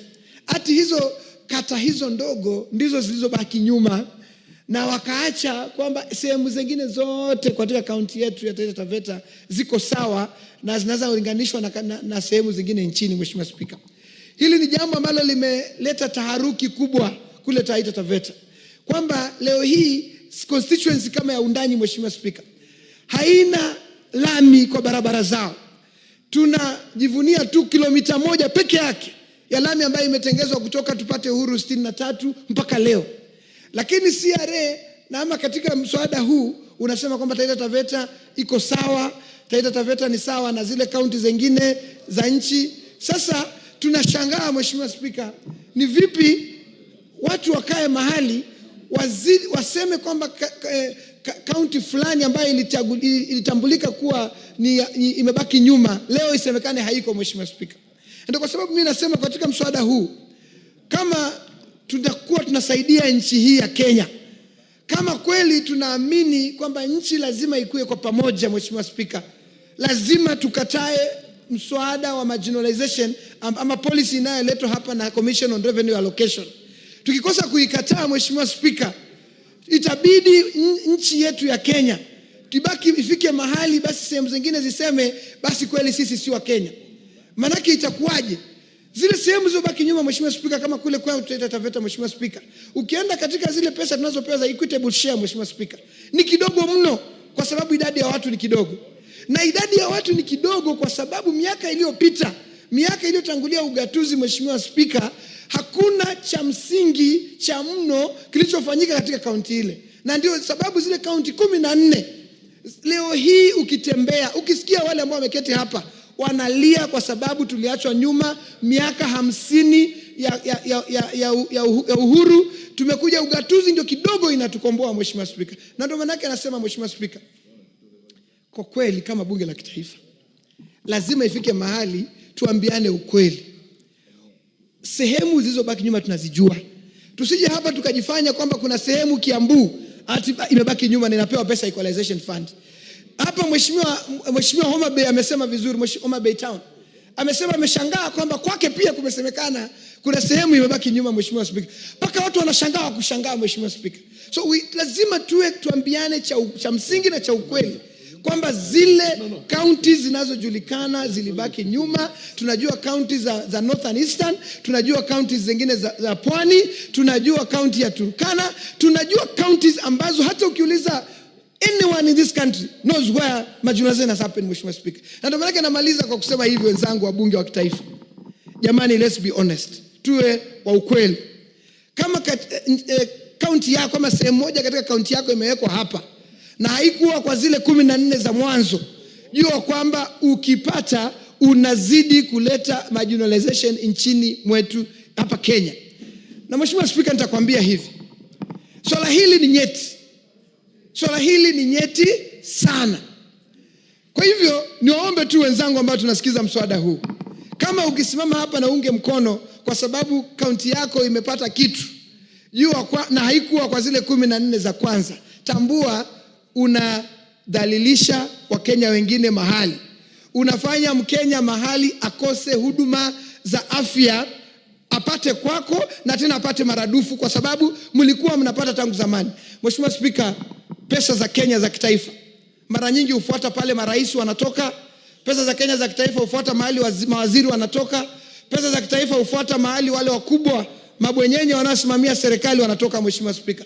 Na ndio kwa sababu ile serikali ilikataliwa na Wakenya, ile ya mfumo wa serikali moja, ndio tukakuwa na magatuzi, Mheshimiwa Spika. Na kwa sababu kwa miaka hizo 50 kuanzia uhuru mpaka 2010 Kenya imekuwa ikisimamiwa na watu wachache, wale ambao wanasema ni wengi, wale ambao wanasema wako na numbers, wale ambao wanasema basi wako na nguvu. Hao ndio wamekuwa wakinyanyasa nchi, Mheshimiwa Spika. Na ndio kwa sababu mswada huu mimi ninaupinga until ama mpaka lazima zile counties 14 zilizokuwa mwanzoni zirudishwe na ndizo zifaidi pesa hizi za Equalization Fund. Kwa hayo mengi, Mheshimiwa Spika, nakushukuru. But you know exactly what needs to be done is that you can move an amendment. So then Rosa Buyu, and if you take as few Mr. minutes... Speaker, I want to thank you for this opportunity. If you take as few minutes as possible, you will give a number of members the opportunity.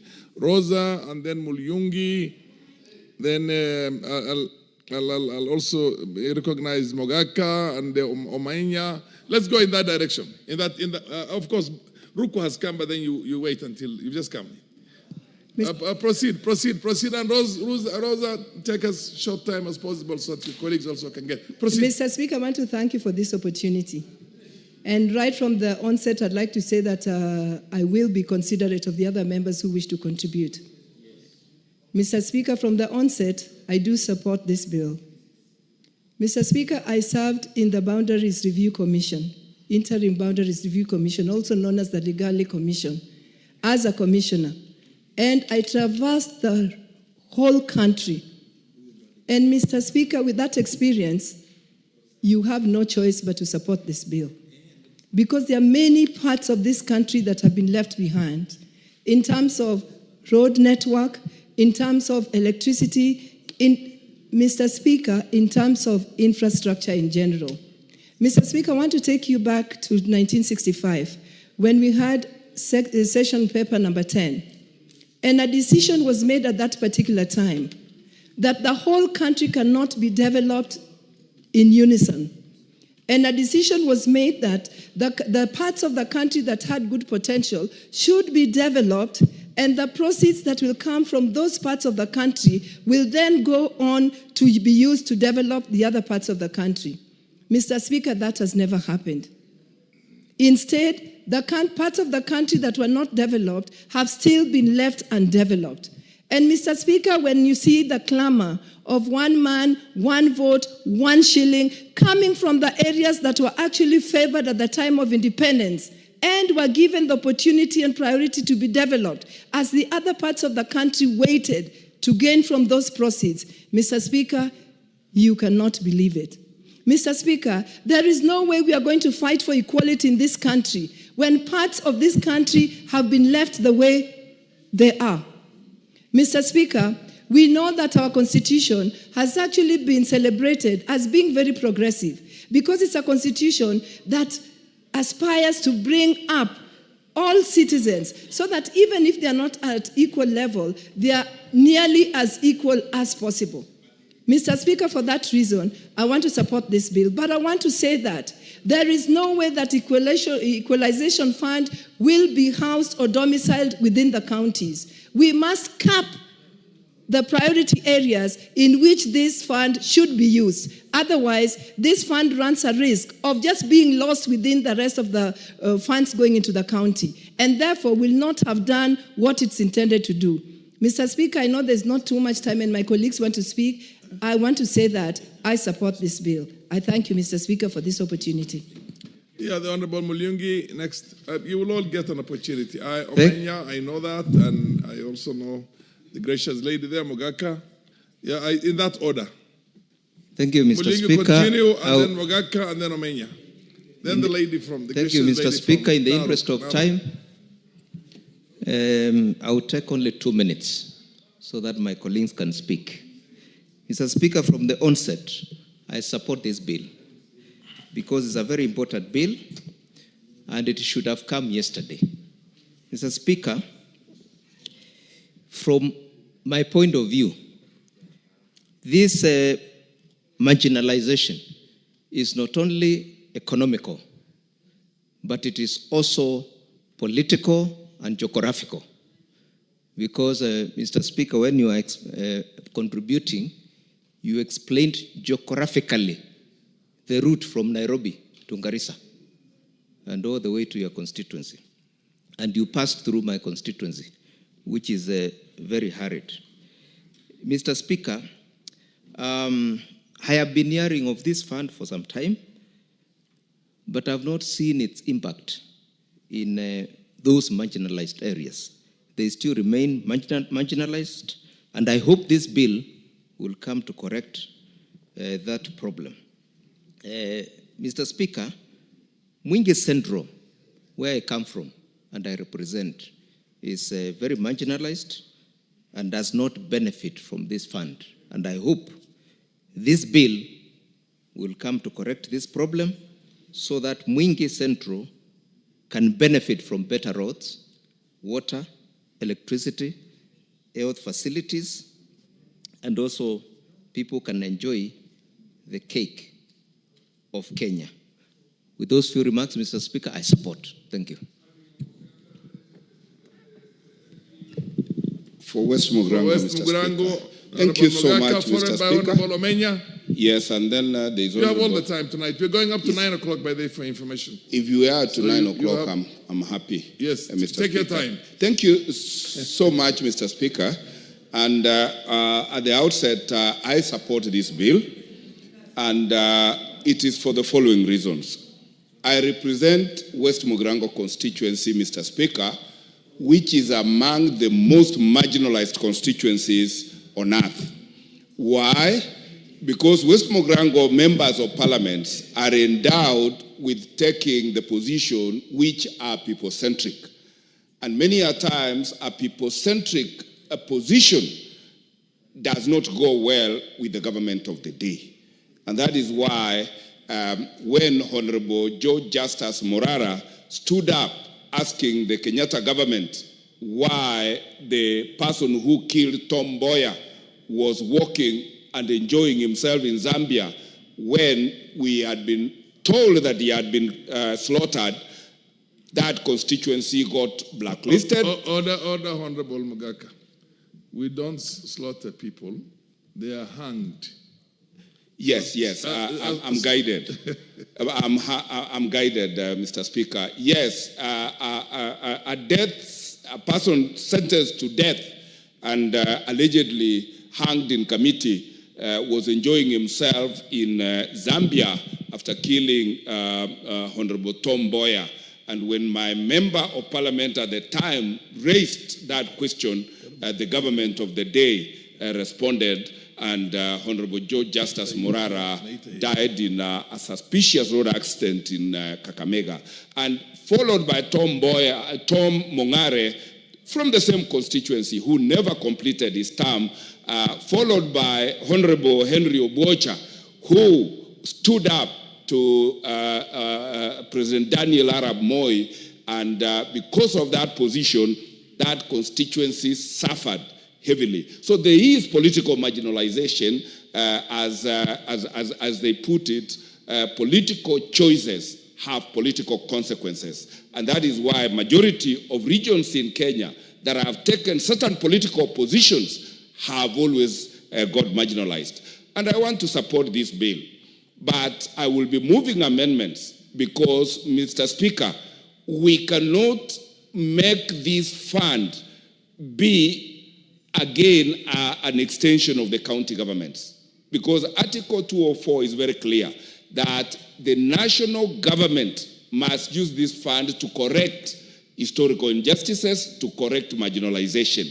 And therefore, to cede this fund and devolve it, we will be doing the wrong thing and it will be unconstitutional. Secondly, Mr. Speaker, when I look at the composition of the board, where it is national government heavy, and it omits the representation of the constituency, save that it is providing somewhere that the fund manager represents or appears in that committee. Mr. Speaker, this bill is oblivious of the court judgment that made the NGCDF unconstitutional, and therefore, by extension, we will not be having fund managers, assuming that judgment continues being the state of the law in this country. And therefore, we must move an amendment and align the representation or at constituency level, not to be that of a civil servant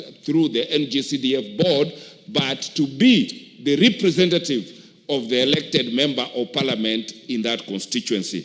Mr. Speaker, when you look at the roads, West Mogrango is one of those constituencies that do not enjoy any bitumen road, when other constituencies were given a minimum of 60 kilometers of bitumen, those roads never reached West Mogrango constituency. It is therefore curious that we have an equalization fund that does not notice that and make a provision for compensating West Mogrango constituency with bitumen roads. And through this bill, which I will support and make amendments, I want to see electricity being distributed to those marginalized areas like Bokimo, Geseneno, Nyamaya Ward, Nyakunguru, and other areas that are dark today, including Bosamaru Ward. Mr. Speaker, I would talk and talk and talk, but because I want my colleagues, particularly my neighbor in West Mogrango, the MP for Borabu, Honorable Osero, who, Mr. Speaker, your eyes have not noticed, I will want to stop it there and say I support.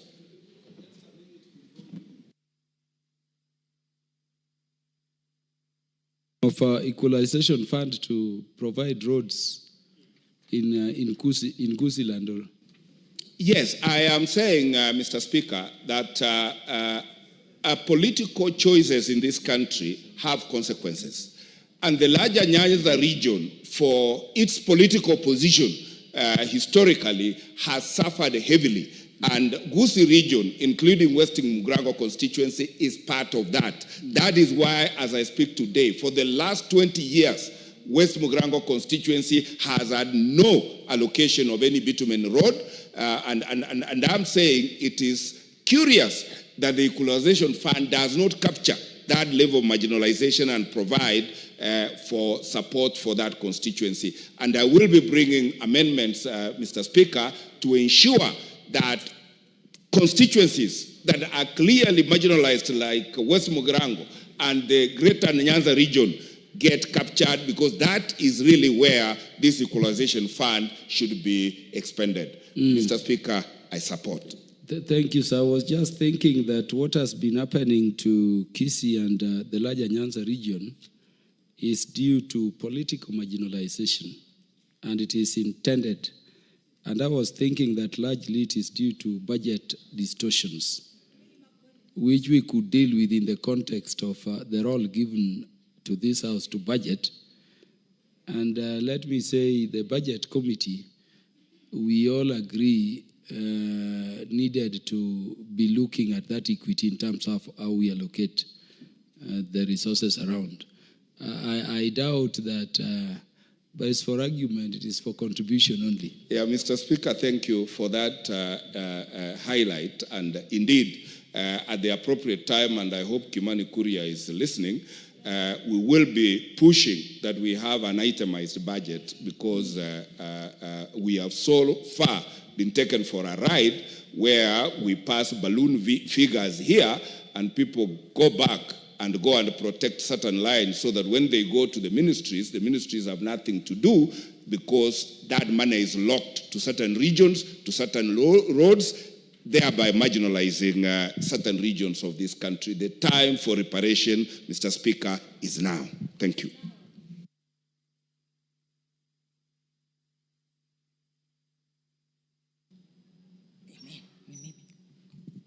Thank you, Mr. Speaker.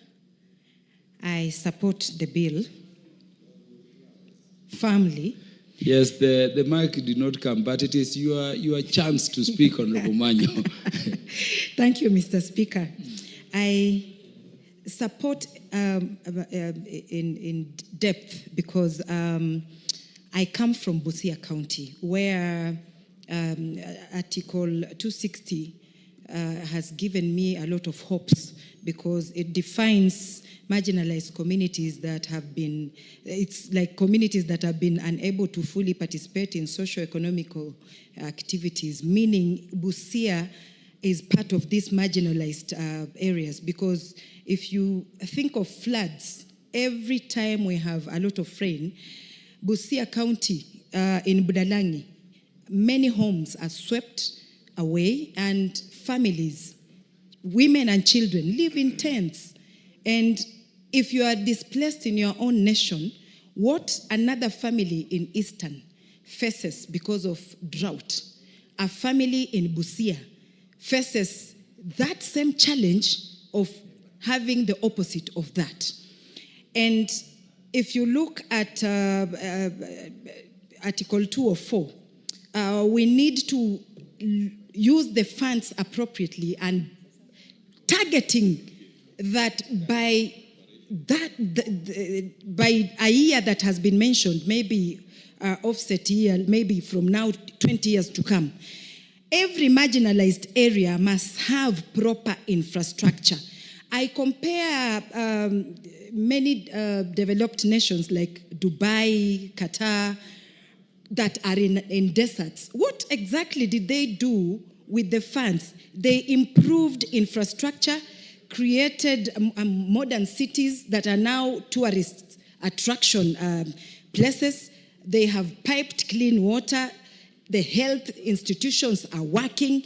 We pump in a lot of money yearly to marginalized areas, but I think our priorities are upside down. I get many tear-stained letters in my office from places like Changara in Angurai East and Bwiri Ward in Funyula and Budalangi, the whole sub-county. People expressing how desperate they are and when anybody will ever listen to their cry, because you cannot write a letter for floods to come and you cannot also write a letter for drought to come. But you can do a few things, baby steps into preventing and also making it better for future generations. So those who have never transversed this nation, they might have been in America or UK, but they have never been to Bwiri Ward in Funyula. They have never been to Angurai East in Teso North. They've never been to Budalangi. So many people, when you mention marginalized, they think of Eastern, Northeastern alone. But having been born and raised in Busia, we have pockets of marginalized areas in Busia County. And some people even make jokes whenever we have floods. They say Serikali's idea, and they are mentioning Budalangi and other few places in Kenya that also receive a lot of rains or overflows from the lake. So I want to support and make sure that when we repeal and top up this bill, we make sure that we rivet in a few things that will make sure that areas that have been left out are also in the bill, so that we grow as a nation and not few areas in Kenya having it all and other areas lacking. Thank you, Mr. Speaker.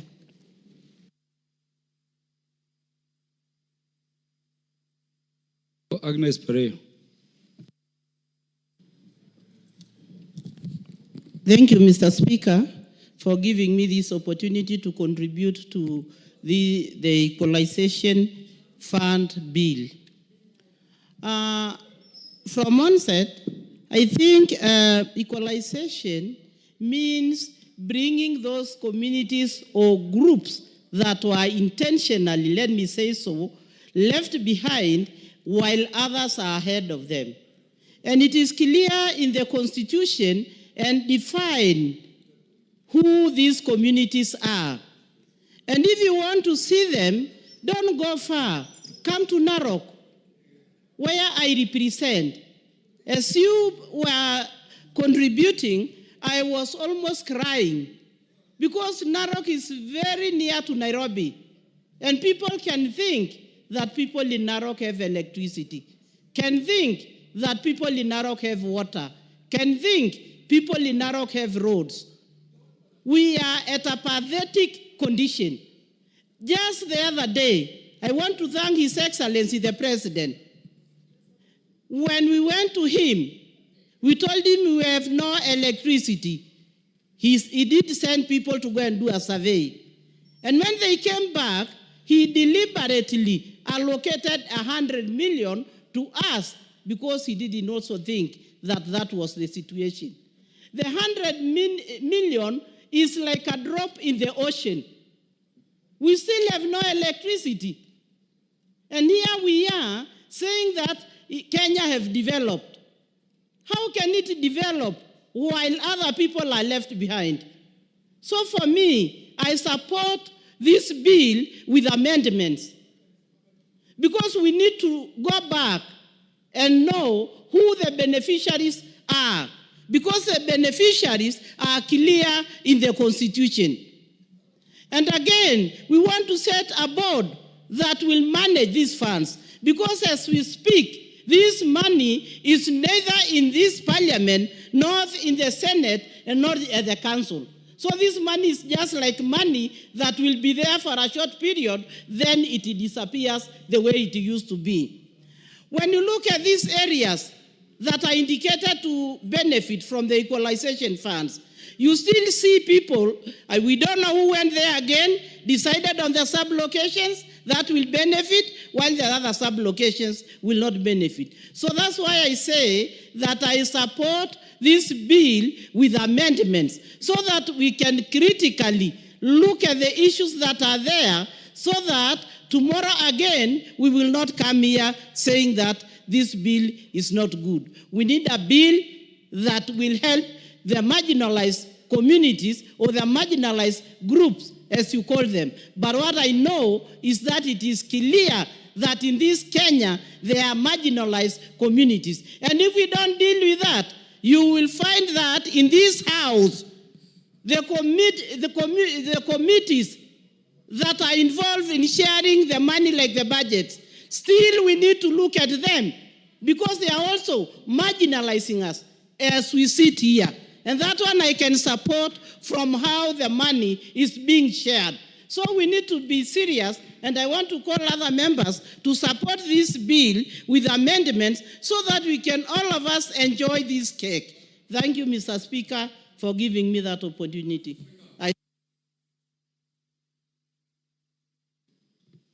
Thank you, Honorable Agnes Pere. Honorable Bari.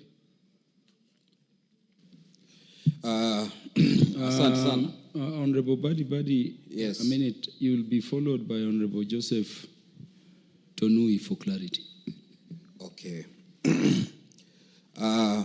Asante sana Mheshimiwa Spika kwa kuweza kunipatia fursa na mimi kuchangia katika mswada huu, ambao mswada huu tukiangalia Mheshimiwa Spika katika kipengee cha katiba 204.2 yasema kuwa katika sehemu yatakana kuangaziwa zaidi ni mambo ya maji, mambo ya miundo msingi, mambo ya barabara, na vile vile mambo ya stima na electricity. Kawi. Asante sana Mheshimiwa Farah Maalim, mzee wangu, mentor. Kwa hivyo nashukuru sana Mheshimiwa Kaluma kwa kusema haya. Nataka kusema kwa naunga mkono kama vile mheshimiwa ambaye ameongea sasa hivi kusema kuwa naunga mkono, lakini tunahitaji tuupige msasa mswada huu. Nikisema tunahitaji tupige msasa mswada huu, Mheshimiwa Spika, ni kama vile wewe mwenyewe ulivyozungumza. Ulizungumza hapa ukasema, Mheshimiwa Spika, Homa Bay County tukiangalia ilipawa milioni 6 peke yake. Na mimi Jomvu nataka kusema Mheshimiwa Rosa Buya alipokuwa commissioner katika Andrew Ligale Commission, yeye Mheshimiwa Rosa Buya ndio mtu ambaye alikuja kule na commission yake yote, wakaja wakaona Jomvu yatakana kukatwa kutoka kwa Changamwe. Na mwaka 2013 Mheshimiwa Spika, Jomvu ikaweza kukatwa kwa sababu katika sehemu ya Jomvu ilikuwa hakuna maendeleo. Yakiangaliwa maendeleo, ilikuwa uongozi wakati ule imekwenda katika sehemu ya Changamwe peke yake. Na namshukuru Mheshimiwa Rosabuya baada ya 2013 kunikatie constituency ile pamoja na Andrew Ligale, na yeye 2017 alikuja bunge na akaweza kuhudumu kwa vipindi viwili mpaka sasa tunafanya kazi na yeye. Kwa hivyo Mheshimiwa Spika, kitu ambacho mimi nataka kusema, hii kitu inaitwa Equalization Fund.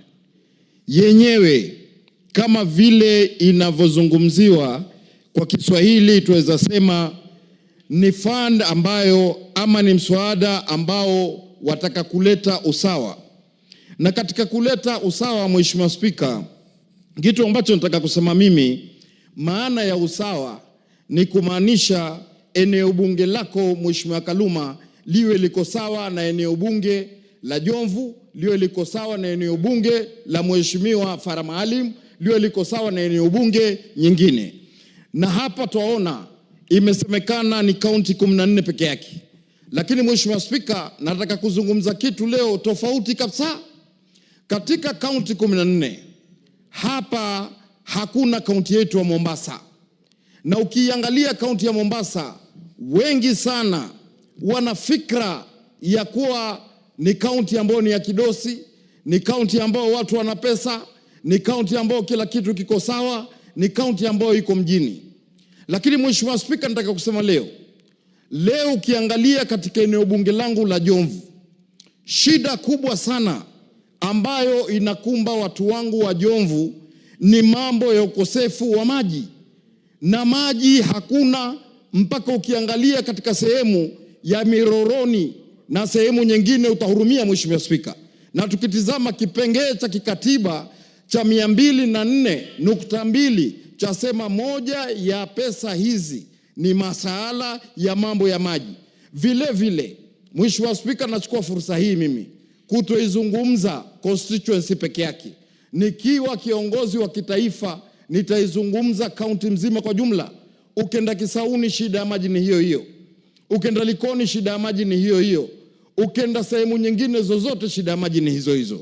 Kwa hivyo Mheshimiwa Spika, tumemuona Mheshimiwa Rais William Ruto leo alikuja mwaka 2018 akaanzisha barabara ya kuweza kuunganisha Jomvu na Rabai, ambao ni kuunganisha kaunti ya Mombasa na vile vile kuunganisha katika kaunti ya Kilifi, ambapo barabara ile mpaka leo mimi nalia Mheshimiwa Spika kusema kwa kuna mahali padogo ambapo paitwa Jitoni hapajaweza kumalizika, ambapo pesa zile tukitizama tungelia kwenye Equalization Fund, lakini Rais William Ruto aliamua kututengezea barabara ile. Lakini wale wahusika wa kutengeza barabara hiyo wanambwaga Mheshimiwa Rais kwa kipande kidogo cha Jitoni ambacho hawataki kumaliza kwa mambo yao wenyewe. Kamati ya petition ilikuja mpaka hapo Mheshimiwa Spika, ikiongozwa na mwenyekiti wa petition committee, ambaye walikuja mpaka pale wakaangalia na wakaona kweli barabara ile yatakana kutengenezwa. Kwa hivyo mimi nataka kusema kitu kimoja.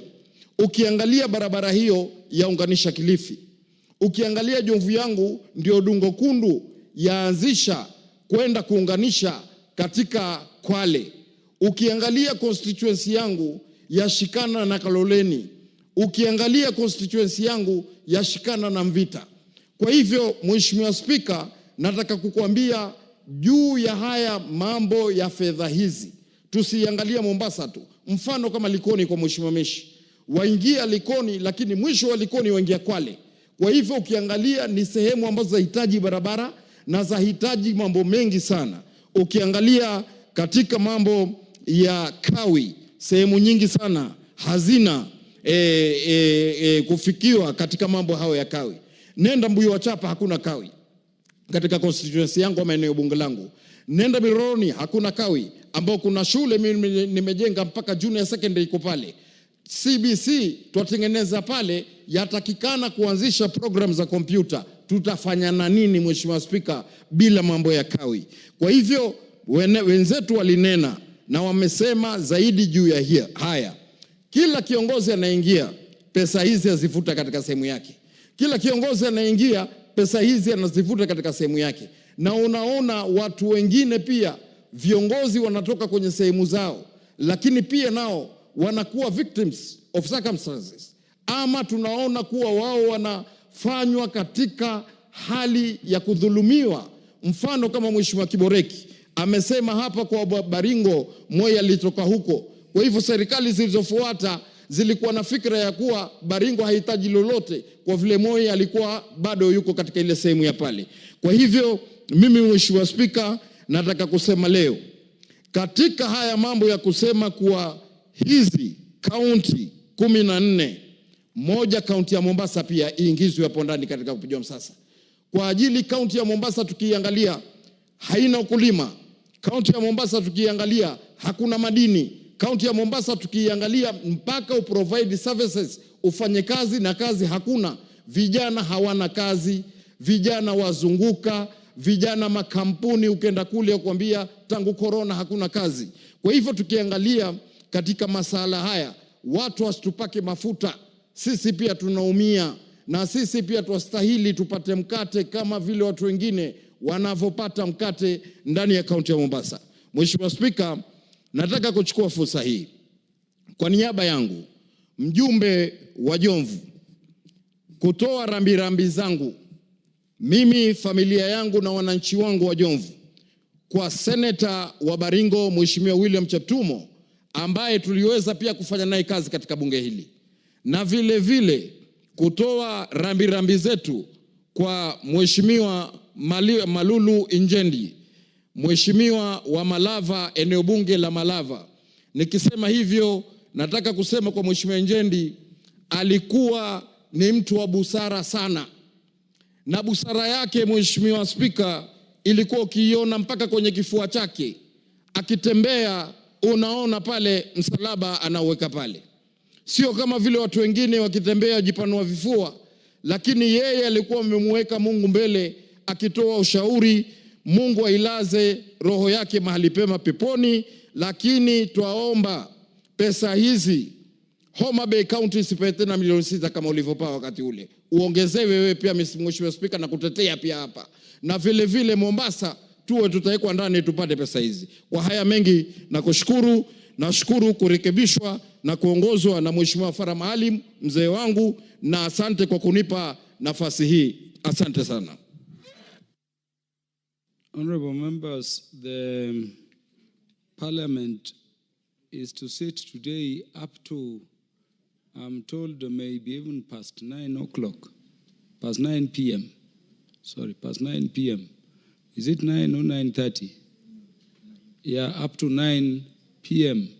So there is no hurry. Think through this matter.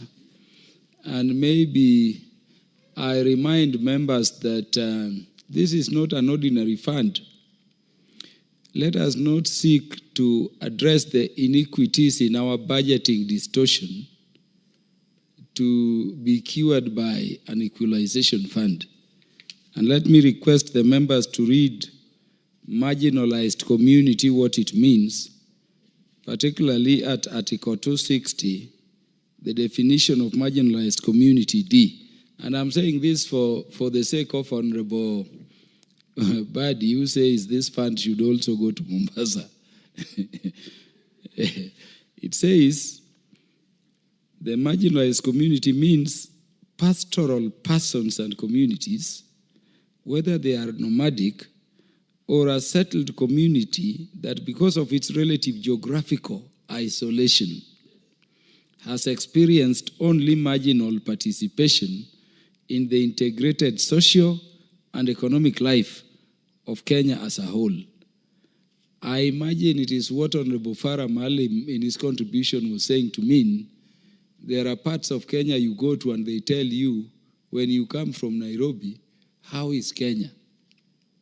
Their geographical isolation and marginalization So there are matters we can address through our budgeting, and let us agree that despite the authority to budget having been brought here, we have not been doing very well.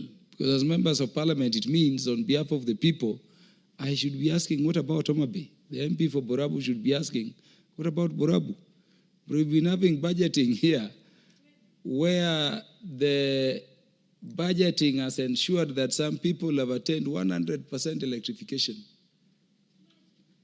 When Kalumas, who sometimes presides over committee on supply, Homa Bay town is below 30%, and it is called a town, and it is the county headquarters. There are those we can address through ensuring equity in budget as representatives of the people. But then there are those for which this fund was created. And yet also there are those for which we created evolution. So let us not shift all our inadequacies to equalization fund, which is barely 0.5% of the revenues collected by the nation. Honorable Joseph Tonui had recognized you to speak. Thank you, Honorable Speaker, for giving me this opportunity also to add my voice concerning this bill, the Equalization Fund bill. From the onset, Mr. Speaker, I want to say that I support this bill with amendments. The purpose of this fund, Mr. Speaker, from my own opinion, is to equalize the development in our country. I'm saying I support with amendments because I also come from a constituency, Mr. Speaker, which is seriously marginalized in terms of electricity, in terms of roads, and even hospitals. There is a ward in my constituency, Mr. Speaker, without even a single piece of a tarmac road.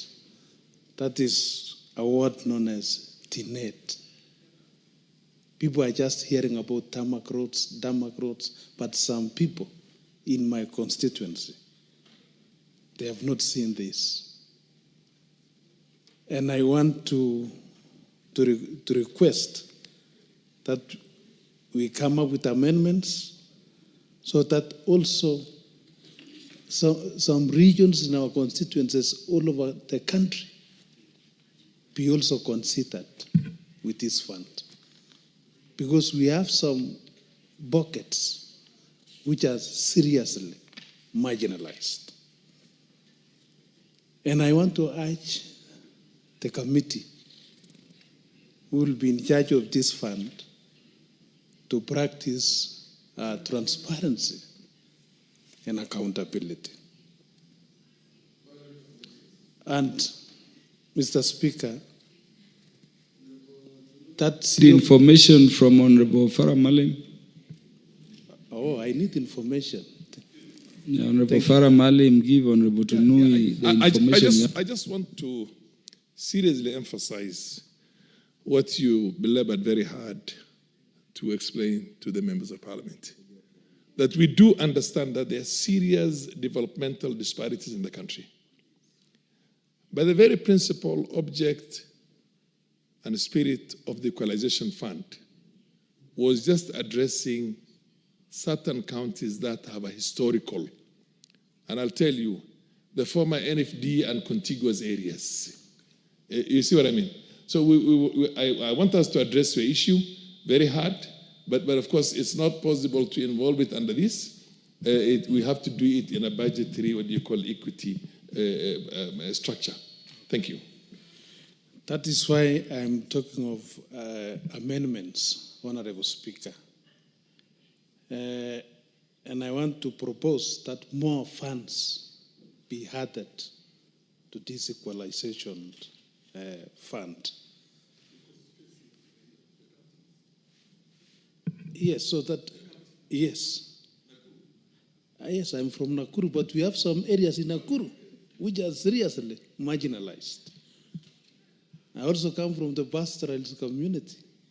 I have a community known as the Okik in my constituency. Yes, the Okik community. Yes. Which I feel they should also be considered with this fund.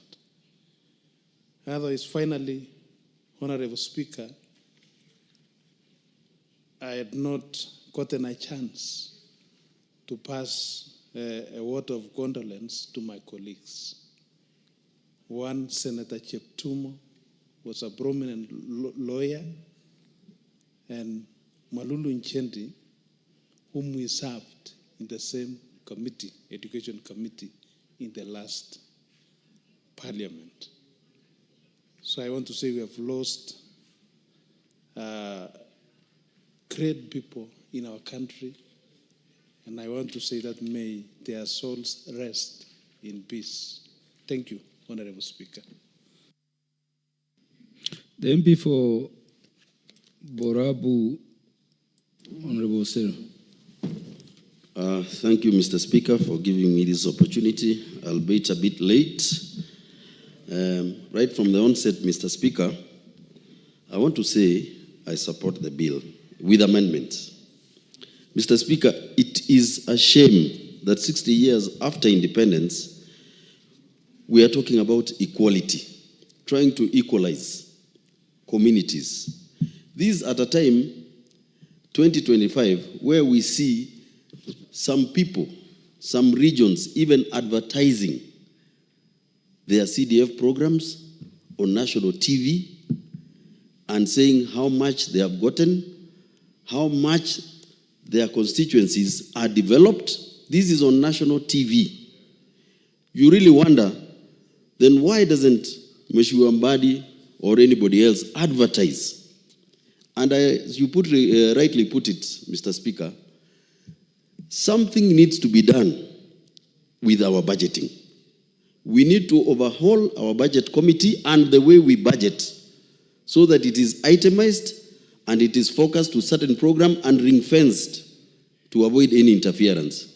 Mr. Speaker, it is very disheartening when you go back home and somebody is asking you, how come so-and-so has paved roads up to nursery schools, has tarmac up to primary schools, and you wonder then, what was this budget all about? So, Mr. Speaker, you rightly put it. We need to focus on our budgeting process. Coming back to this bill, Equalization Bill, Mr. Speaker, it is true, there is historical marginalization that has been happening, and I don't believe this is the panacea for this. This is just a drop in the ocean. Devolution came. Devolution should have equalized. So what is this equalization again if devolution has not equalized? That means that the devolution that came 10, 15 years ago has not managed to actually address the economic marginalization of other communities. And this is where the point of the historical injustices should come in. And we should do a mathematical, or rather a scientific analysis of the marginalization for the last 60 years. And then now we can appropriate fairly. But just putting a blanket law that we want to equalize other, some areas that have been marginalized, I don't believe that that can work at this particular point in time because of the historical injustices. Number two, Mr. Speaker, we have seen the effects of devolution. Fine, rural-urban immigration may have fallen, but activities, normal, money follows activities. In my constituency in Borabu, for instance, we had issues of cattle rustling, and our neighbors, we realized that there was little economic activity across. Immediately we put some economic development, the cattle rustling went down. And this is the same issue, because I believe some of these issues at the NFD were issues of the shifter, the 60s and 70s, and that is why the government shunned. But now with the peace that we have there, if we put this particular fund into good use and good cause, I believe that this migration of people coming into towns and cities will slow down and will have a lot of resources back down there. Thank you. Yeah. You want to be informed? Yeah, I want to be Honorable Farah Malim. Yes, Honorable Farah. I am really impressed with the last bit of the contribution of the Honorable Member of Parliament for Borabu. Because he said, and I said this before, if you don't develop those northern areas, every time there is a vagaries of weather and there's a cycle of drought, 200,000 pastoralists lose their livelihoods. When they lose their livelihoods, they don't have factories there, they don't have tea farms there, they don't have coffee farms there. There's nothing to keep them in the region. So what do? They come to the centers here. That's why you see within the urban settings, whether it is from Kisumu to Migori to everybody, I mean, if you ask our good friend Junet how we ended up in Migori, he will tell you, my father lost his livestock and we came to look for a livelihood there, some 60 years back, 70 years back. And as he puts it, if we're going to develop those areas, then not only will we not get many people migrating from that to the other urban centers, but we'll have Kenyans living here, taking advantage of that long expanse of, and become a productive way in which we can have a breadbasket in those areas. And that was the very idea of opening up the place with only four core functions: roads, electricity, water and health, period. And that was outside the county. Everybody knows that the counties have got their own roles there to try and equalize. But of course, these were areas that were national, that functions that were national. And unless you put in heavy, what they call government investments into that, then you will not be able to bring that area at par with the rest of the country. So thank you very much. I mean, it addresses some of that urban, kind of migration from one part of the country to the other country for people who are seeking livelihoods. Thank you, Mr. Speaker. Thank you, Mheshimiwa Farah. I think then, Junet, that was a blessing in disguise. They migrated and they eventually became a member of parliament. Now, Mr. Speaker, lastly, I would wish to say, in this spirit of the broad-based government, honestly, if there is equity, and we want to be one thing, the way the president says, putting our people together, togetherness cannot be achieved without equity. And let there be equity. Lastly, Mr. Speaker, I did not have a chance also to send, sorry? And equality. Thank you. Mr. Speaker, I also did not have an opportunity to condole with the House. Malulu Injendi, I was not here in the first term. This is my first term, but I just remember he always adorned the rosary. Very soft gentleman. We say Paula to the family, and that of Baringo Senator. On behalf of the people of Borabu, I wish to send my sincere condolences. Thank you, Mr. Speaker. I wanted to give preference to our lady members. The Honorable Jessica, you want to speak to this? Please do, because you have other national duties to engage in for the good of the Kenyan society around this time. Thank you, Mr. Speaker, for the opportunity. I stand to support the Equalization Fund Administration Bill, Senate Bill number 14 of 2023 by the Departmental Committee on Finance and National Planning. So, Speaker, on the onset, I must say that I'll support this with amendments. And, Mr. Speaker, I would wish not to correct my very good member, in the Speaker's panel, who seems to think that the Equalization Fund is for his own county. Mr. Speaker, this is a house of debate, and members are free to debate. Members are free to represent their constituencies. I am here representing Kibwezi's constituency in Makueni County. And those four functions that, Mr. Speaker, you really defined for us, and the Honorable, my very good friend, I don't want to talk about his name because I don't want him to interject me. said the same functions.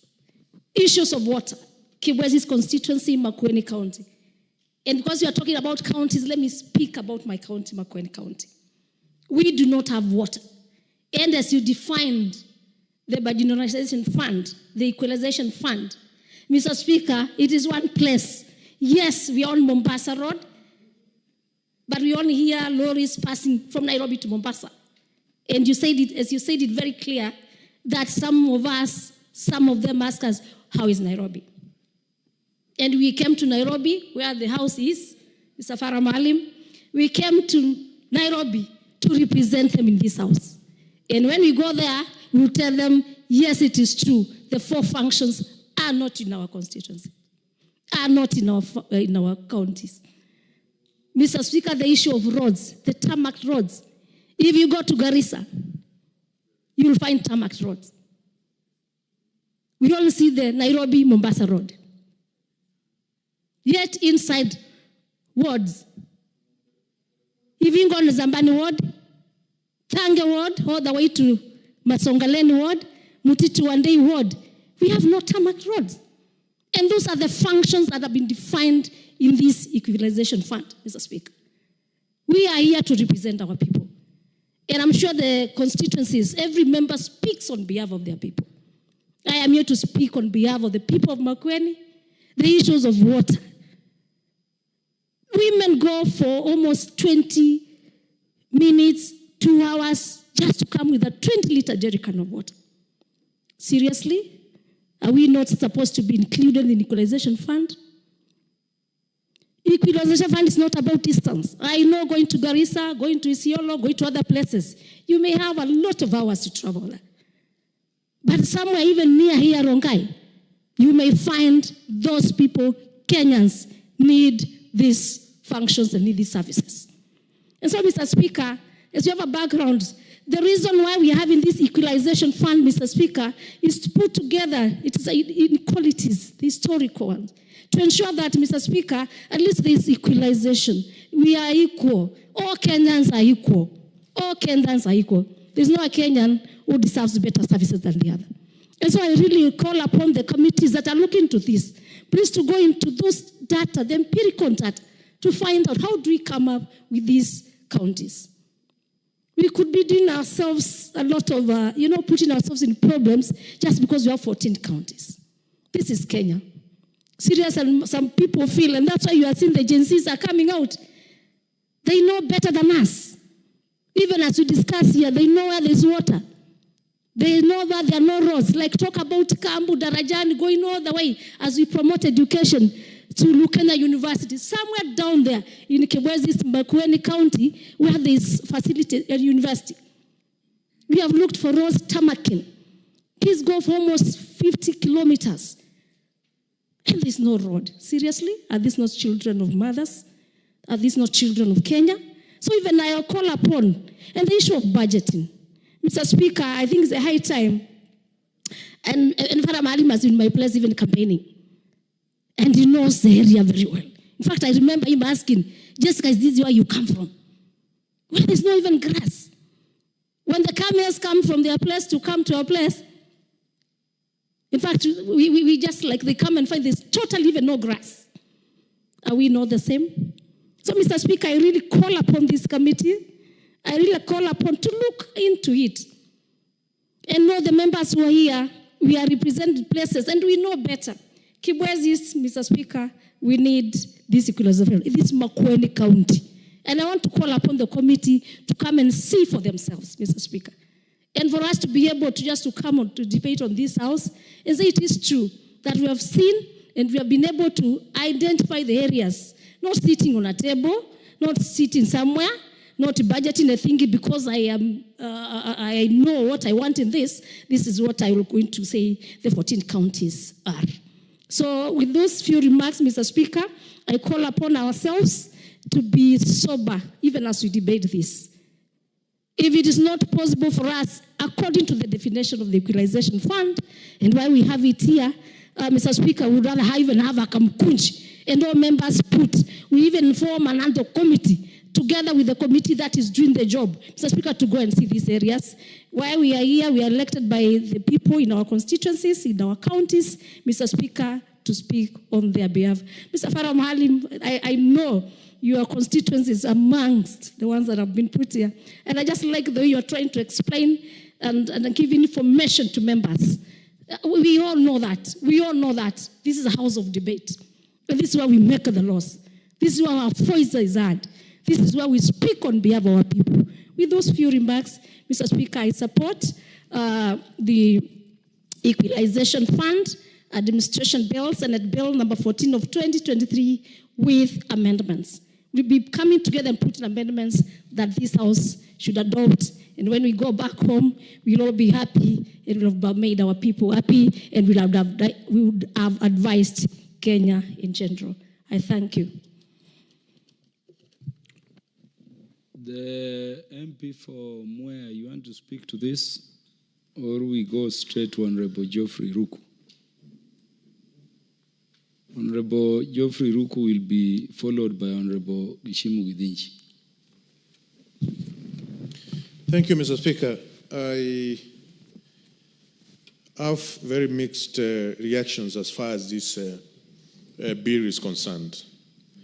Because, Mr. Speaker, we have a country which has been existent for quite some time now, run by different administrations, from colonial administration to Jomo Kenyatta administration, to Moi administration, Kibaki administration, Uhuru Kenyatta administration, and now William Ruto administration. When you see other nations on how they run their affairs, the constitutional democracies across the world, some of the democracies, Mr. Speaker, have their president have powers to issue executive orders on what should be done with immediate effect so that things can change within a society.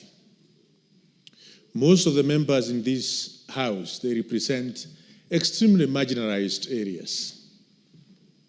In terms of a constituency which is 771 square kilometers in a semi-arid area, and it has only 38 kilometers of road from 1963 up to now. In terms of water connection in the household in that constituency, it is less than 20% of the household. In terms of power connectivity, in the household of that society where even about 4 the dams which generate power in this country come from, the power connectivity of the household is less than 25%. The agroecological zone of the same constituency does not support the agricultural activities in terms of maize growing, beans growing, cereals which are used in our community, in our household on a day-to-day basis, that we can have 5-7 seasons which are filled consecutively. You find, Mr. Speaker, the children of that of this community I'm talking about, which I represent, who are born gifted, bright children, are marginalized. They don't have an opportunity as the rest of the children in the Republic of Kenya to grow in an environment which they can utilize their full potential. And we sit here, Honorable Speaker, to discuss a bill on how some of these things can be achieved in different communities of our society, of our nation. When we have an administration which can wake up and decide moving forward, this is how the monies of this nation are going to be allocated, are going to be utilized, spent in the most prudent way to ensure those who have been marginalized for many years are able to have a rebirth on the social amenities which are provided in other parts of the country. Mr. Speaker, I don't think that we seriously need an equalization fund bill, law, so that we can be able to achieve some of these things. I think we have the necessary institutions. We have an extremely powerful presidency, office of the president, given powers by the people of the republic to utilize the resources in the most prudent manner.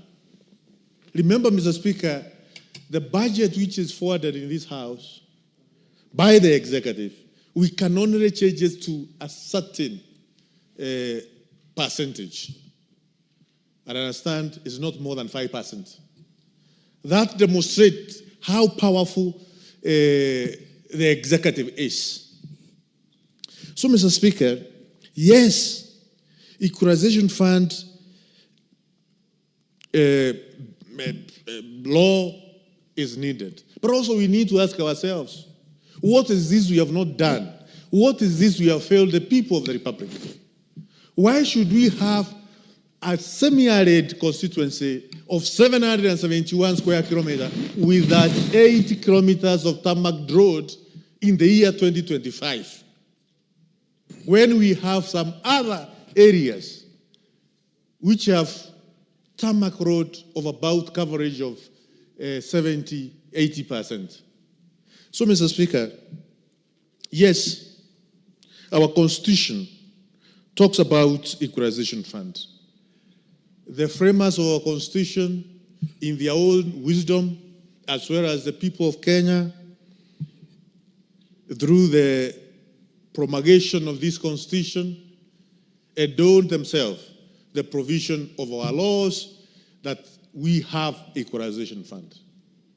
Mr. Speaker, it is now 14 years, 15 years, it's now from 2013 to now, it's over 10 years since we enacted our Constitution, promulgated our Constitution. One of the things which we are supposed to do immediately as a people, as this House, is to ensure how this Equalization Fund can be utilized. But it has taken us ages, a decade, to be here discussing this. I think, Mr. Speaker, it's shameful. We are letting down Kenyans. The people we represent, we are letting them down. Because this Constitution was promulgated 2013. It is now over 10 years, a decade. This Constitution talks about Equalization Fund. But we are failing our people in many aspects. And I think it is very important, Mr. Speaker, we put up we up our game as a House, as a leadership, as an administration. Finally, Mr. Speaker, how true, we have many funds at the moment, very many funds. Women Fund, Youth Fund, Constituency Development Fund, Sport, I don't know. We have several funds across our laws which have enacted. We are now coming up with another fund, giving it a very nice name, Equalization Fund. Yes, our Constitution talks about it. Yes, it has been there. We are now doing coming up with the administration aspect. Even if it has been there, I have not seen anything which this fund has done for the last 10 years. We were talking about the equalization money before we went to the recess and the dispute which arose because we could not agree. So if this fund has been there, we are coming up with administration rules and regulation on how it can be managed. We have other funds which have also been there. And recently, the cabinet came up with a number of funds which should be merged, others done away with. Because they are failed Kenyans. Because they are failed Kenyans. So we should ensure, as we come up with this administration bid as far as the Equalization Fund is concerned, it will not go down as another fund which is failing Kenyans. Mr. Speaker, sometimes I feel disappointed on how we run the affairs of this nation. But I know a day is coming when we will get it right. And I know, Mr. Speaker, the President of the nation is doing all what he can be able to do to get it right. But if need,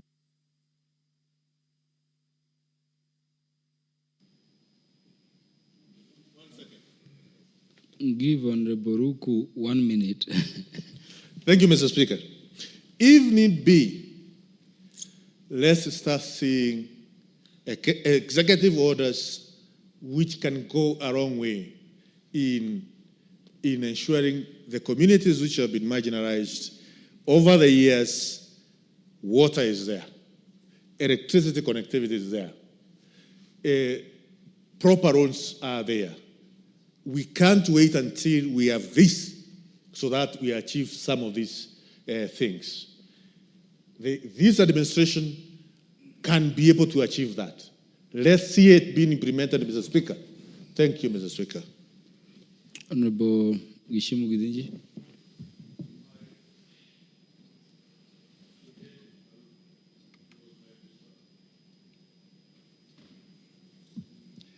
Thank you, Honorable Speaker. It's now time for Honorable Gidinji.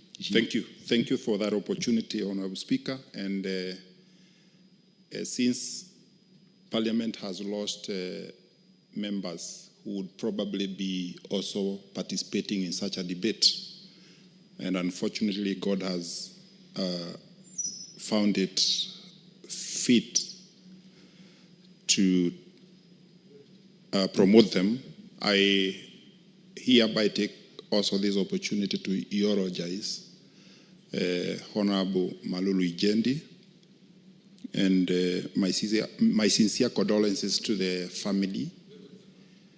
And also, let me also eulogize Honorable Cheptumo, Senator from Baringo, and also my sincere condolences to the family.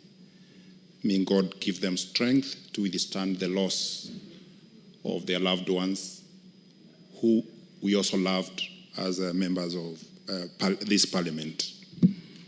And Honorable Speaker, now going to the debate in contributing to this, I generally support the passage of the law in tandem with the Article 204 of the Constitution on Equalization Fund. But I associate myself, and I was impressed by your contribution, Honorable Speaker, when you're contributing, but on this other side, that this is a law that requires a lot of input and a lot of panel beating to give effect to Article 204 of the Constitution. The historical bit that was also given by Honorable Malim Mohammed was also an eye-opener to this Parliament for people who could not understand how it came to being.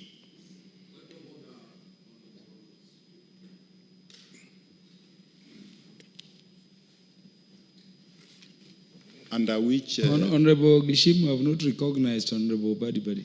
Yes. So you continue with your contribution. Honorable Speaker, I'm actually continuing, and I never heard that which standing under he rose Honorable Speaker, let me also say that a lot of research needs to be put before this bill comes into law. Because as also Honorable Badi, member for Jomvu, said, that there are also other communities that are also marginalized. They may not be necessarily pastoral communities.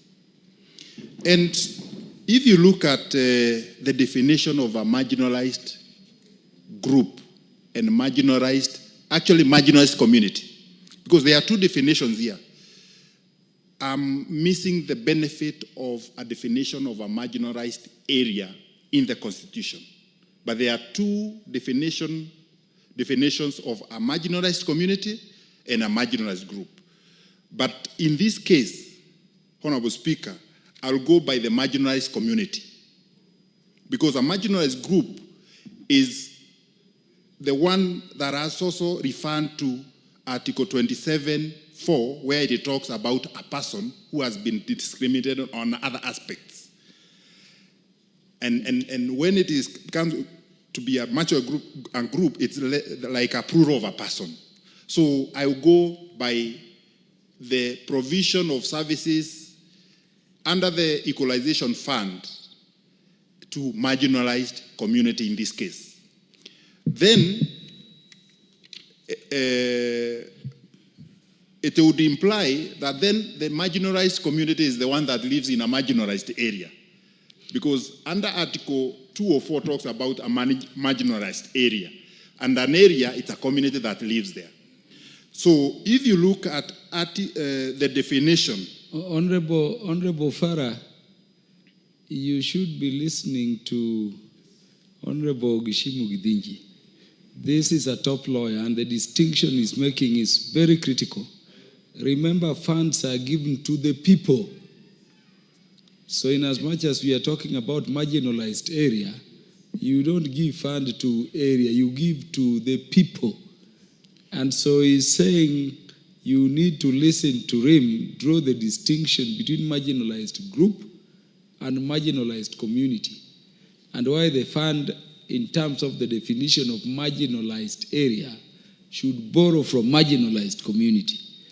Proceed, because this is important for all members. Yes, Honorable Speaker, I said I elect in the spirit of the letter of the Constitution that a marginalized community lives in a marginalized area.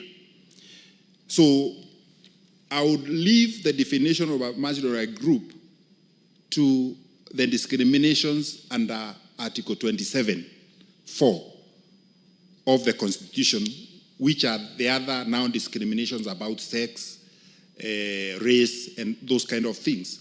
So in this case, the Equalization Fund is supposed to apply to a marginalized community.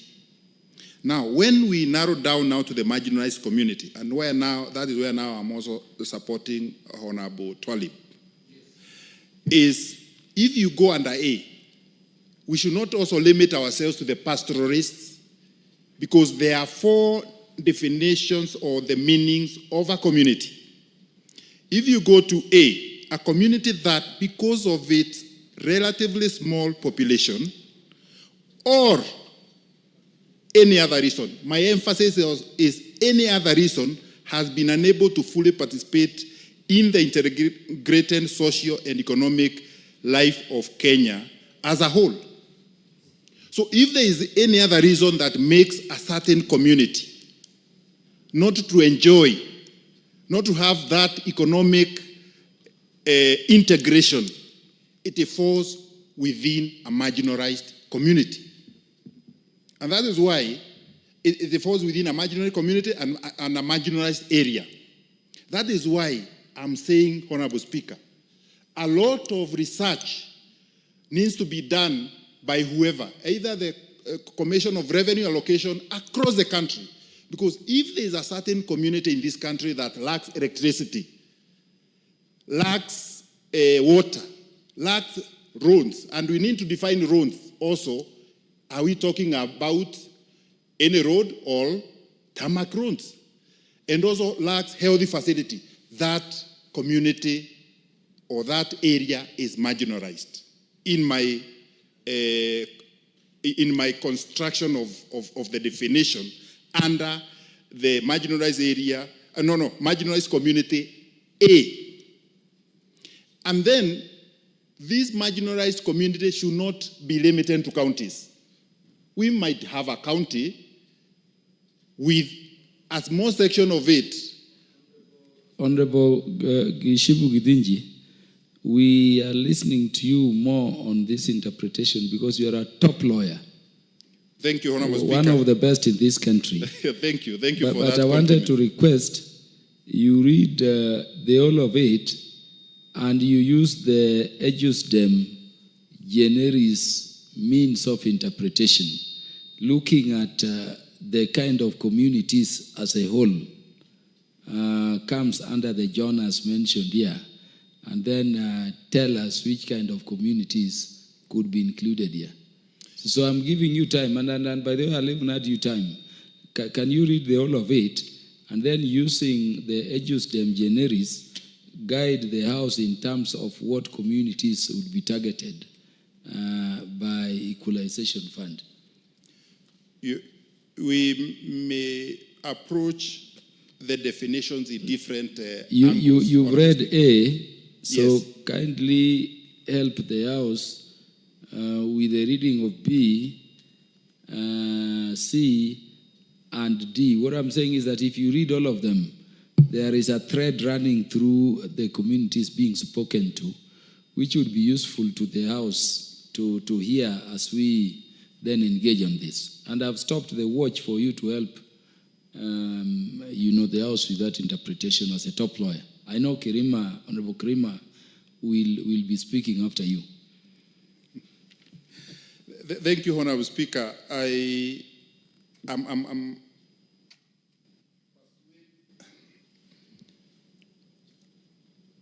I'm persuaded to follow, because actually, if you look at the definition of marginalized community, it encompasses all of this, all of them, because actually after A, there is no or.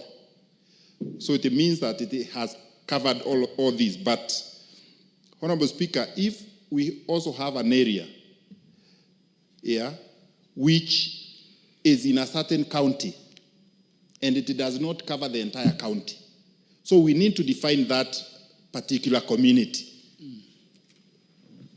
So we should be not talking about counties. We should be talking about communities and probably isolate and indicate in which counties they fall. So that we don't dwell or limit ourselves to the 14 counties. We also look at the communities, irrespective of which counties they fall. They might not be even the 14 counties that have been identified or indicated. Honorable Speaker, as I finalize, I think 4 of my minutes have been eaten by the kind of the useful intervention to benefit from your legal knowledge. And by the way, Honorable Farah, in as much as you are saying point of order, you would agree with Honorable Gishimu that if you are, for instance, to talk about Tharaka Nithi County and send Equalization Fund to be managed by the county, that money would be going to Nithi side, which may not be marginalized. So I can tell you that money would rightly be targeting the southern part of Tharaka or Tharaka, but not the Nithi side. The Nithi is very green towards Nyeri, the other side. Thank you, Honorable Speaker. Actually, that is why I was saying a lot of research needs to be done on this so that we can be able to identify the communities that fall under the definition under the Constitution. And finally, Honorable Speaker, we also need to leave out the representation of the Senate in the management, because how do you oversight and manage at the same time? Because there is a proposal in the bill to have a representative from the county.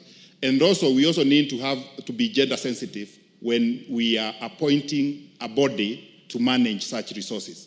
That has not been captured in the bill. And Honorable Speaker, finally, CRA cannot be left out of this game, because under Article 204 and Article 216, they have been tied that there shall be consultation. There must be consultation with the CRA, because CRA has also been mandated under Article 216(4) to come up with a criteria to identify. And that is the body that needs to do very serious research, come up with these communities, and we are able to list them in the bill. Honorable Speaker, I beg to support generally, but also with the myriad of amendments at the appropriate time. Thank you. Thank you for the constitutional interpretation skills you brought to bear on Article 260 and Article 204. I want to give the chance to another great lawyer, the Honorable Moses Kirima, who will be followed by a non-lawyer, the Honorable Paul Biego, in that order. Thank you, Mr. Speaker, sir, for giving me this opportunity to contribute to this important bill. And mine is, Mr. Speaker, sir, mine is to say that as much as my learned friend, Mr. Gichimo, Honorable Gichimo, as trying to interpret the Constitution as per Article 204, there are some things which I find wanting in the same. And because, Mr. Speaker, sir, when we talk of marginalized areas and marginalized communities, there is a distinction between the two, whereby marginalized areas are areas which are far-flung and which are not accessible to the basic necessities as prescribed in Article 204. Far-flung areas from the center of the government or from the center of development. Those are the areas which we refer to as marginalized areas. But when it comes to marginalized communities, as per Article 204, Mr. Speaker, sir, marginalized communities, still, if you look at the prescribed counties, which are here, the 14 counties, you will find that in a place where we have a community, let's say, the Somali community, the Meru community, or any other prescribed community in an area, you find that in that community, there couldn't be an area in that same place where that community lives, but the area is marginalized due to its geographical location, its existence or conditions which exist in that area, compared with the same community which is located favorably geographically or climatically. And you find that, let's take a place like Tharaka-Nithi. Mr. Speaker, sir, if you look at Tharaka-Nithi, which is not included in these counties which are defined as marginalized counties, you find that one section of Tharaka-Nithi, one section of Meru County, it is in a favorable geographical location in all aspects. But to go to another section of Tharaka-Nithi, you find that it's equivalent to Tana River. It's equivalent to Narok. It's equivalent to Kilifi or any other place. And the conditions are so bad to an extent that since I am neighboring that area, my constituency neighbors that area, our own division of Kiago, the one defined as Kiago. It is so much marginalized to an extent that a child is born, goes to school, the school has no teachers, because no teachers would like to go to a place which are not paid hardship allowance. The child grows, he does not see electricity, he does not see water unless the child travels for 20 kilometers to see water or to fetch water. And that child only manages to see electricity when he goes to Form 1. And it happens that Form 1 must be very far from that area. So you find that it's Meru community. Yes, it's Meru County. And the people who are living in that area are Merus. But within that community, there is a section of that community which is purely marginalized. So I'm praying that when it comes to the people to be established to vet or to see the areas which are defined as marginalized, they should not just strictly stick to the counties which are mentioned here. They should look at, go and behold what is described here and look at those areas which are really marginalized. Mr. Speaker, sir, as you may get an opportunity to fly over the areas of northern part of Meru, which is neighboring Samburu, Isiolo, Garissa, and the rest, because we neighbor Garissa in one or the other, and Isiolo. You'll find that there are places which has never been seen around of any nature, not tarmac, neither Maram Road, or any kind of development at all, but there are structures there. Vast structures, and the people living there are pastoralists. They move from one place to the other. And it's not included here. Among the pastoralists or among the communities which requires this kind of equalization fund, they are not defined here. So what I'm trying to say is that by the time this Article 204 was established, or it was put in our constitution, that time in one or the other has been overtaken by event. And as we speak now, it is somehow discriminatory to areas which are so much affected by the development or by lack of budget allocation for development. In our debate, as I would play for amendment of the same, when it comes to be presented or when it goes on in this court, there are things to be considered. When we are talking of equalization fund, we should be talking of affirmative action of areas which lack those basic necessities, both water, electricity, roads, health facilities, and the rest. Because we are just living in assumption. There are some counties which we live in assumption that they are the best. But when you go down to those counties, you'll find that there are some sections and some constituencies which have been purely abandoned. Let's take an example of Meru. If you come to Meru and you happen to travel from Nairobi to Meru town, you may assume that Meru is so much undeveloped. But if you are a little bit going down to some constituencies, let's say like Central Menti, which has been squeezed in between two giant constituencies, you'll find that things are so terrible to the extent that if it comes to equalization, there are areas which, yes, my colleague would like to inform me, Marim, but if you go to Garissa today, if you go to Wajir today, if you go to Isiolo today, you'll find more tarmacs in those areas than in my area. You'll find more electricity, more development than in my area. So we are all Kenyans. So to me, I won't go as per the article as it is, but you still need some amendment so that they can suit the situation as it is today. This constitution, as it was established in 2010, Mr. Speaker, sir, you remember that it was done in Ireland due to the urgency and the situation which was there because we wanted to do away with the old constitution. And out of that earnestness and the kind of interference which was coming from all quarters, our soberness was not all that much there, and it was not really ideal. It is that time that we should come back now, after 14 years, to look at the constitution and see what is good for Kenya, what is not good, and what is not discriminatory to all the citizens of this country as taxpayers. Before, things were as it is in the constitution.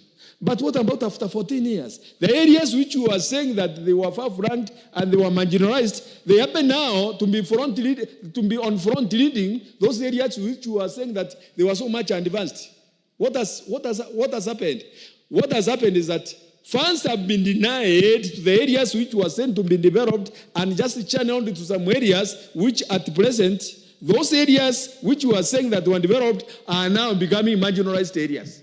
Things are changing. It is vice versa. And before I conclude, Mr. Speaker, sir, may I take this humble opportunity to send my condolences to our colleagues who have just passed. We were having Honorable Cheptumo before this house as our colleague last year. Last term. This time, we and our colleague here, Honorable Maruru Njedu, who was just sitting before me here, behind me here. And it is very unfortunate that we have lost these people. And I will not say that it is God's will, because there are some deaths which does not necessarily come from God. As a Christian, I know of a book called Job. In that book, Satan wanted to test a man of God called Job. And he told God that I want to take all his properties to see that if he can denounce you. God told him this: you can take all his properties, but don't touch his life. So we as Christians, we should not be saying that every death comes from God. It's not so. There are some deaths which come from Satan. And I believe it is Satan who has taken our colleagues, and we should condemn him as much as possible through the word of prayer and through the... Honorable Paul Biego.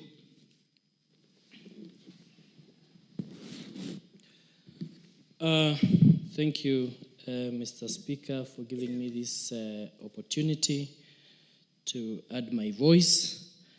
And before I do that, let me also take this opportunity to join my colleagues in mourning our colleagues, Senator Fubaringo Cheptumo, and our very own Ijendi.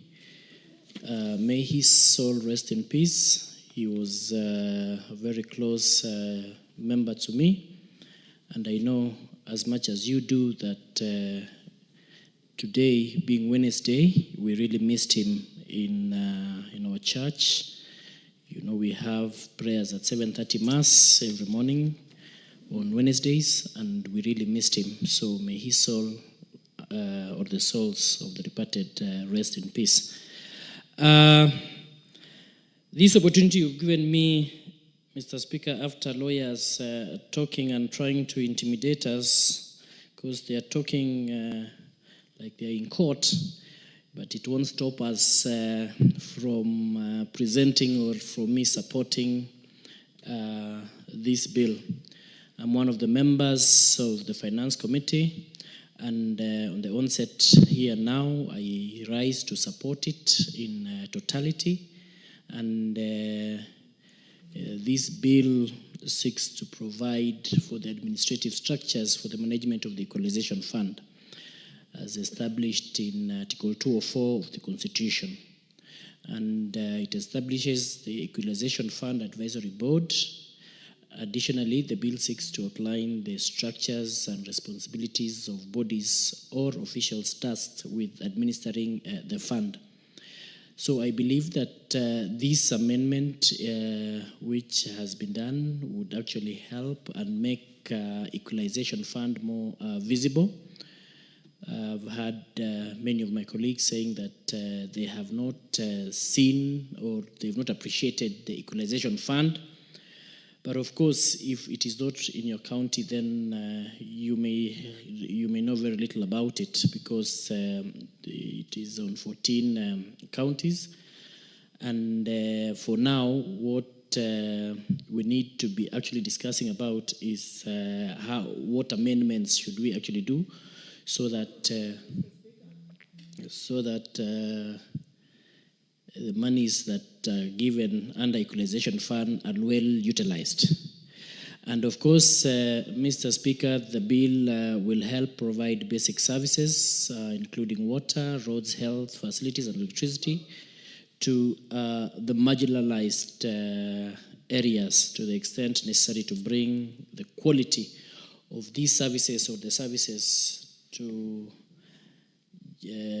help those areas that are marginalized to actually enjoy the services that other counties or other areas which are not marginalized are.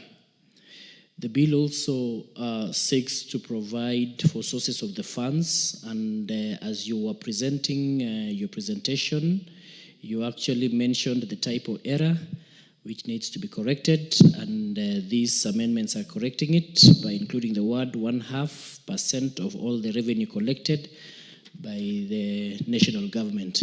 So I think to actually support this bill in totality, and of course, when I read through the bill, it also requires a representative nominated from the Senate not to be included in the,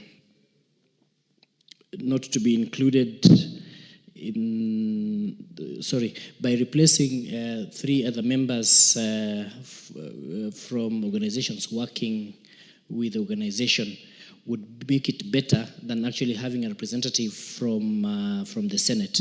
So I think I also support that. And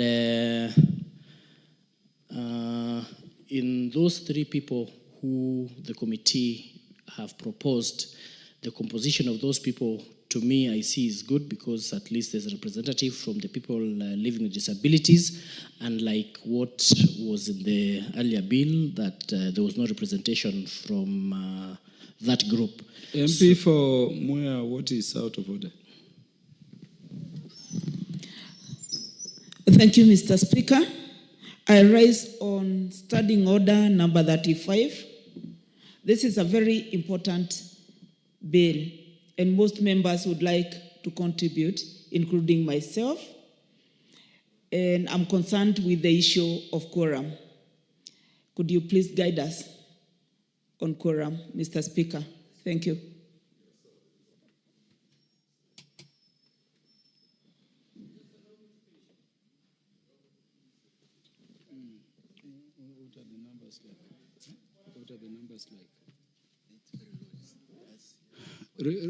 Let the bell be rung, as per standing order, I think, for 10 minutes. A quorum bell to ring for 10 minutes.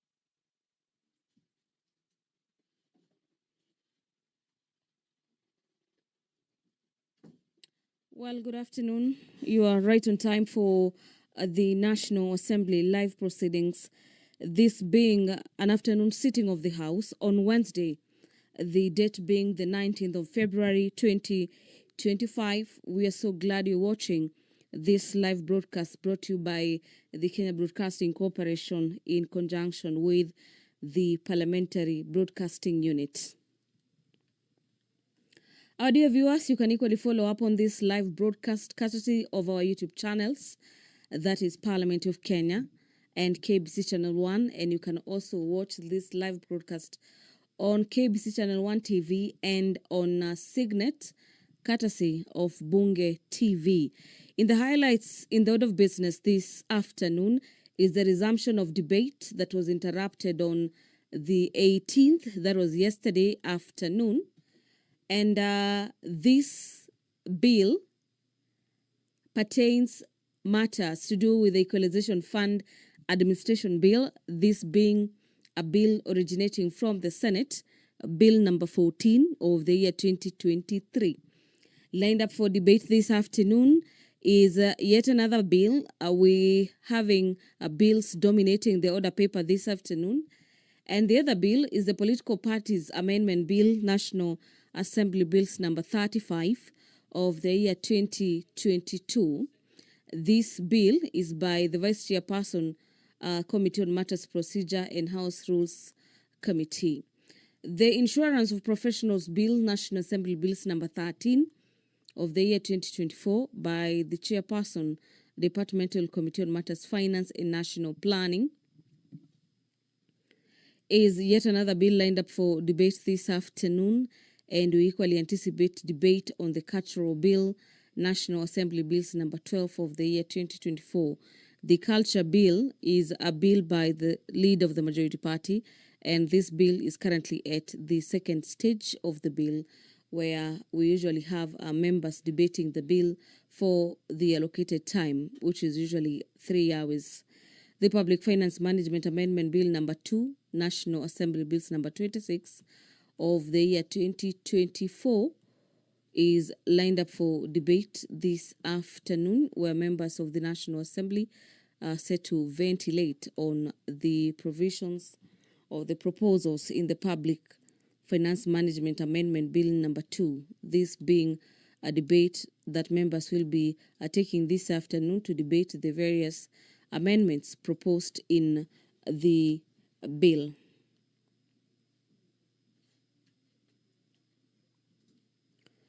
This Wednesday afternoon, we will not be having members of the cabinet appear before the House this afternoon.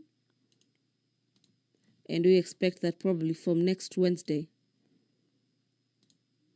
a number of cabinet secretaries will be appearing before the National Assembly plenary to answer questions in regards to the various issues that have been raised by members at the floor of the House. Remember, this guideline or this requirement is in cognizant with the recently amended standing orders of the National Assembly and the House, both houses for that matter, that require the cabinet secretaries to appear before the House to answer questions.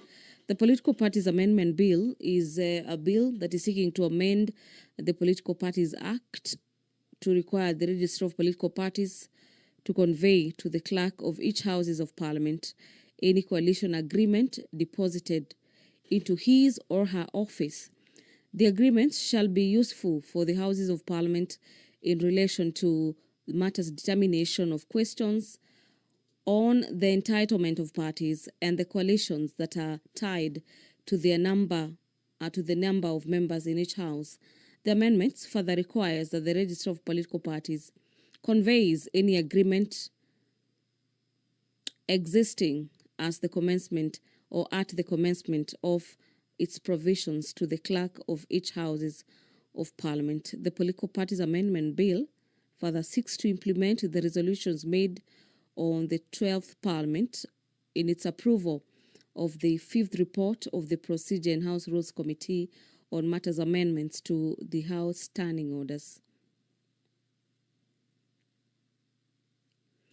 On matters to do with statement on matters delegation of legislative powers and limitation of fundamental rights of freedom, the Political Parties Amendment Bill does not delegate legislative powers, nor does it limit in any way the fundamental rights and freedom.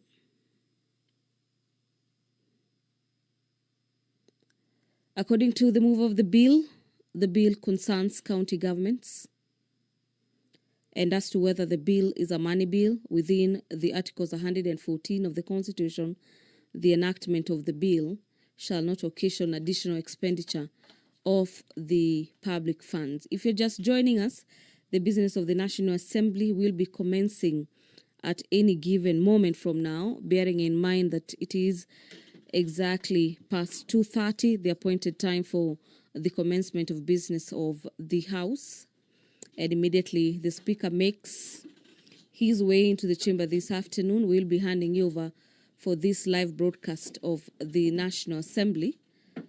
And when you look at Section 10 of Number 11 of 2011 on the proposed amendments of coalitions, 2 or more political parties may form a coalition or coalition political party before or after an election and shall deposit the coalition agreement with the Register of Political Parties.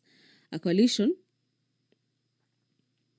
and this being a coalition agreement entered into before an election, shall be deposited with the registrar at least 3 months before an election, and provided that in the case of a coalition political party, the coalition political party shall submit the coalition agreement at least 120 days before a general election. All members of the National Assembly are upstanding, signaling that the Speaker's procession has just entered into the chamber this afternoon. The Sergeant-at-Arms carrying the mace, followed closely by the Speaker of the National Assembly, Honorable Moses Wetangula, ready to preside over the business this afternoon.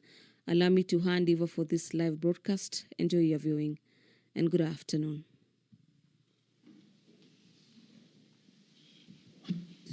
Mheshimiwa, tuombe. Ewe Mwenyezi Mungu, ambaye kwa hekima na wema wako umetoa nyadhifa za viongozi na mabunge kwa ustawi wa jamii na utawala wa haki wa wanadamu, tukusihi utazame kwa neema nyingi sisi watumishi wako ambao ameridhika kutuita ili tutekeleze shughuli muhimu za jamhuri yetu. Twakuomba uteremshie baraka zako sisi tuliokutanika hapa, na utujalie tuyatende na kufikiria mambo yote yatakayofikishwa mbele yetu kwa njia ya haki na uaminifu, ili utukufu na sifa zako ziendelezwe, na ili kustawisha amani, ufanisi na heri ya nchi yetu na wale ambao haja zao umezikabidhi mikononi mwetu. Amen.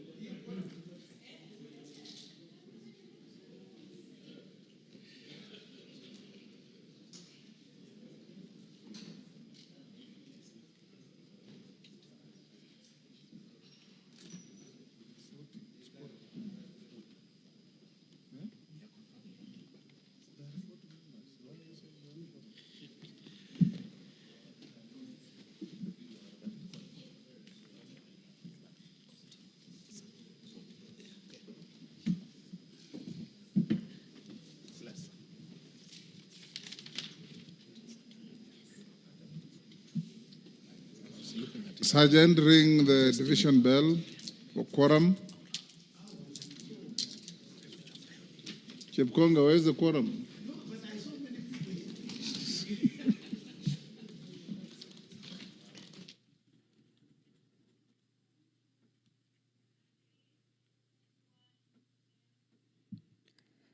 The Speaker of the National Assembly, Honorable Dr. Moses Wetangula, who is currently presiding over the business of the House, has just directed that the quorum bell be rung immediately after the commencement of business this afternoon to allow the House raise quorum to commence business this afternoon.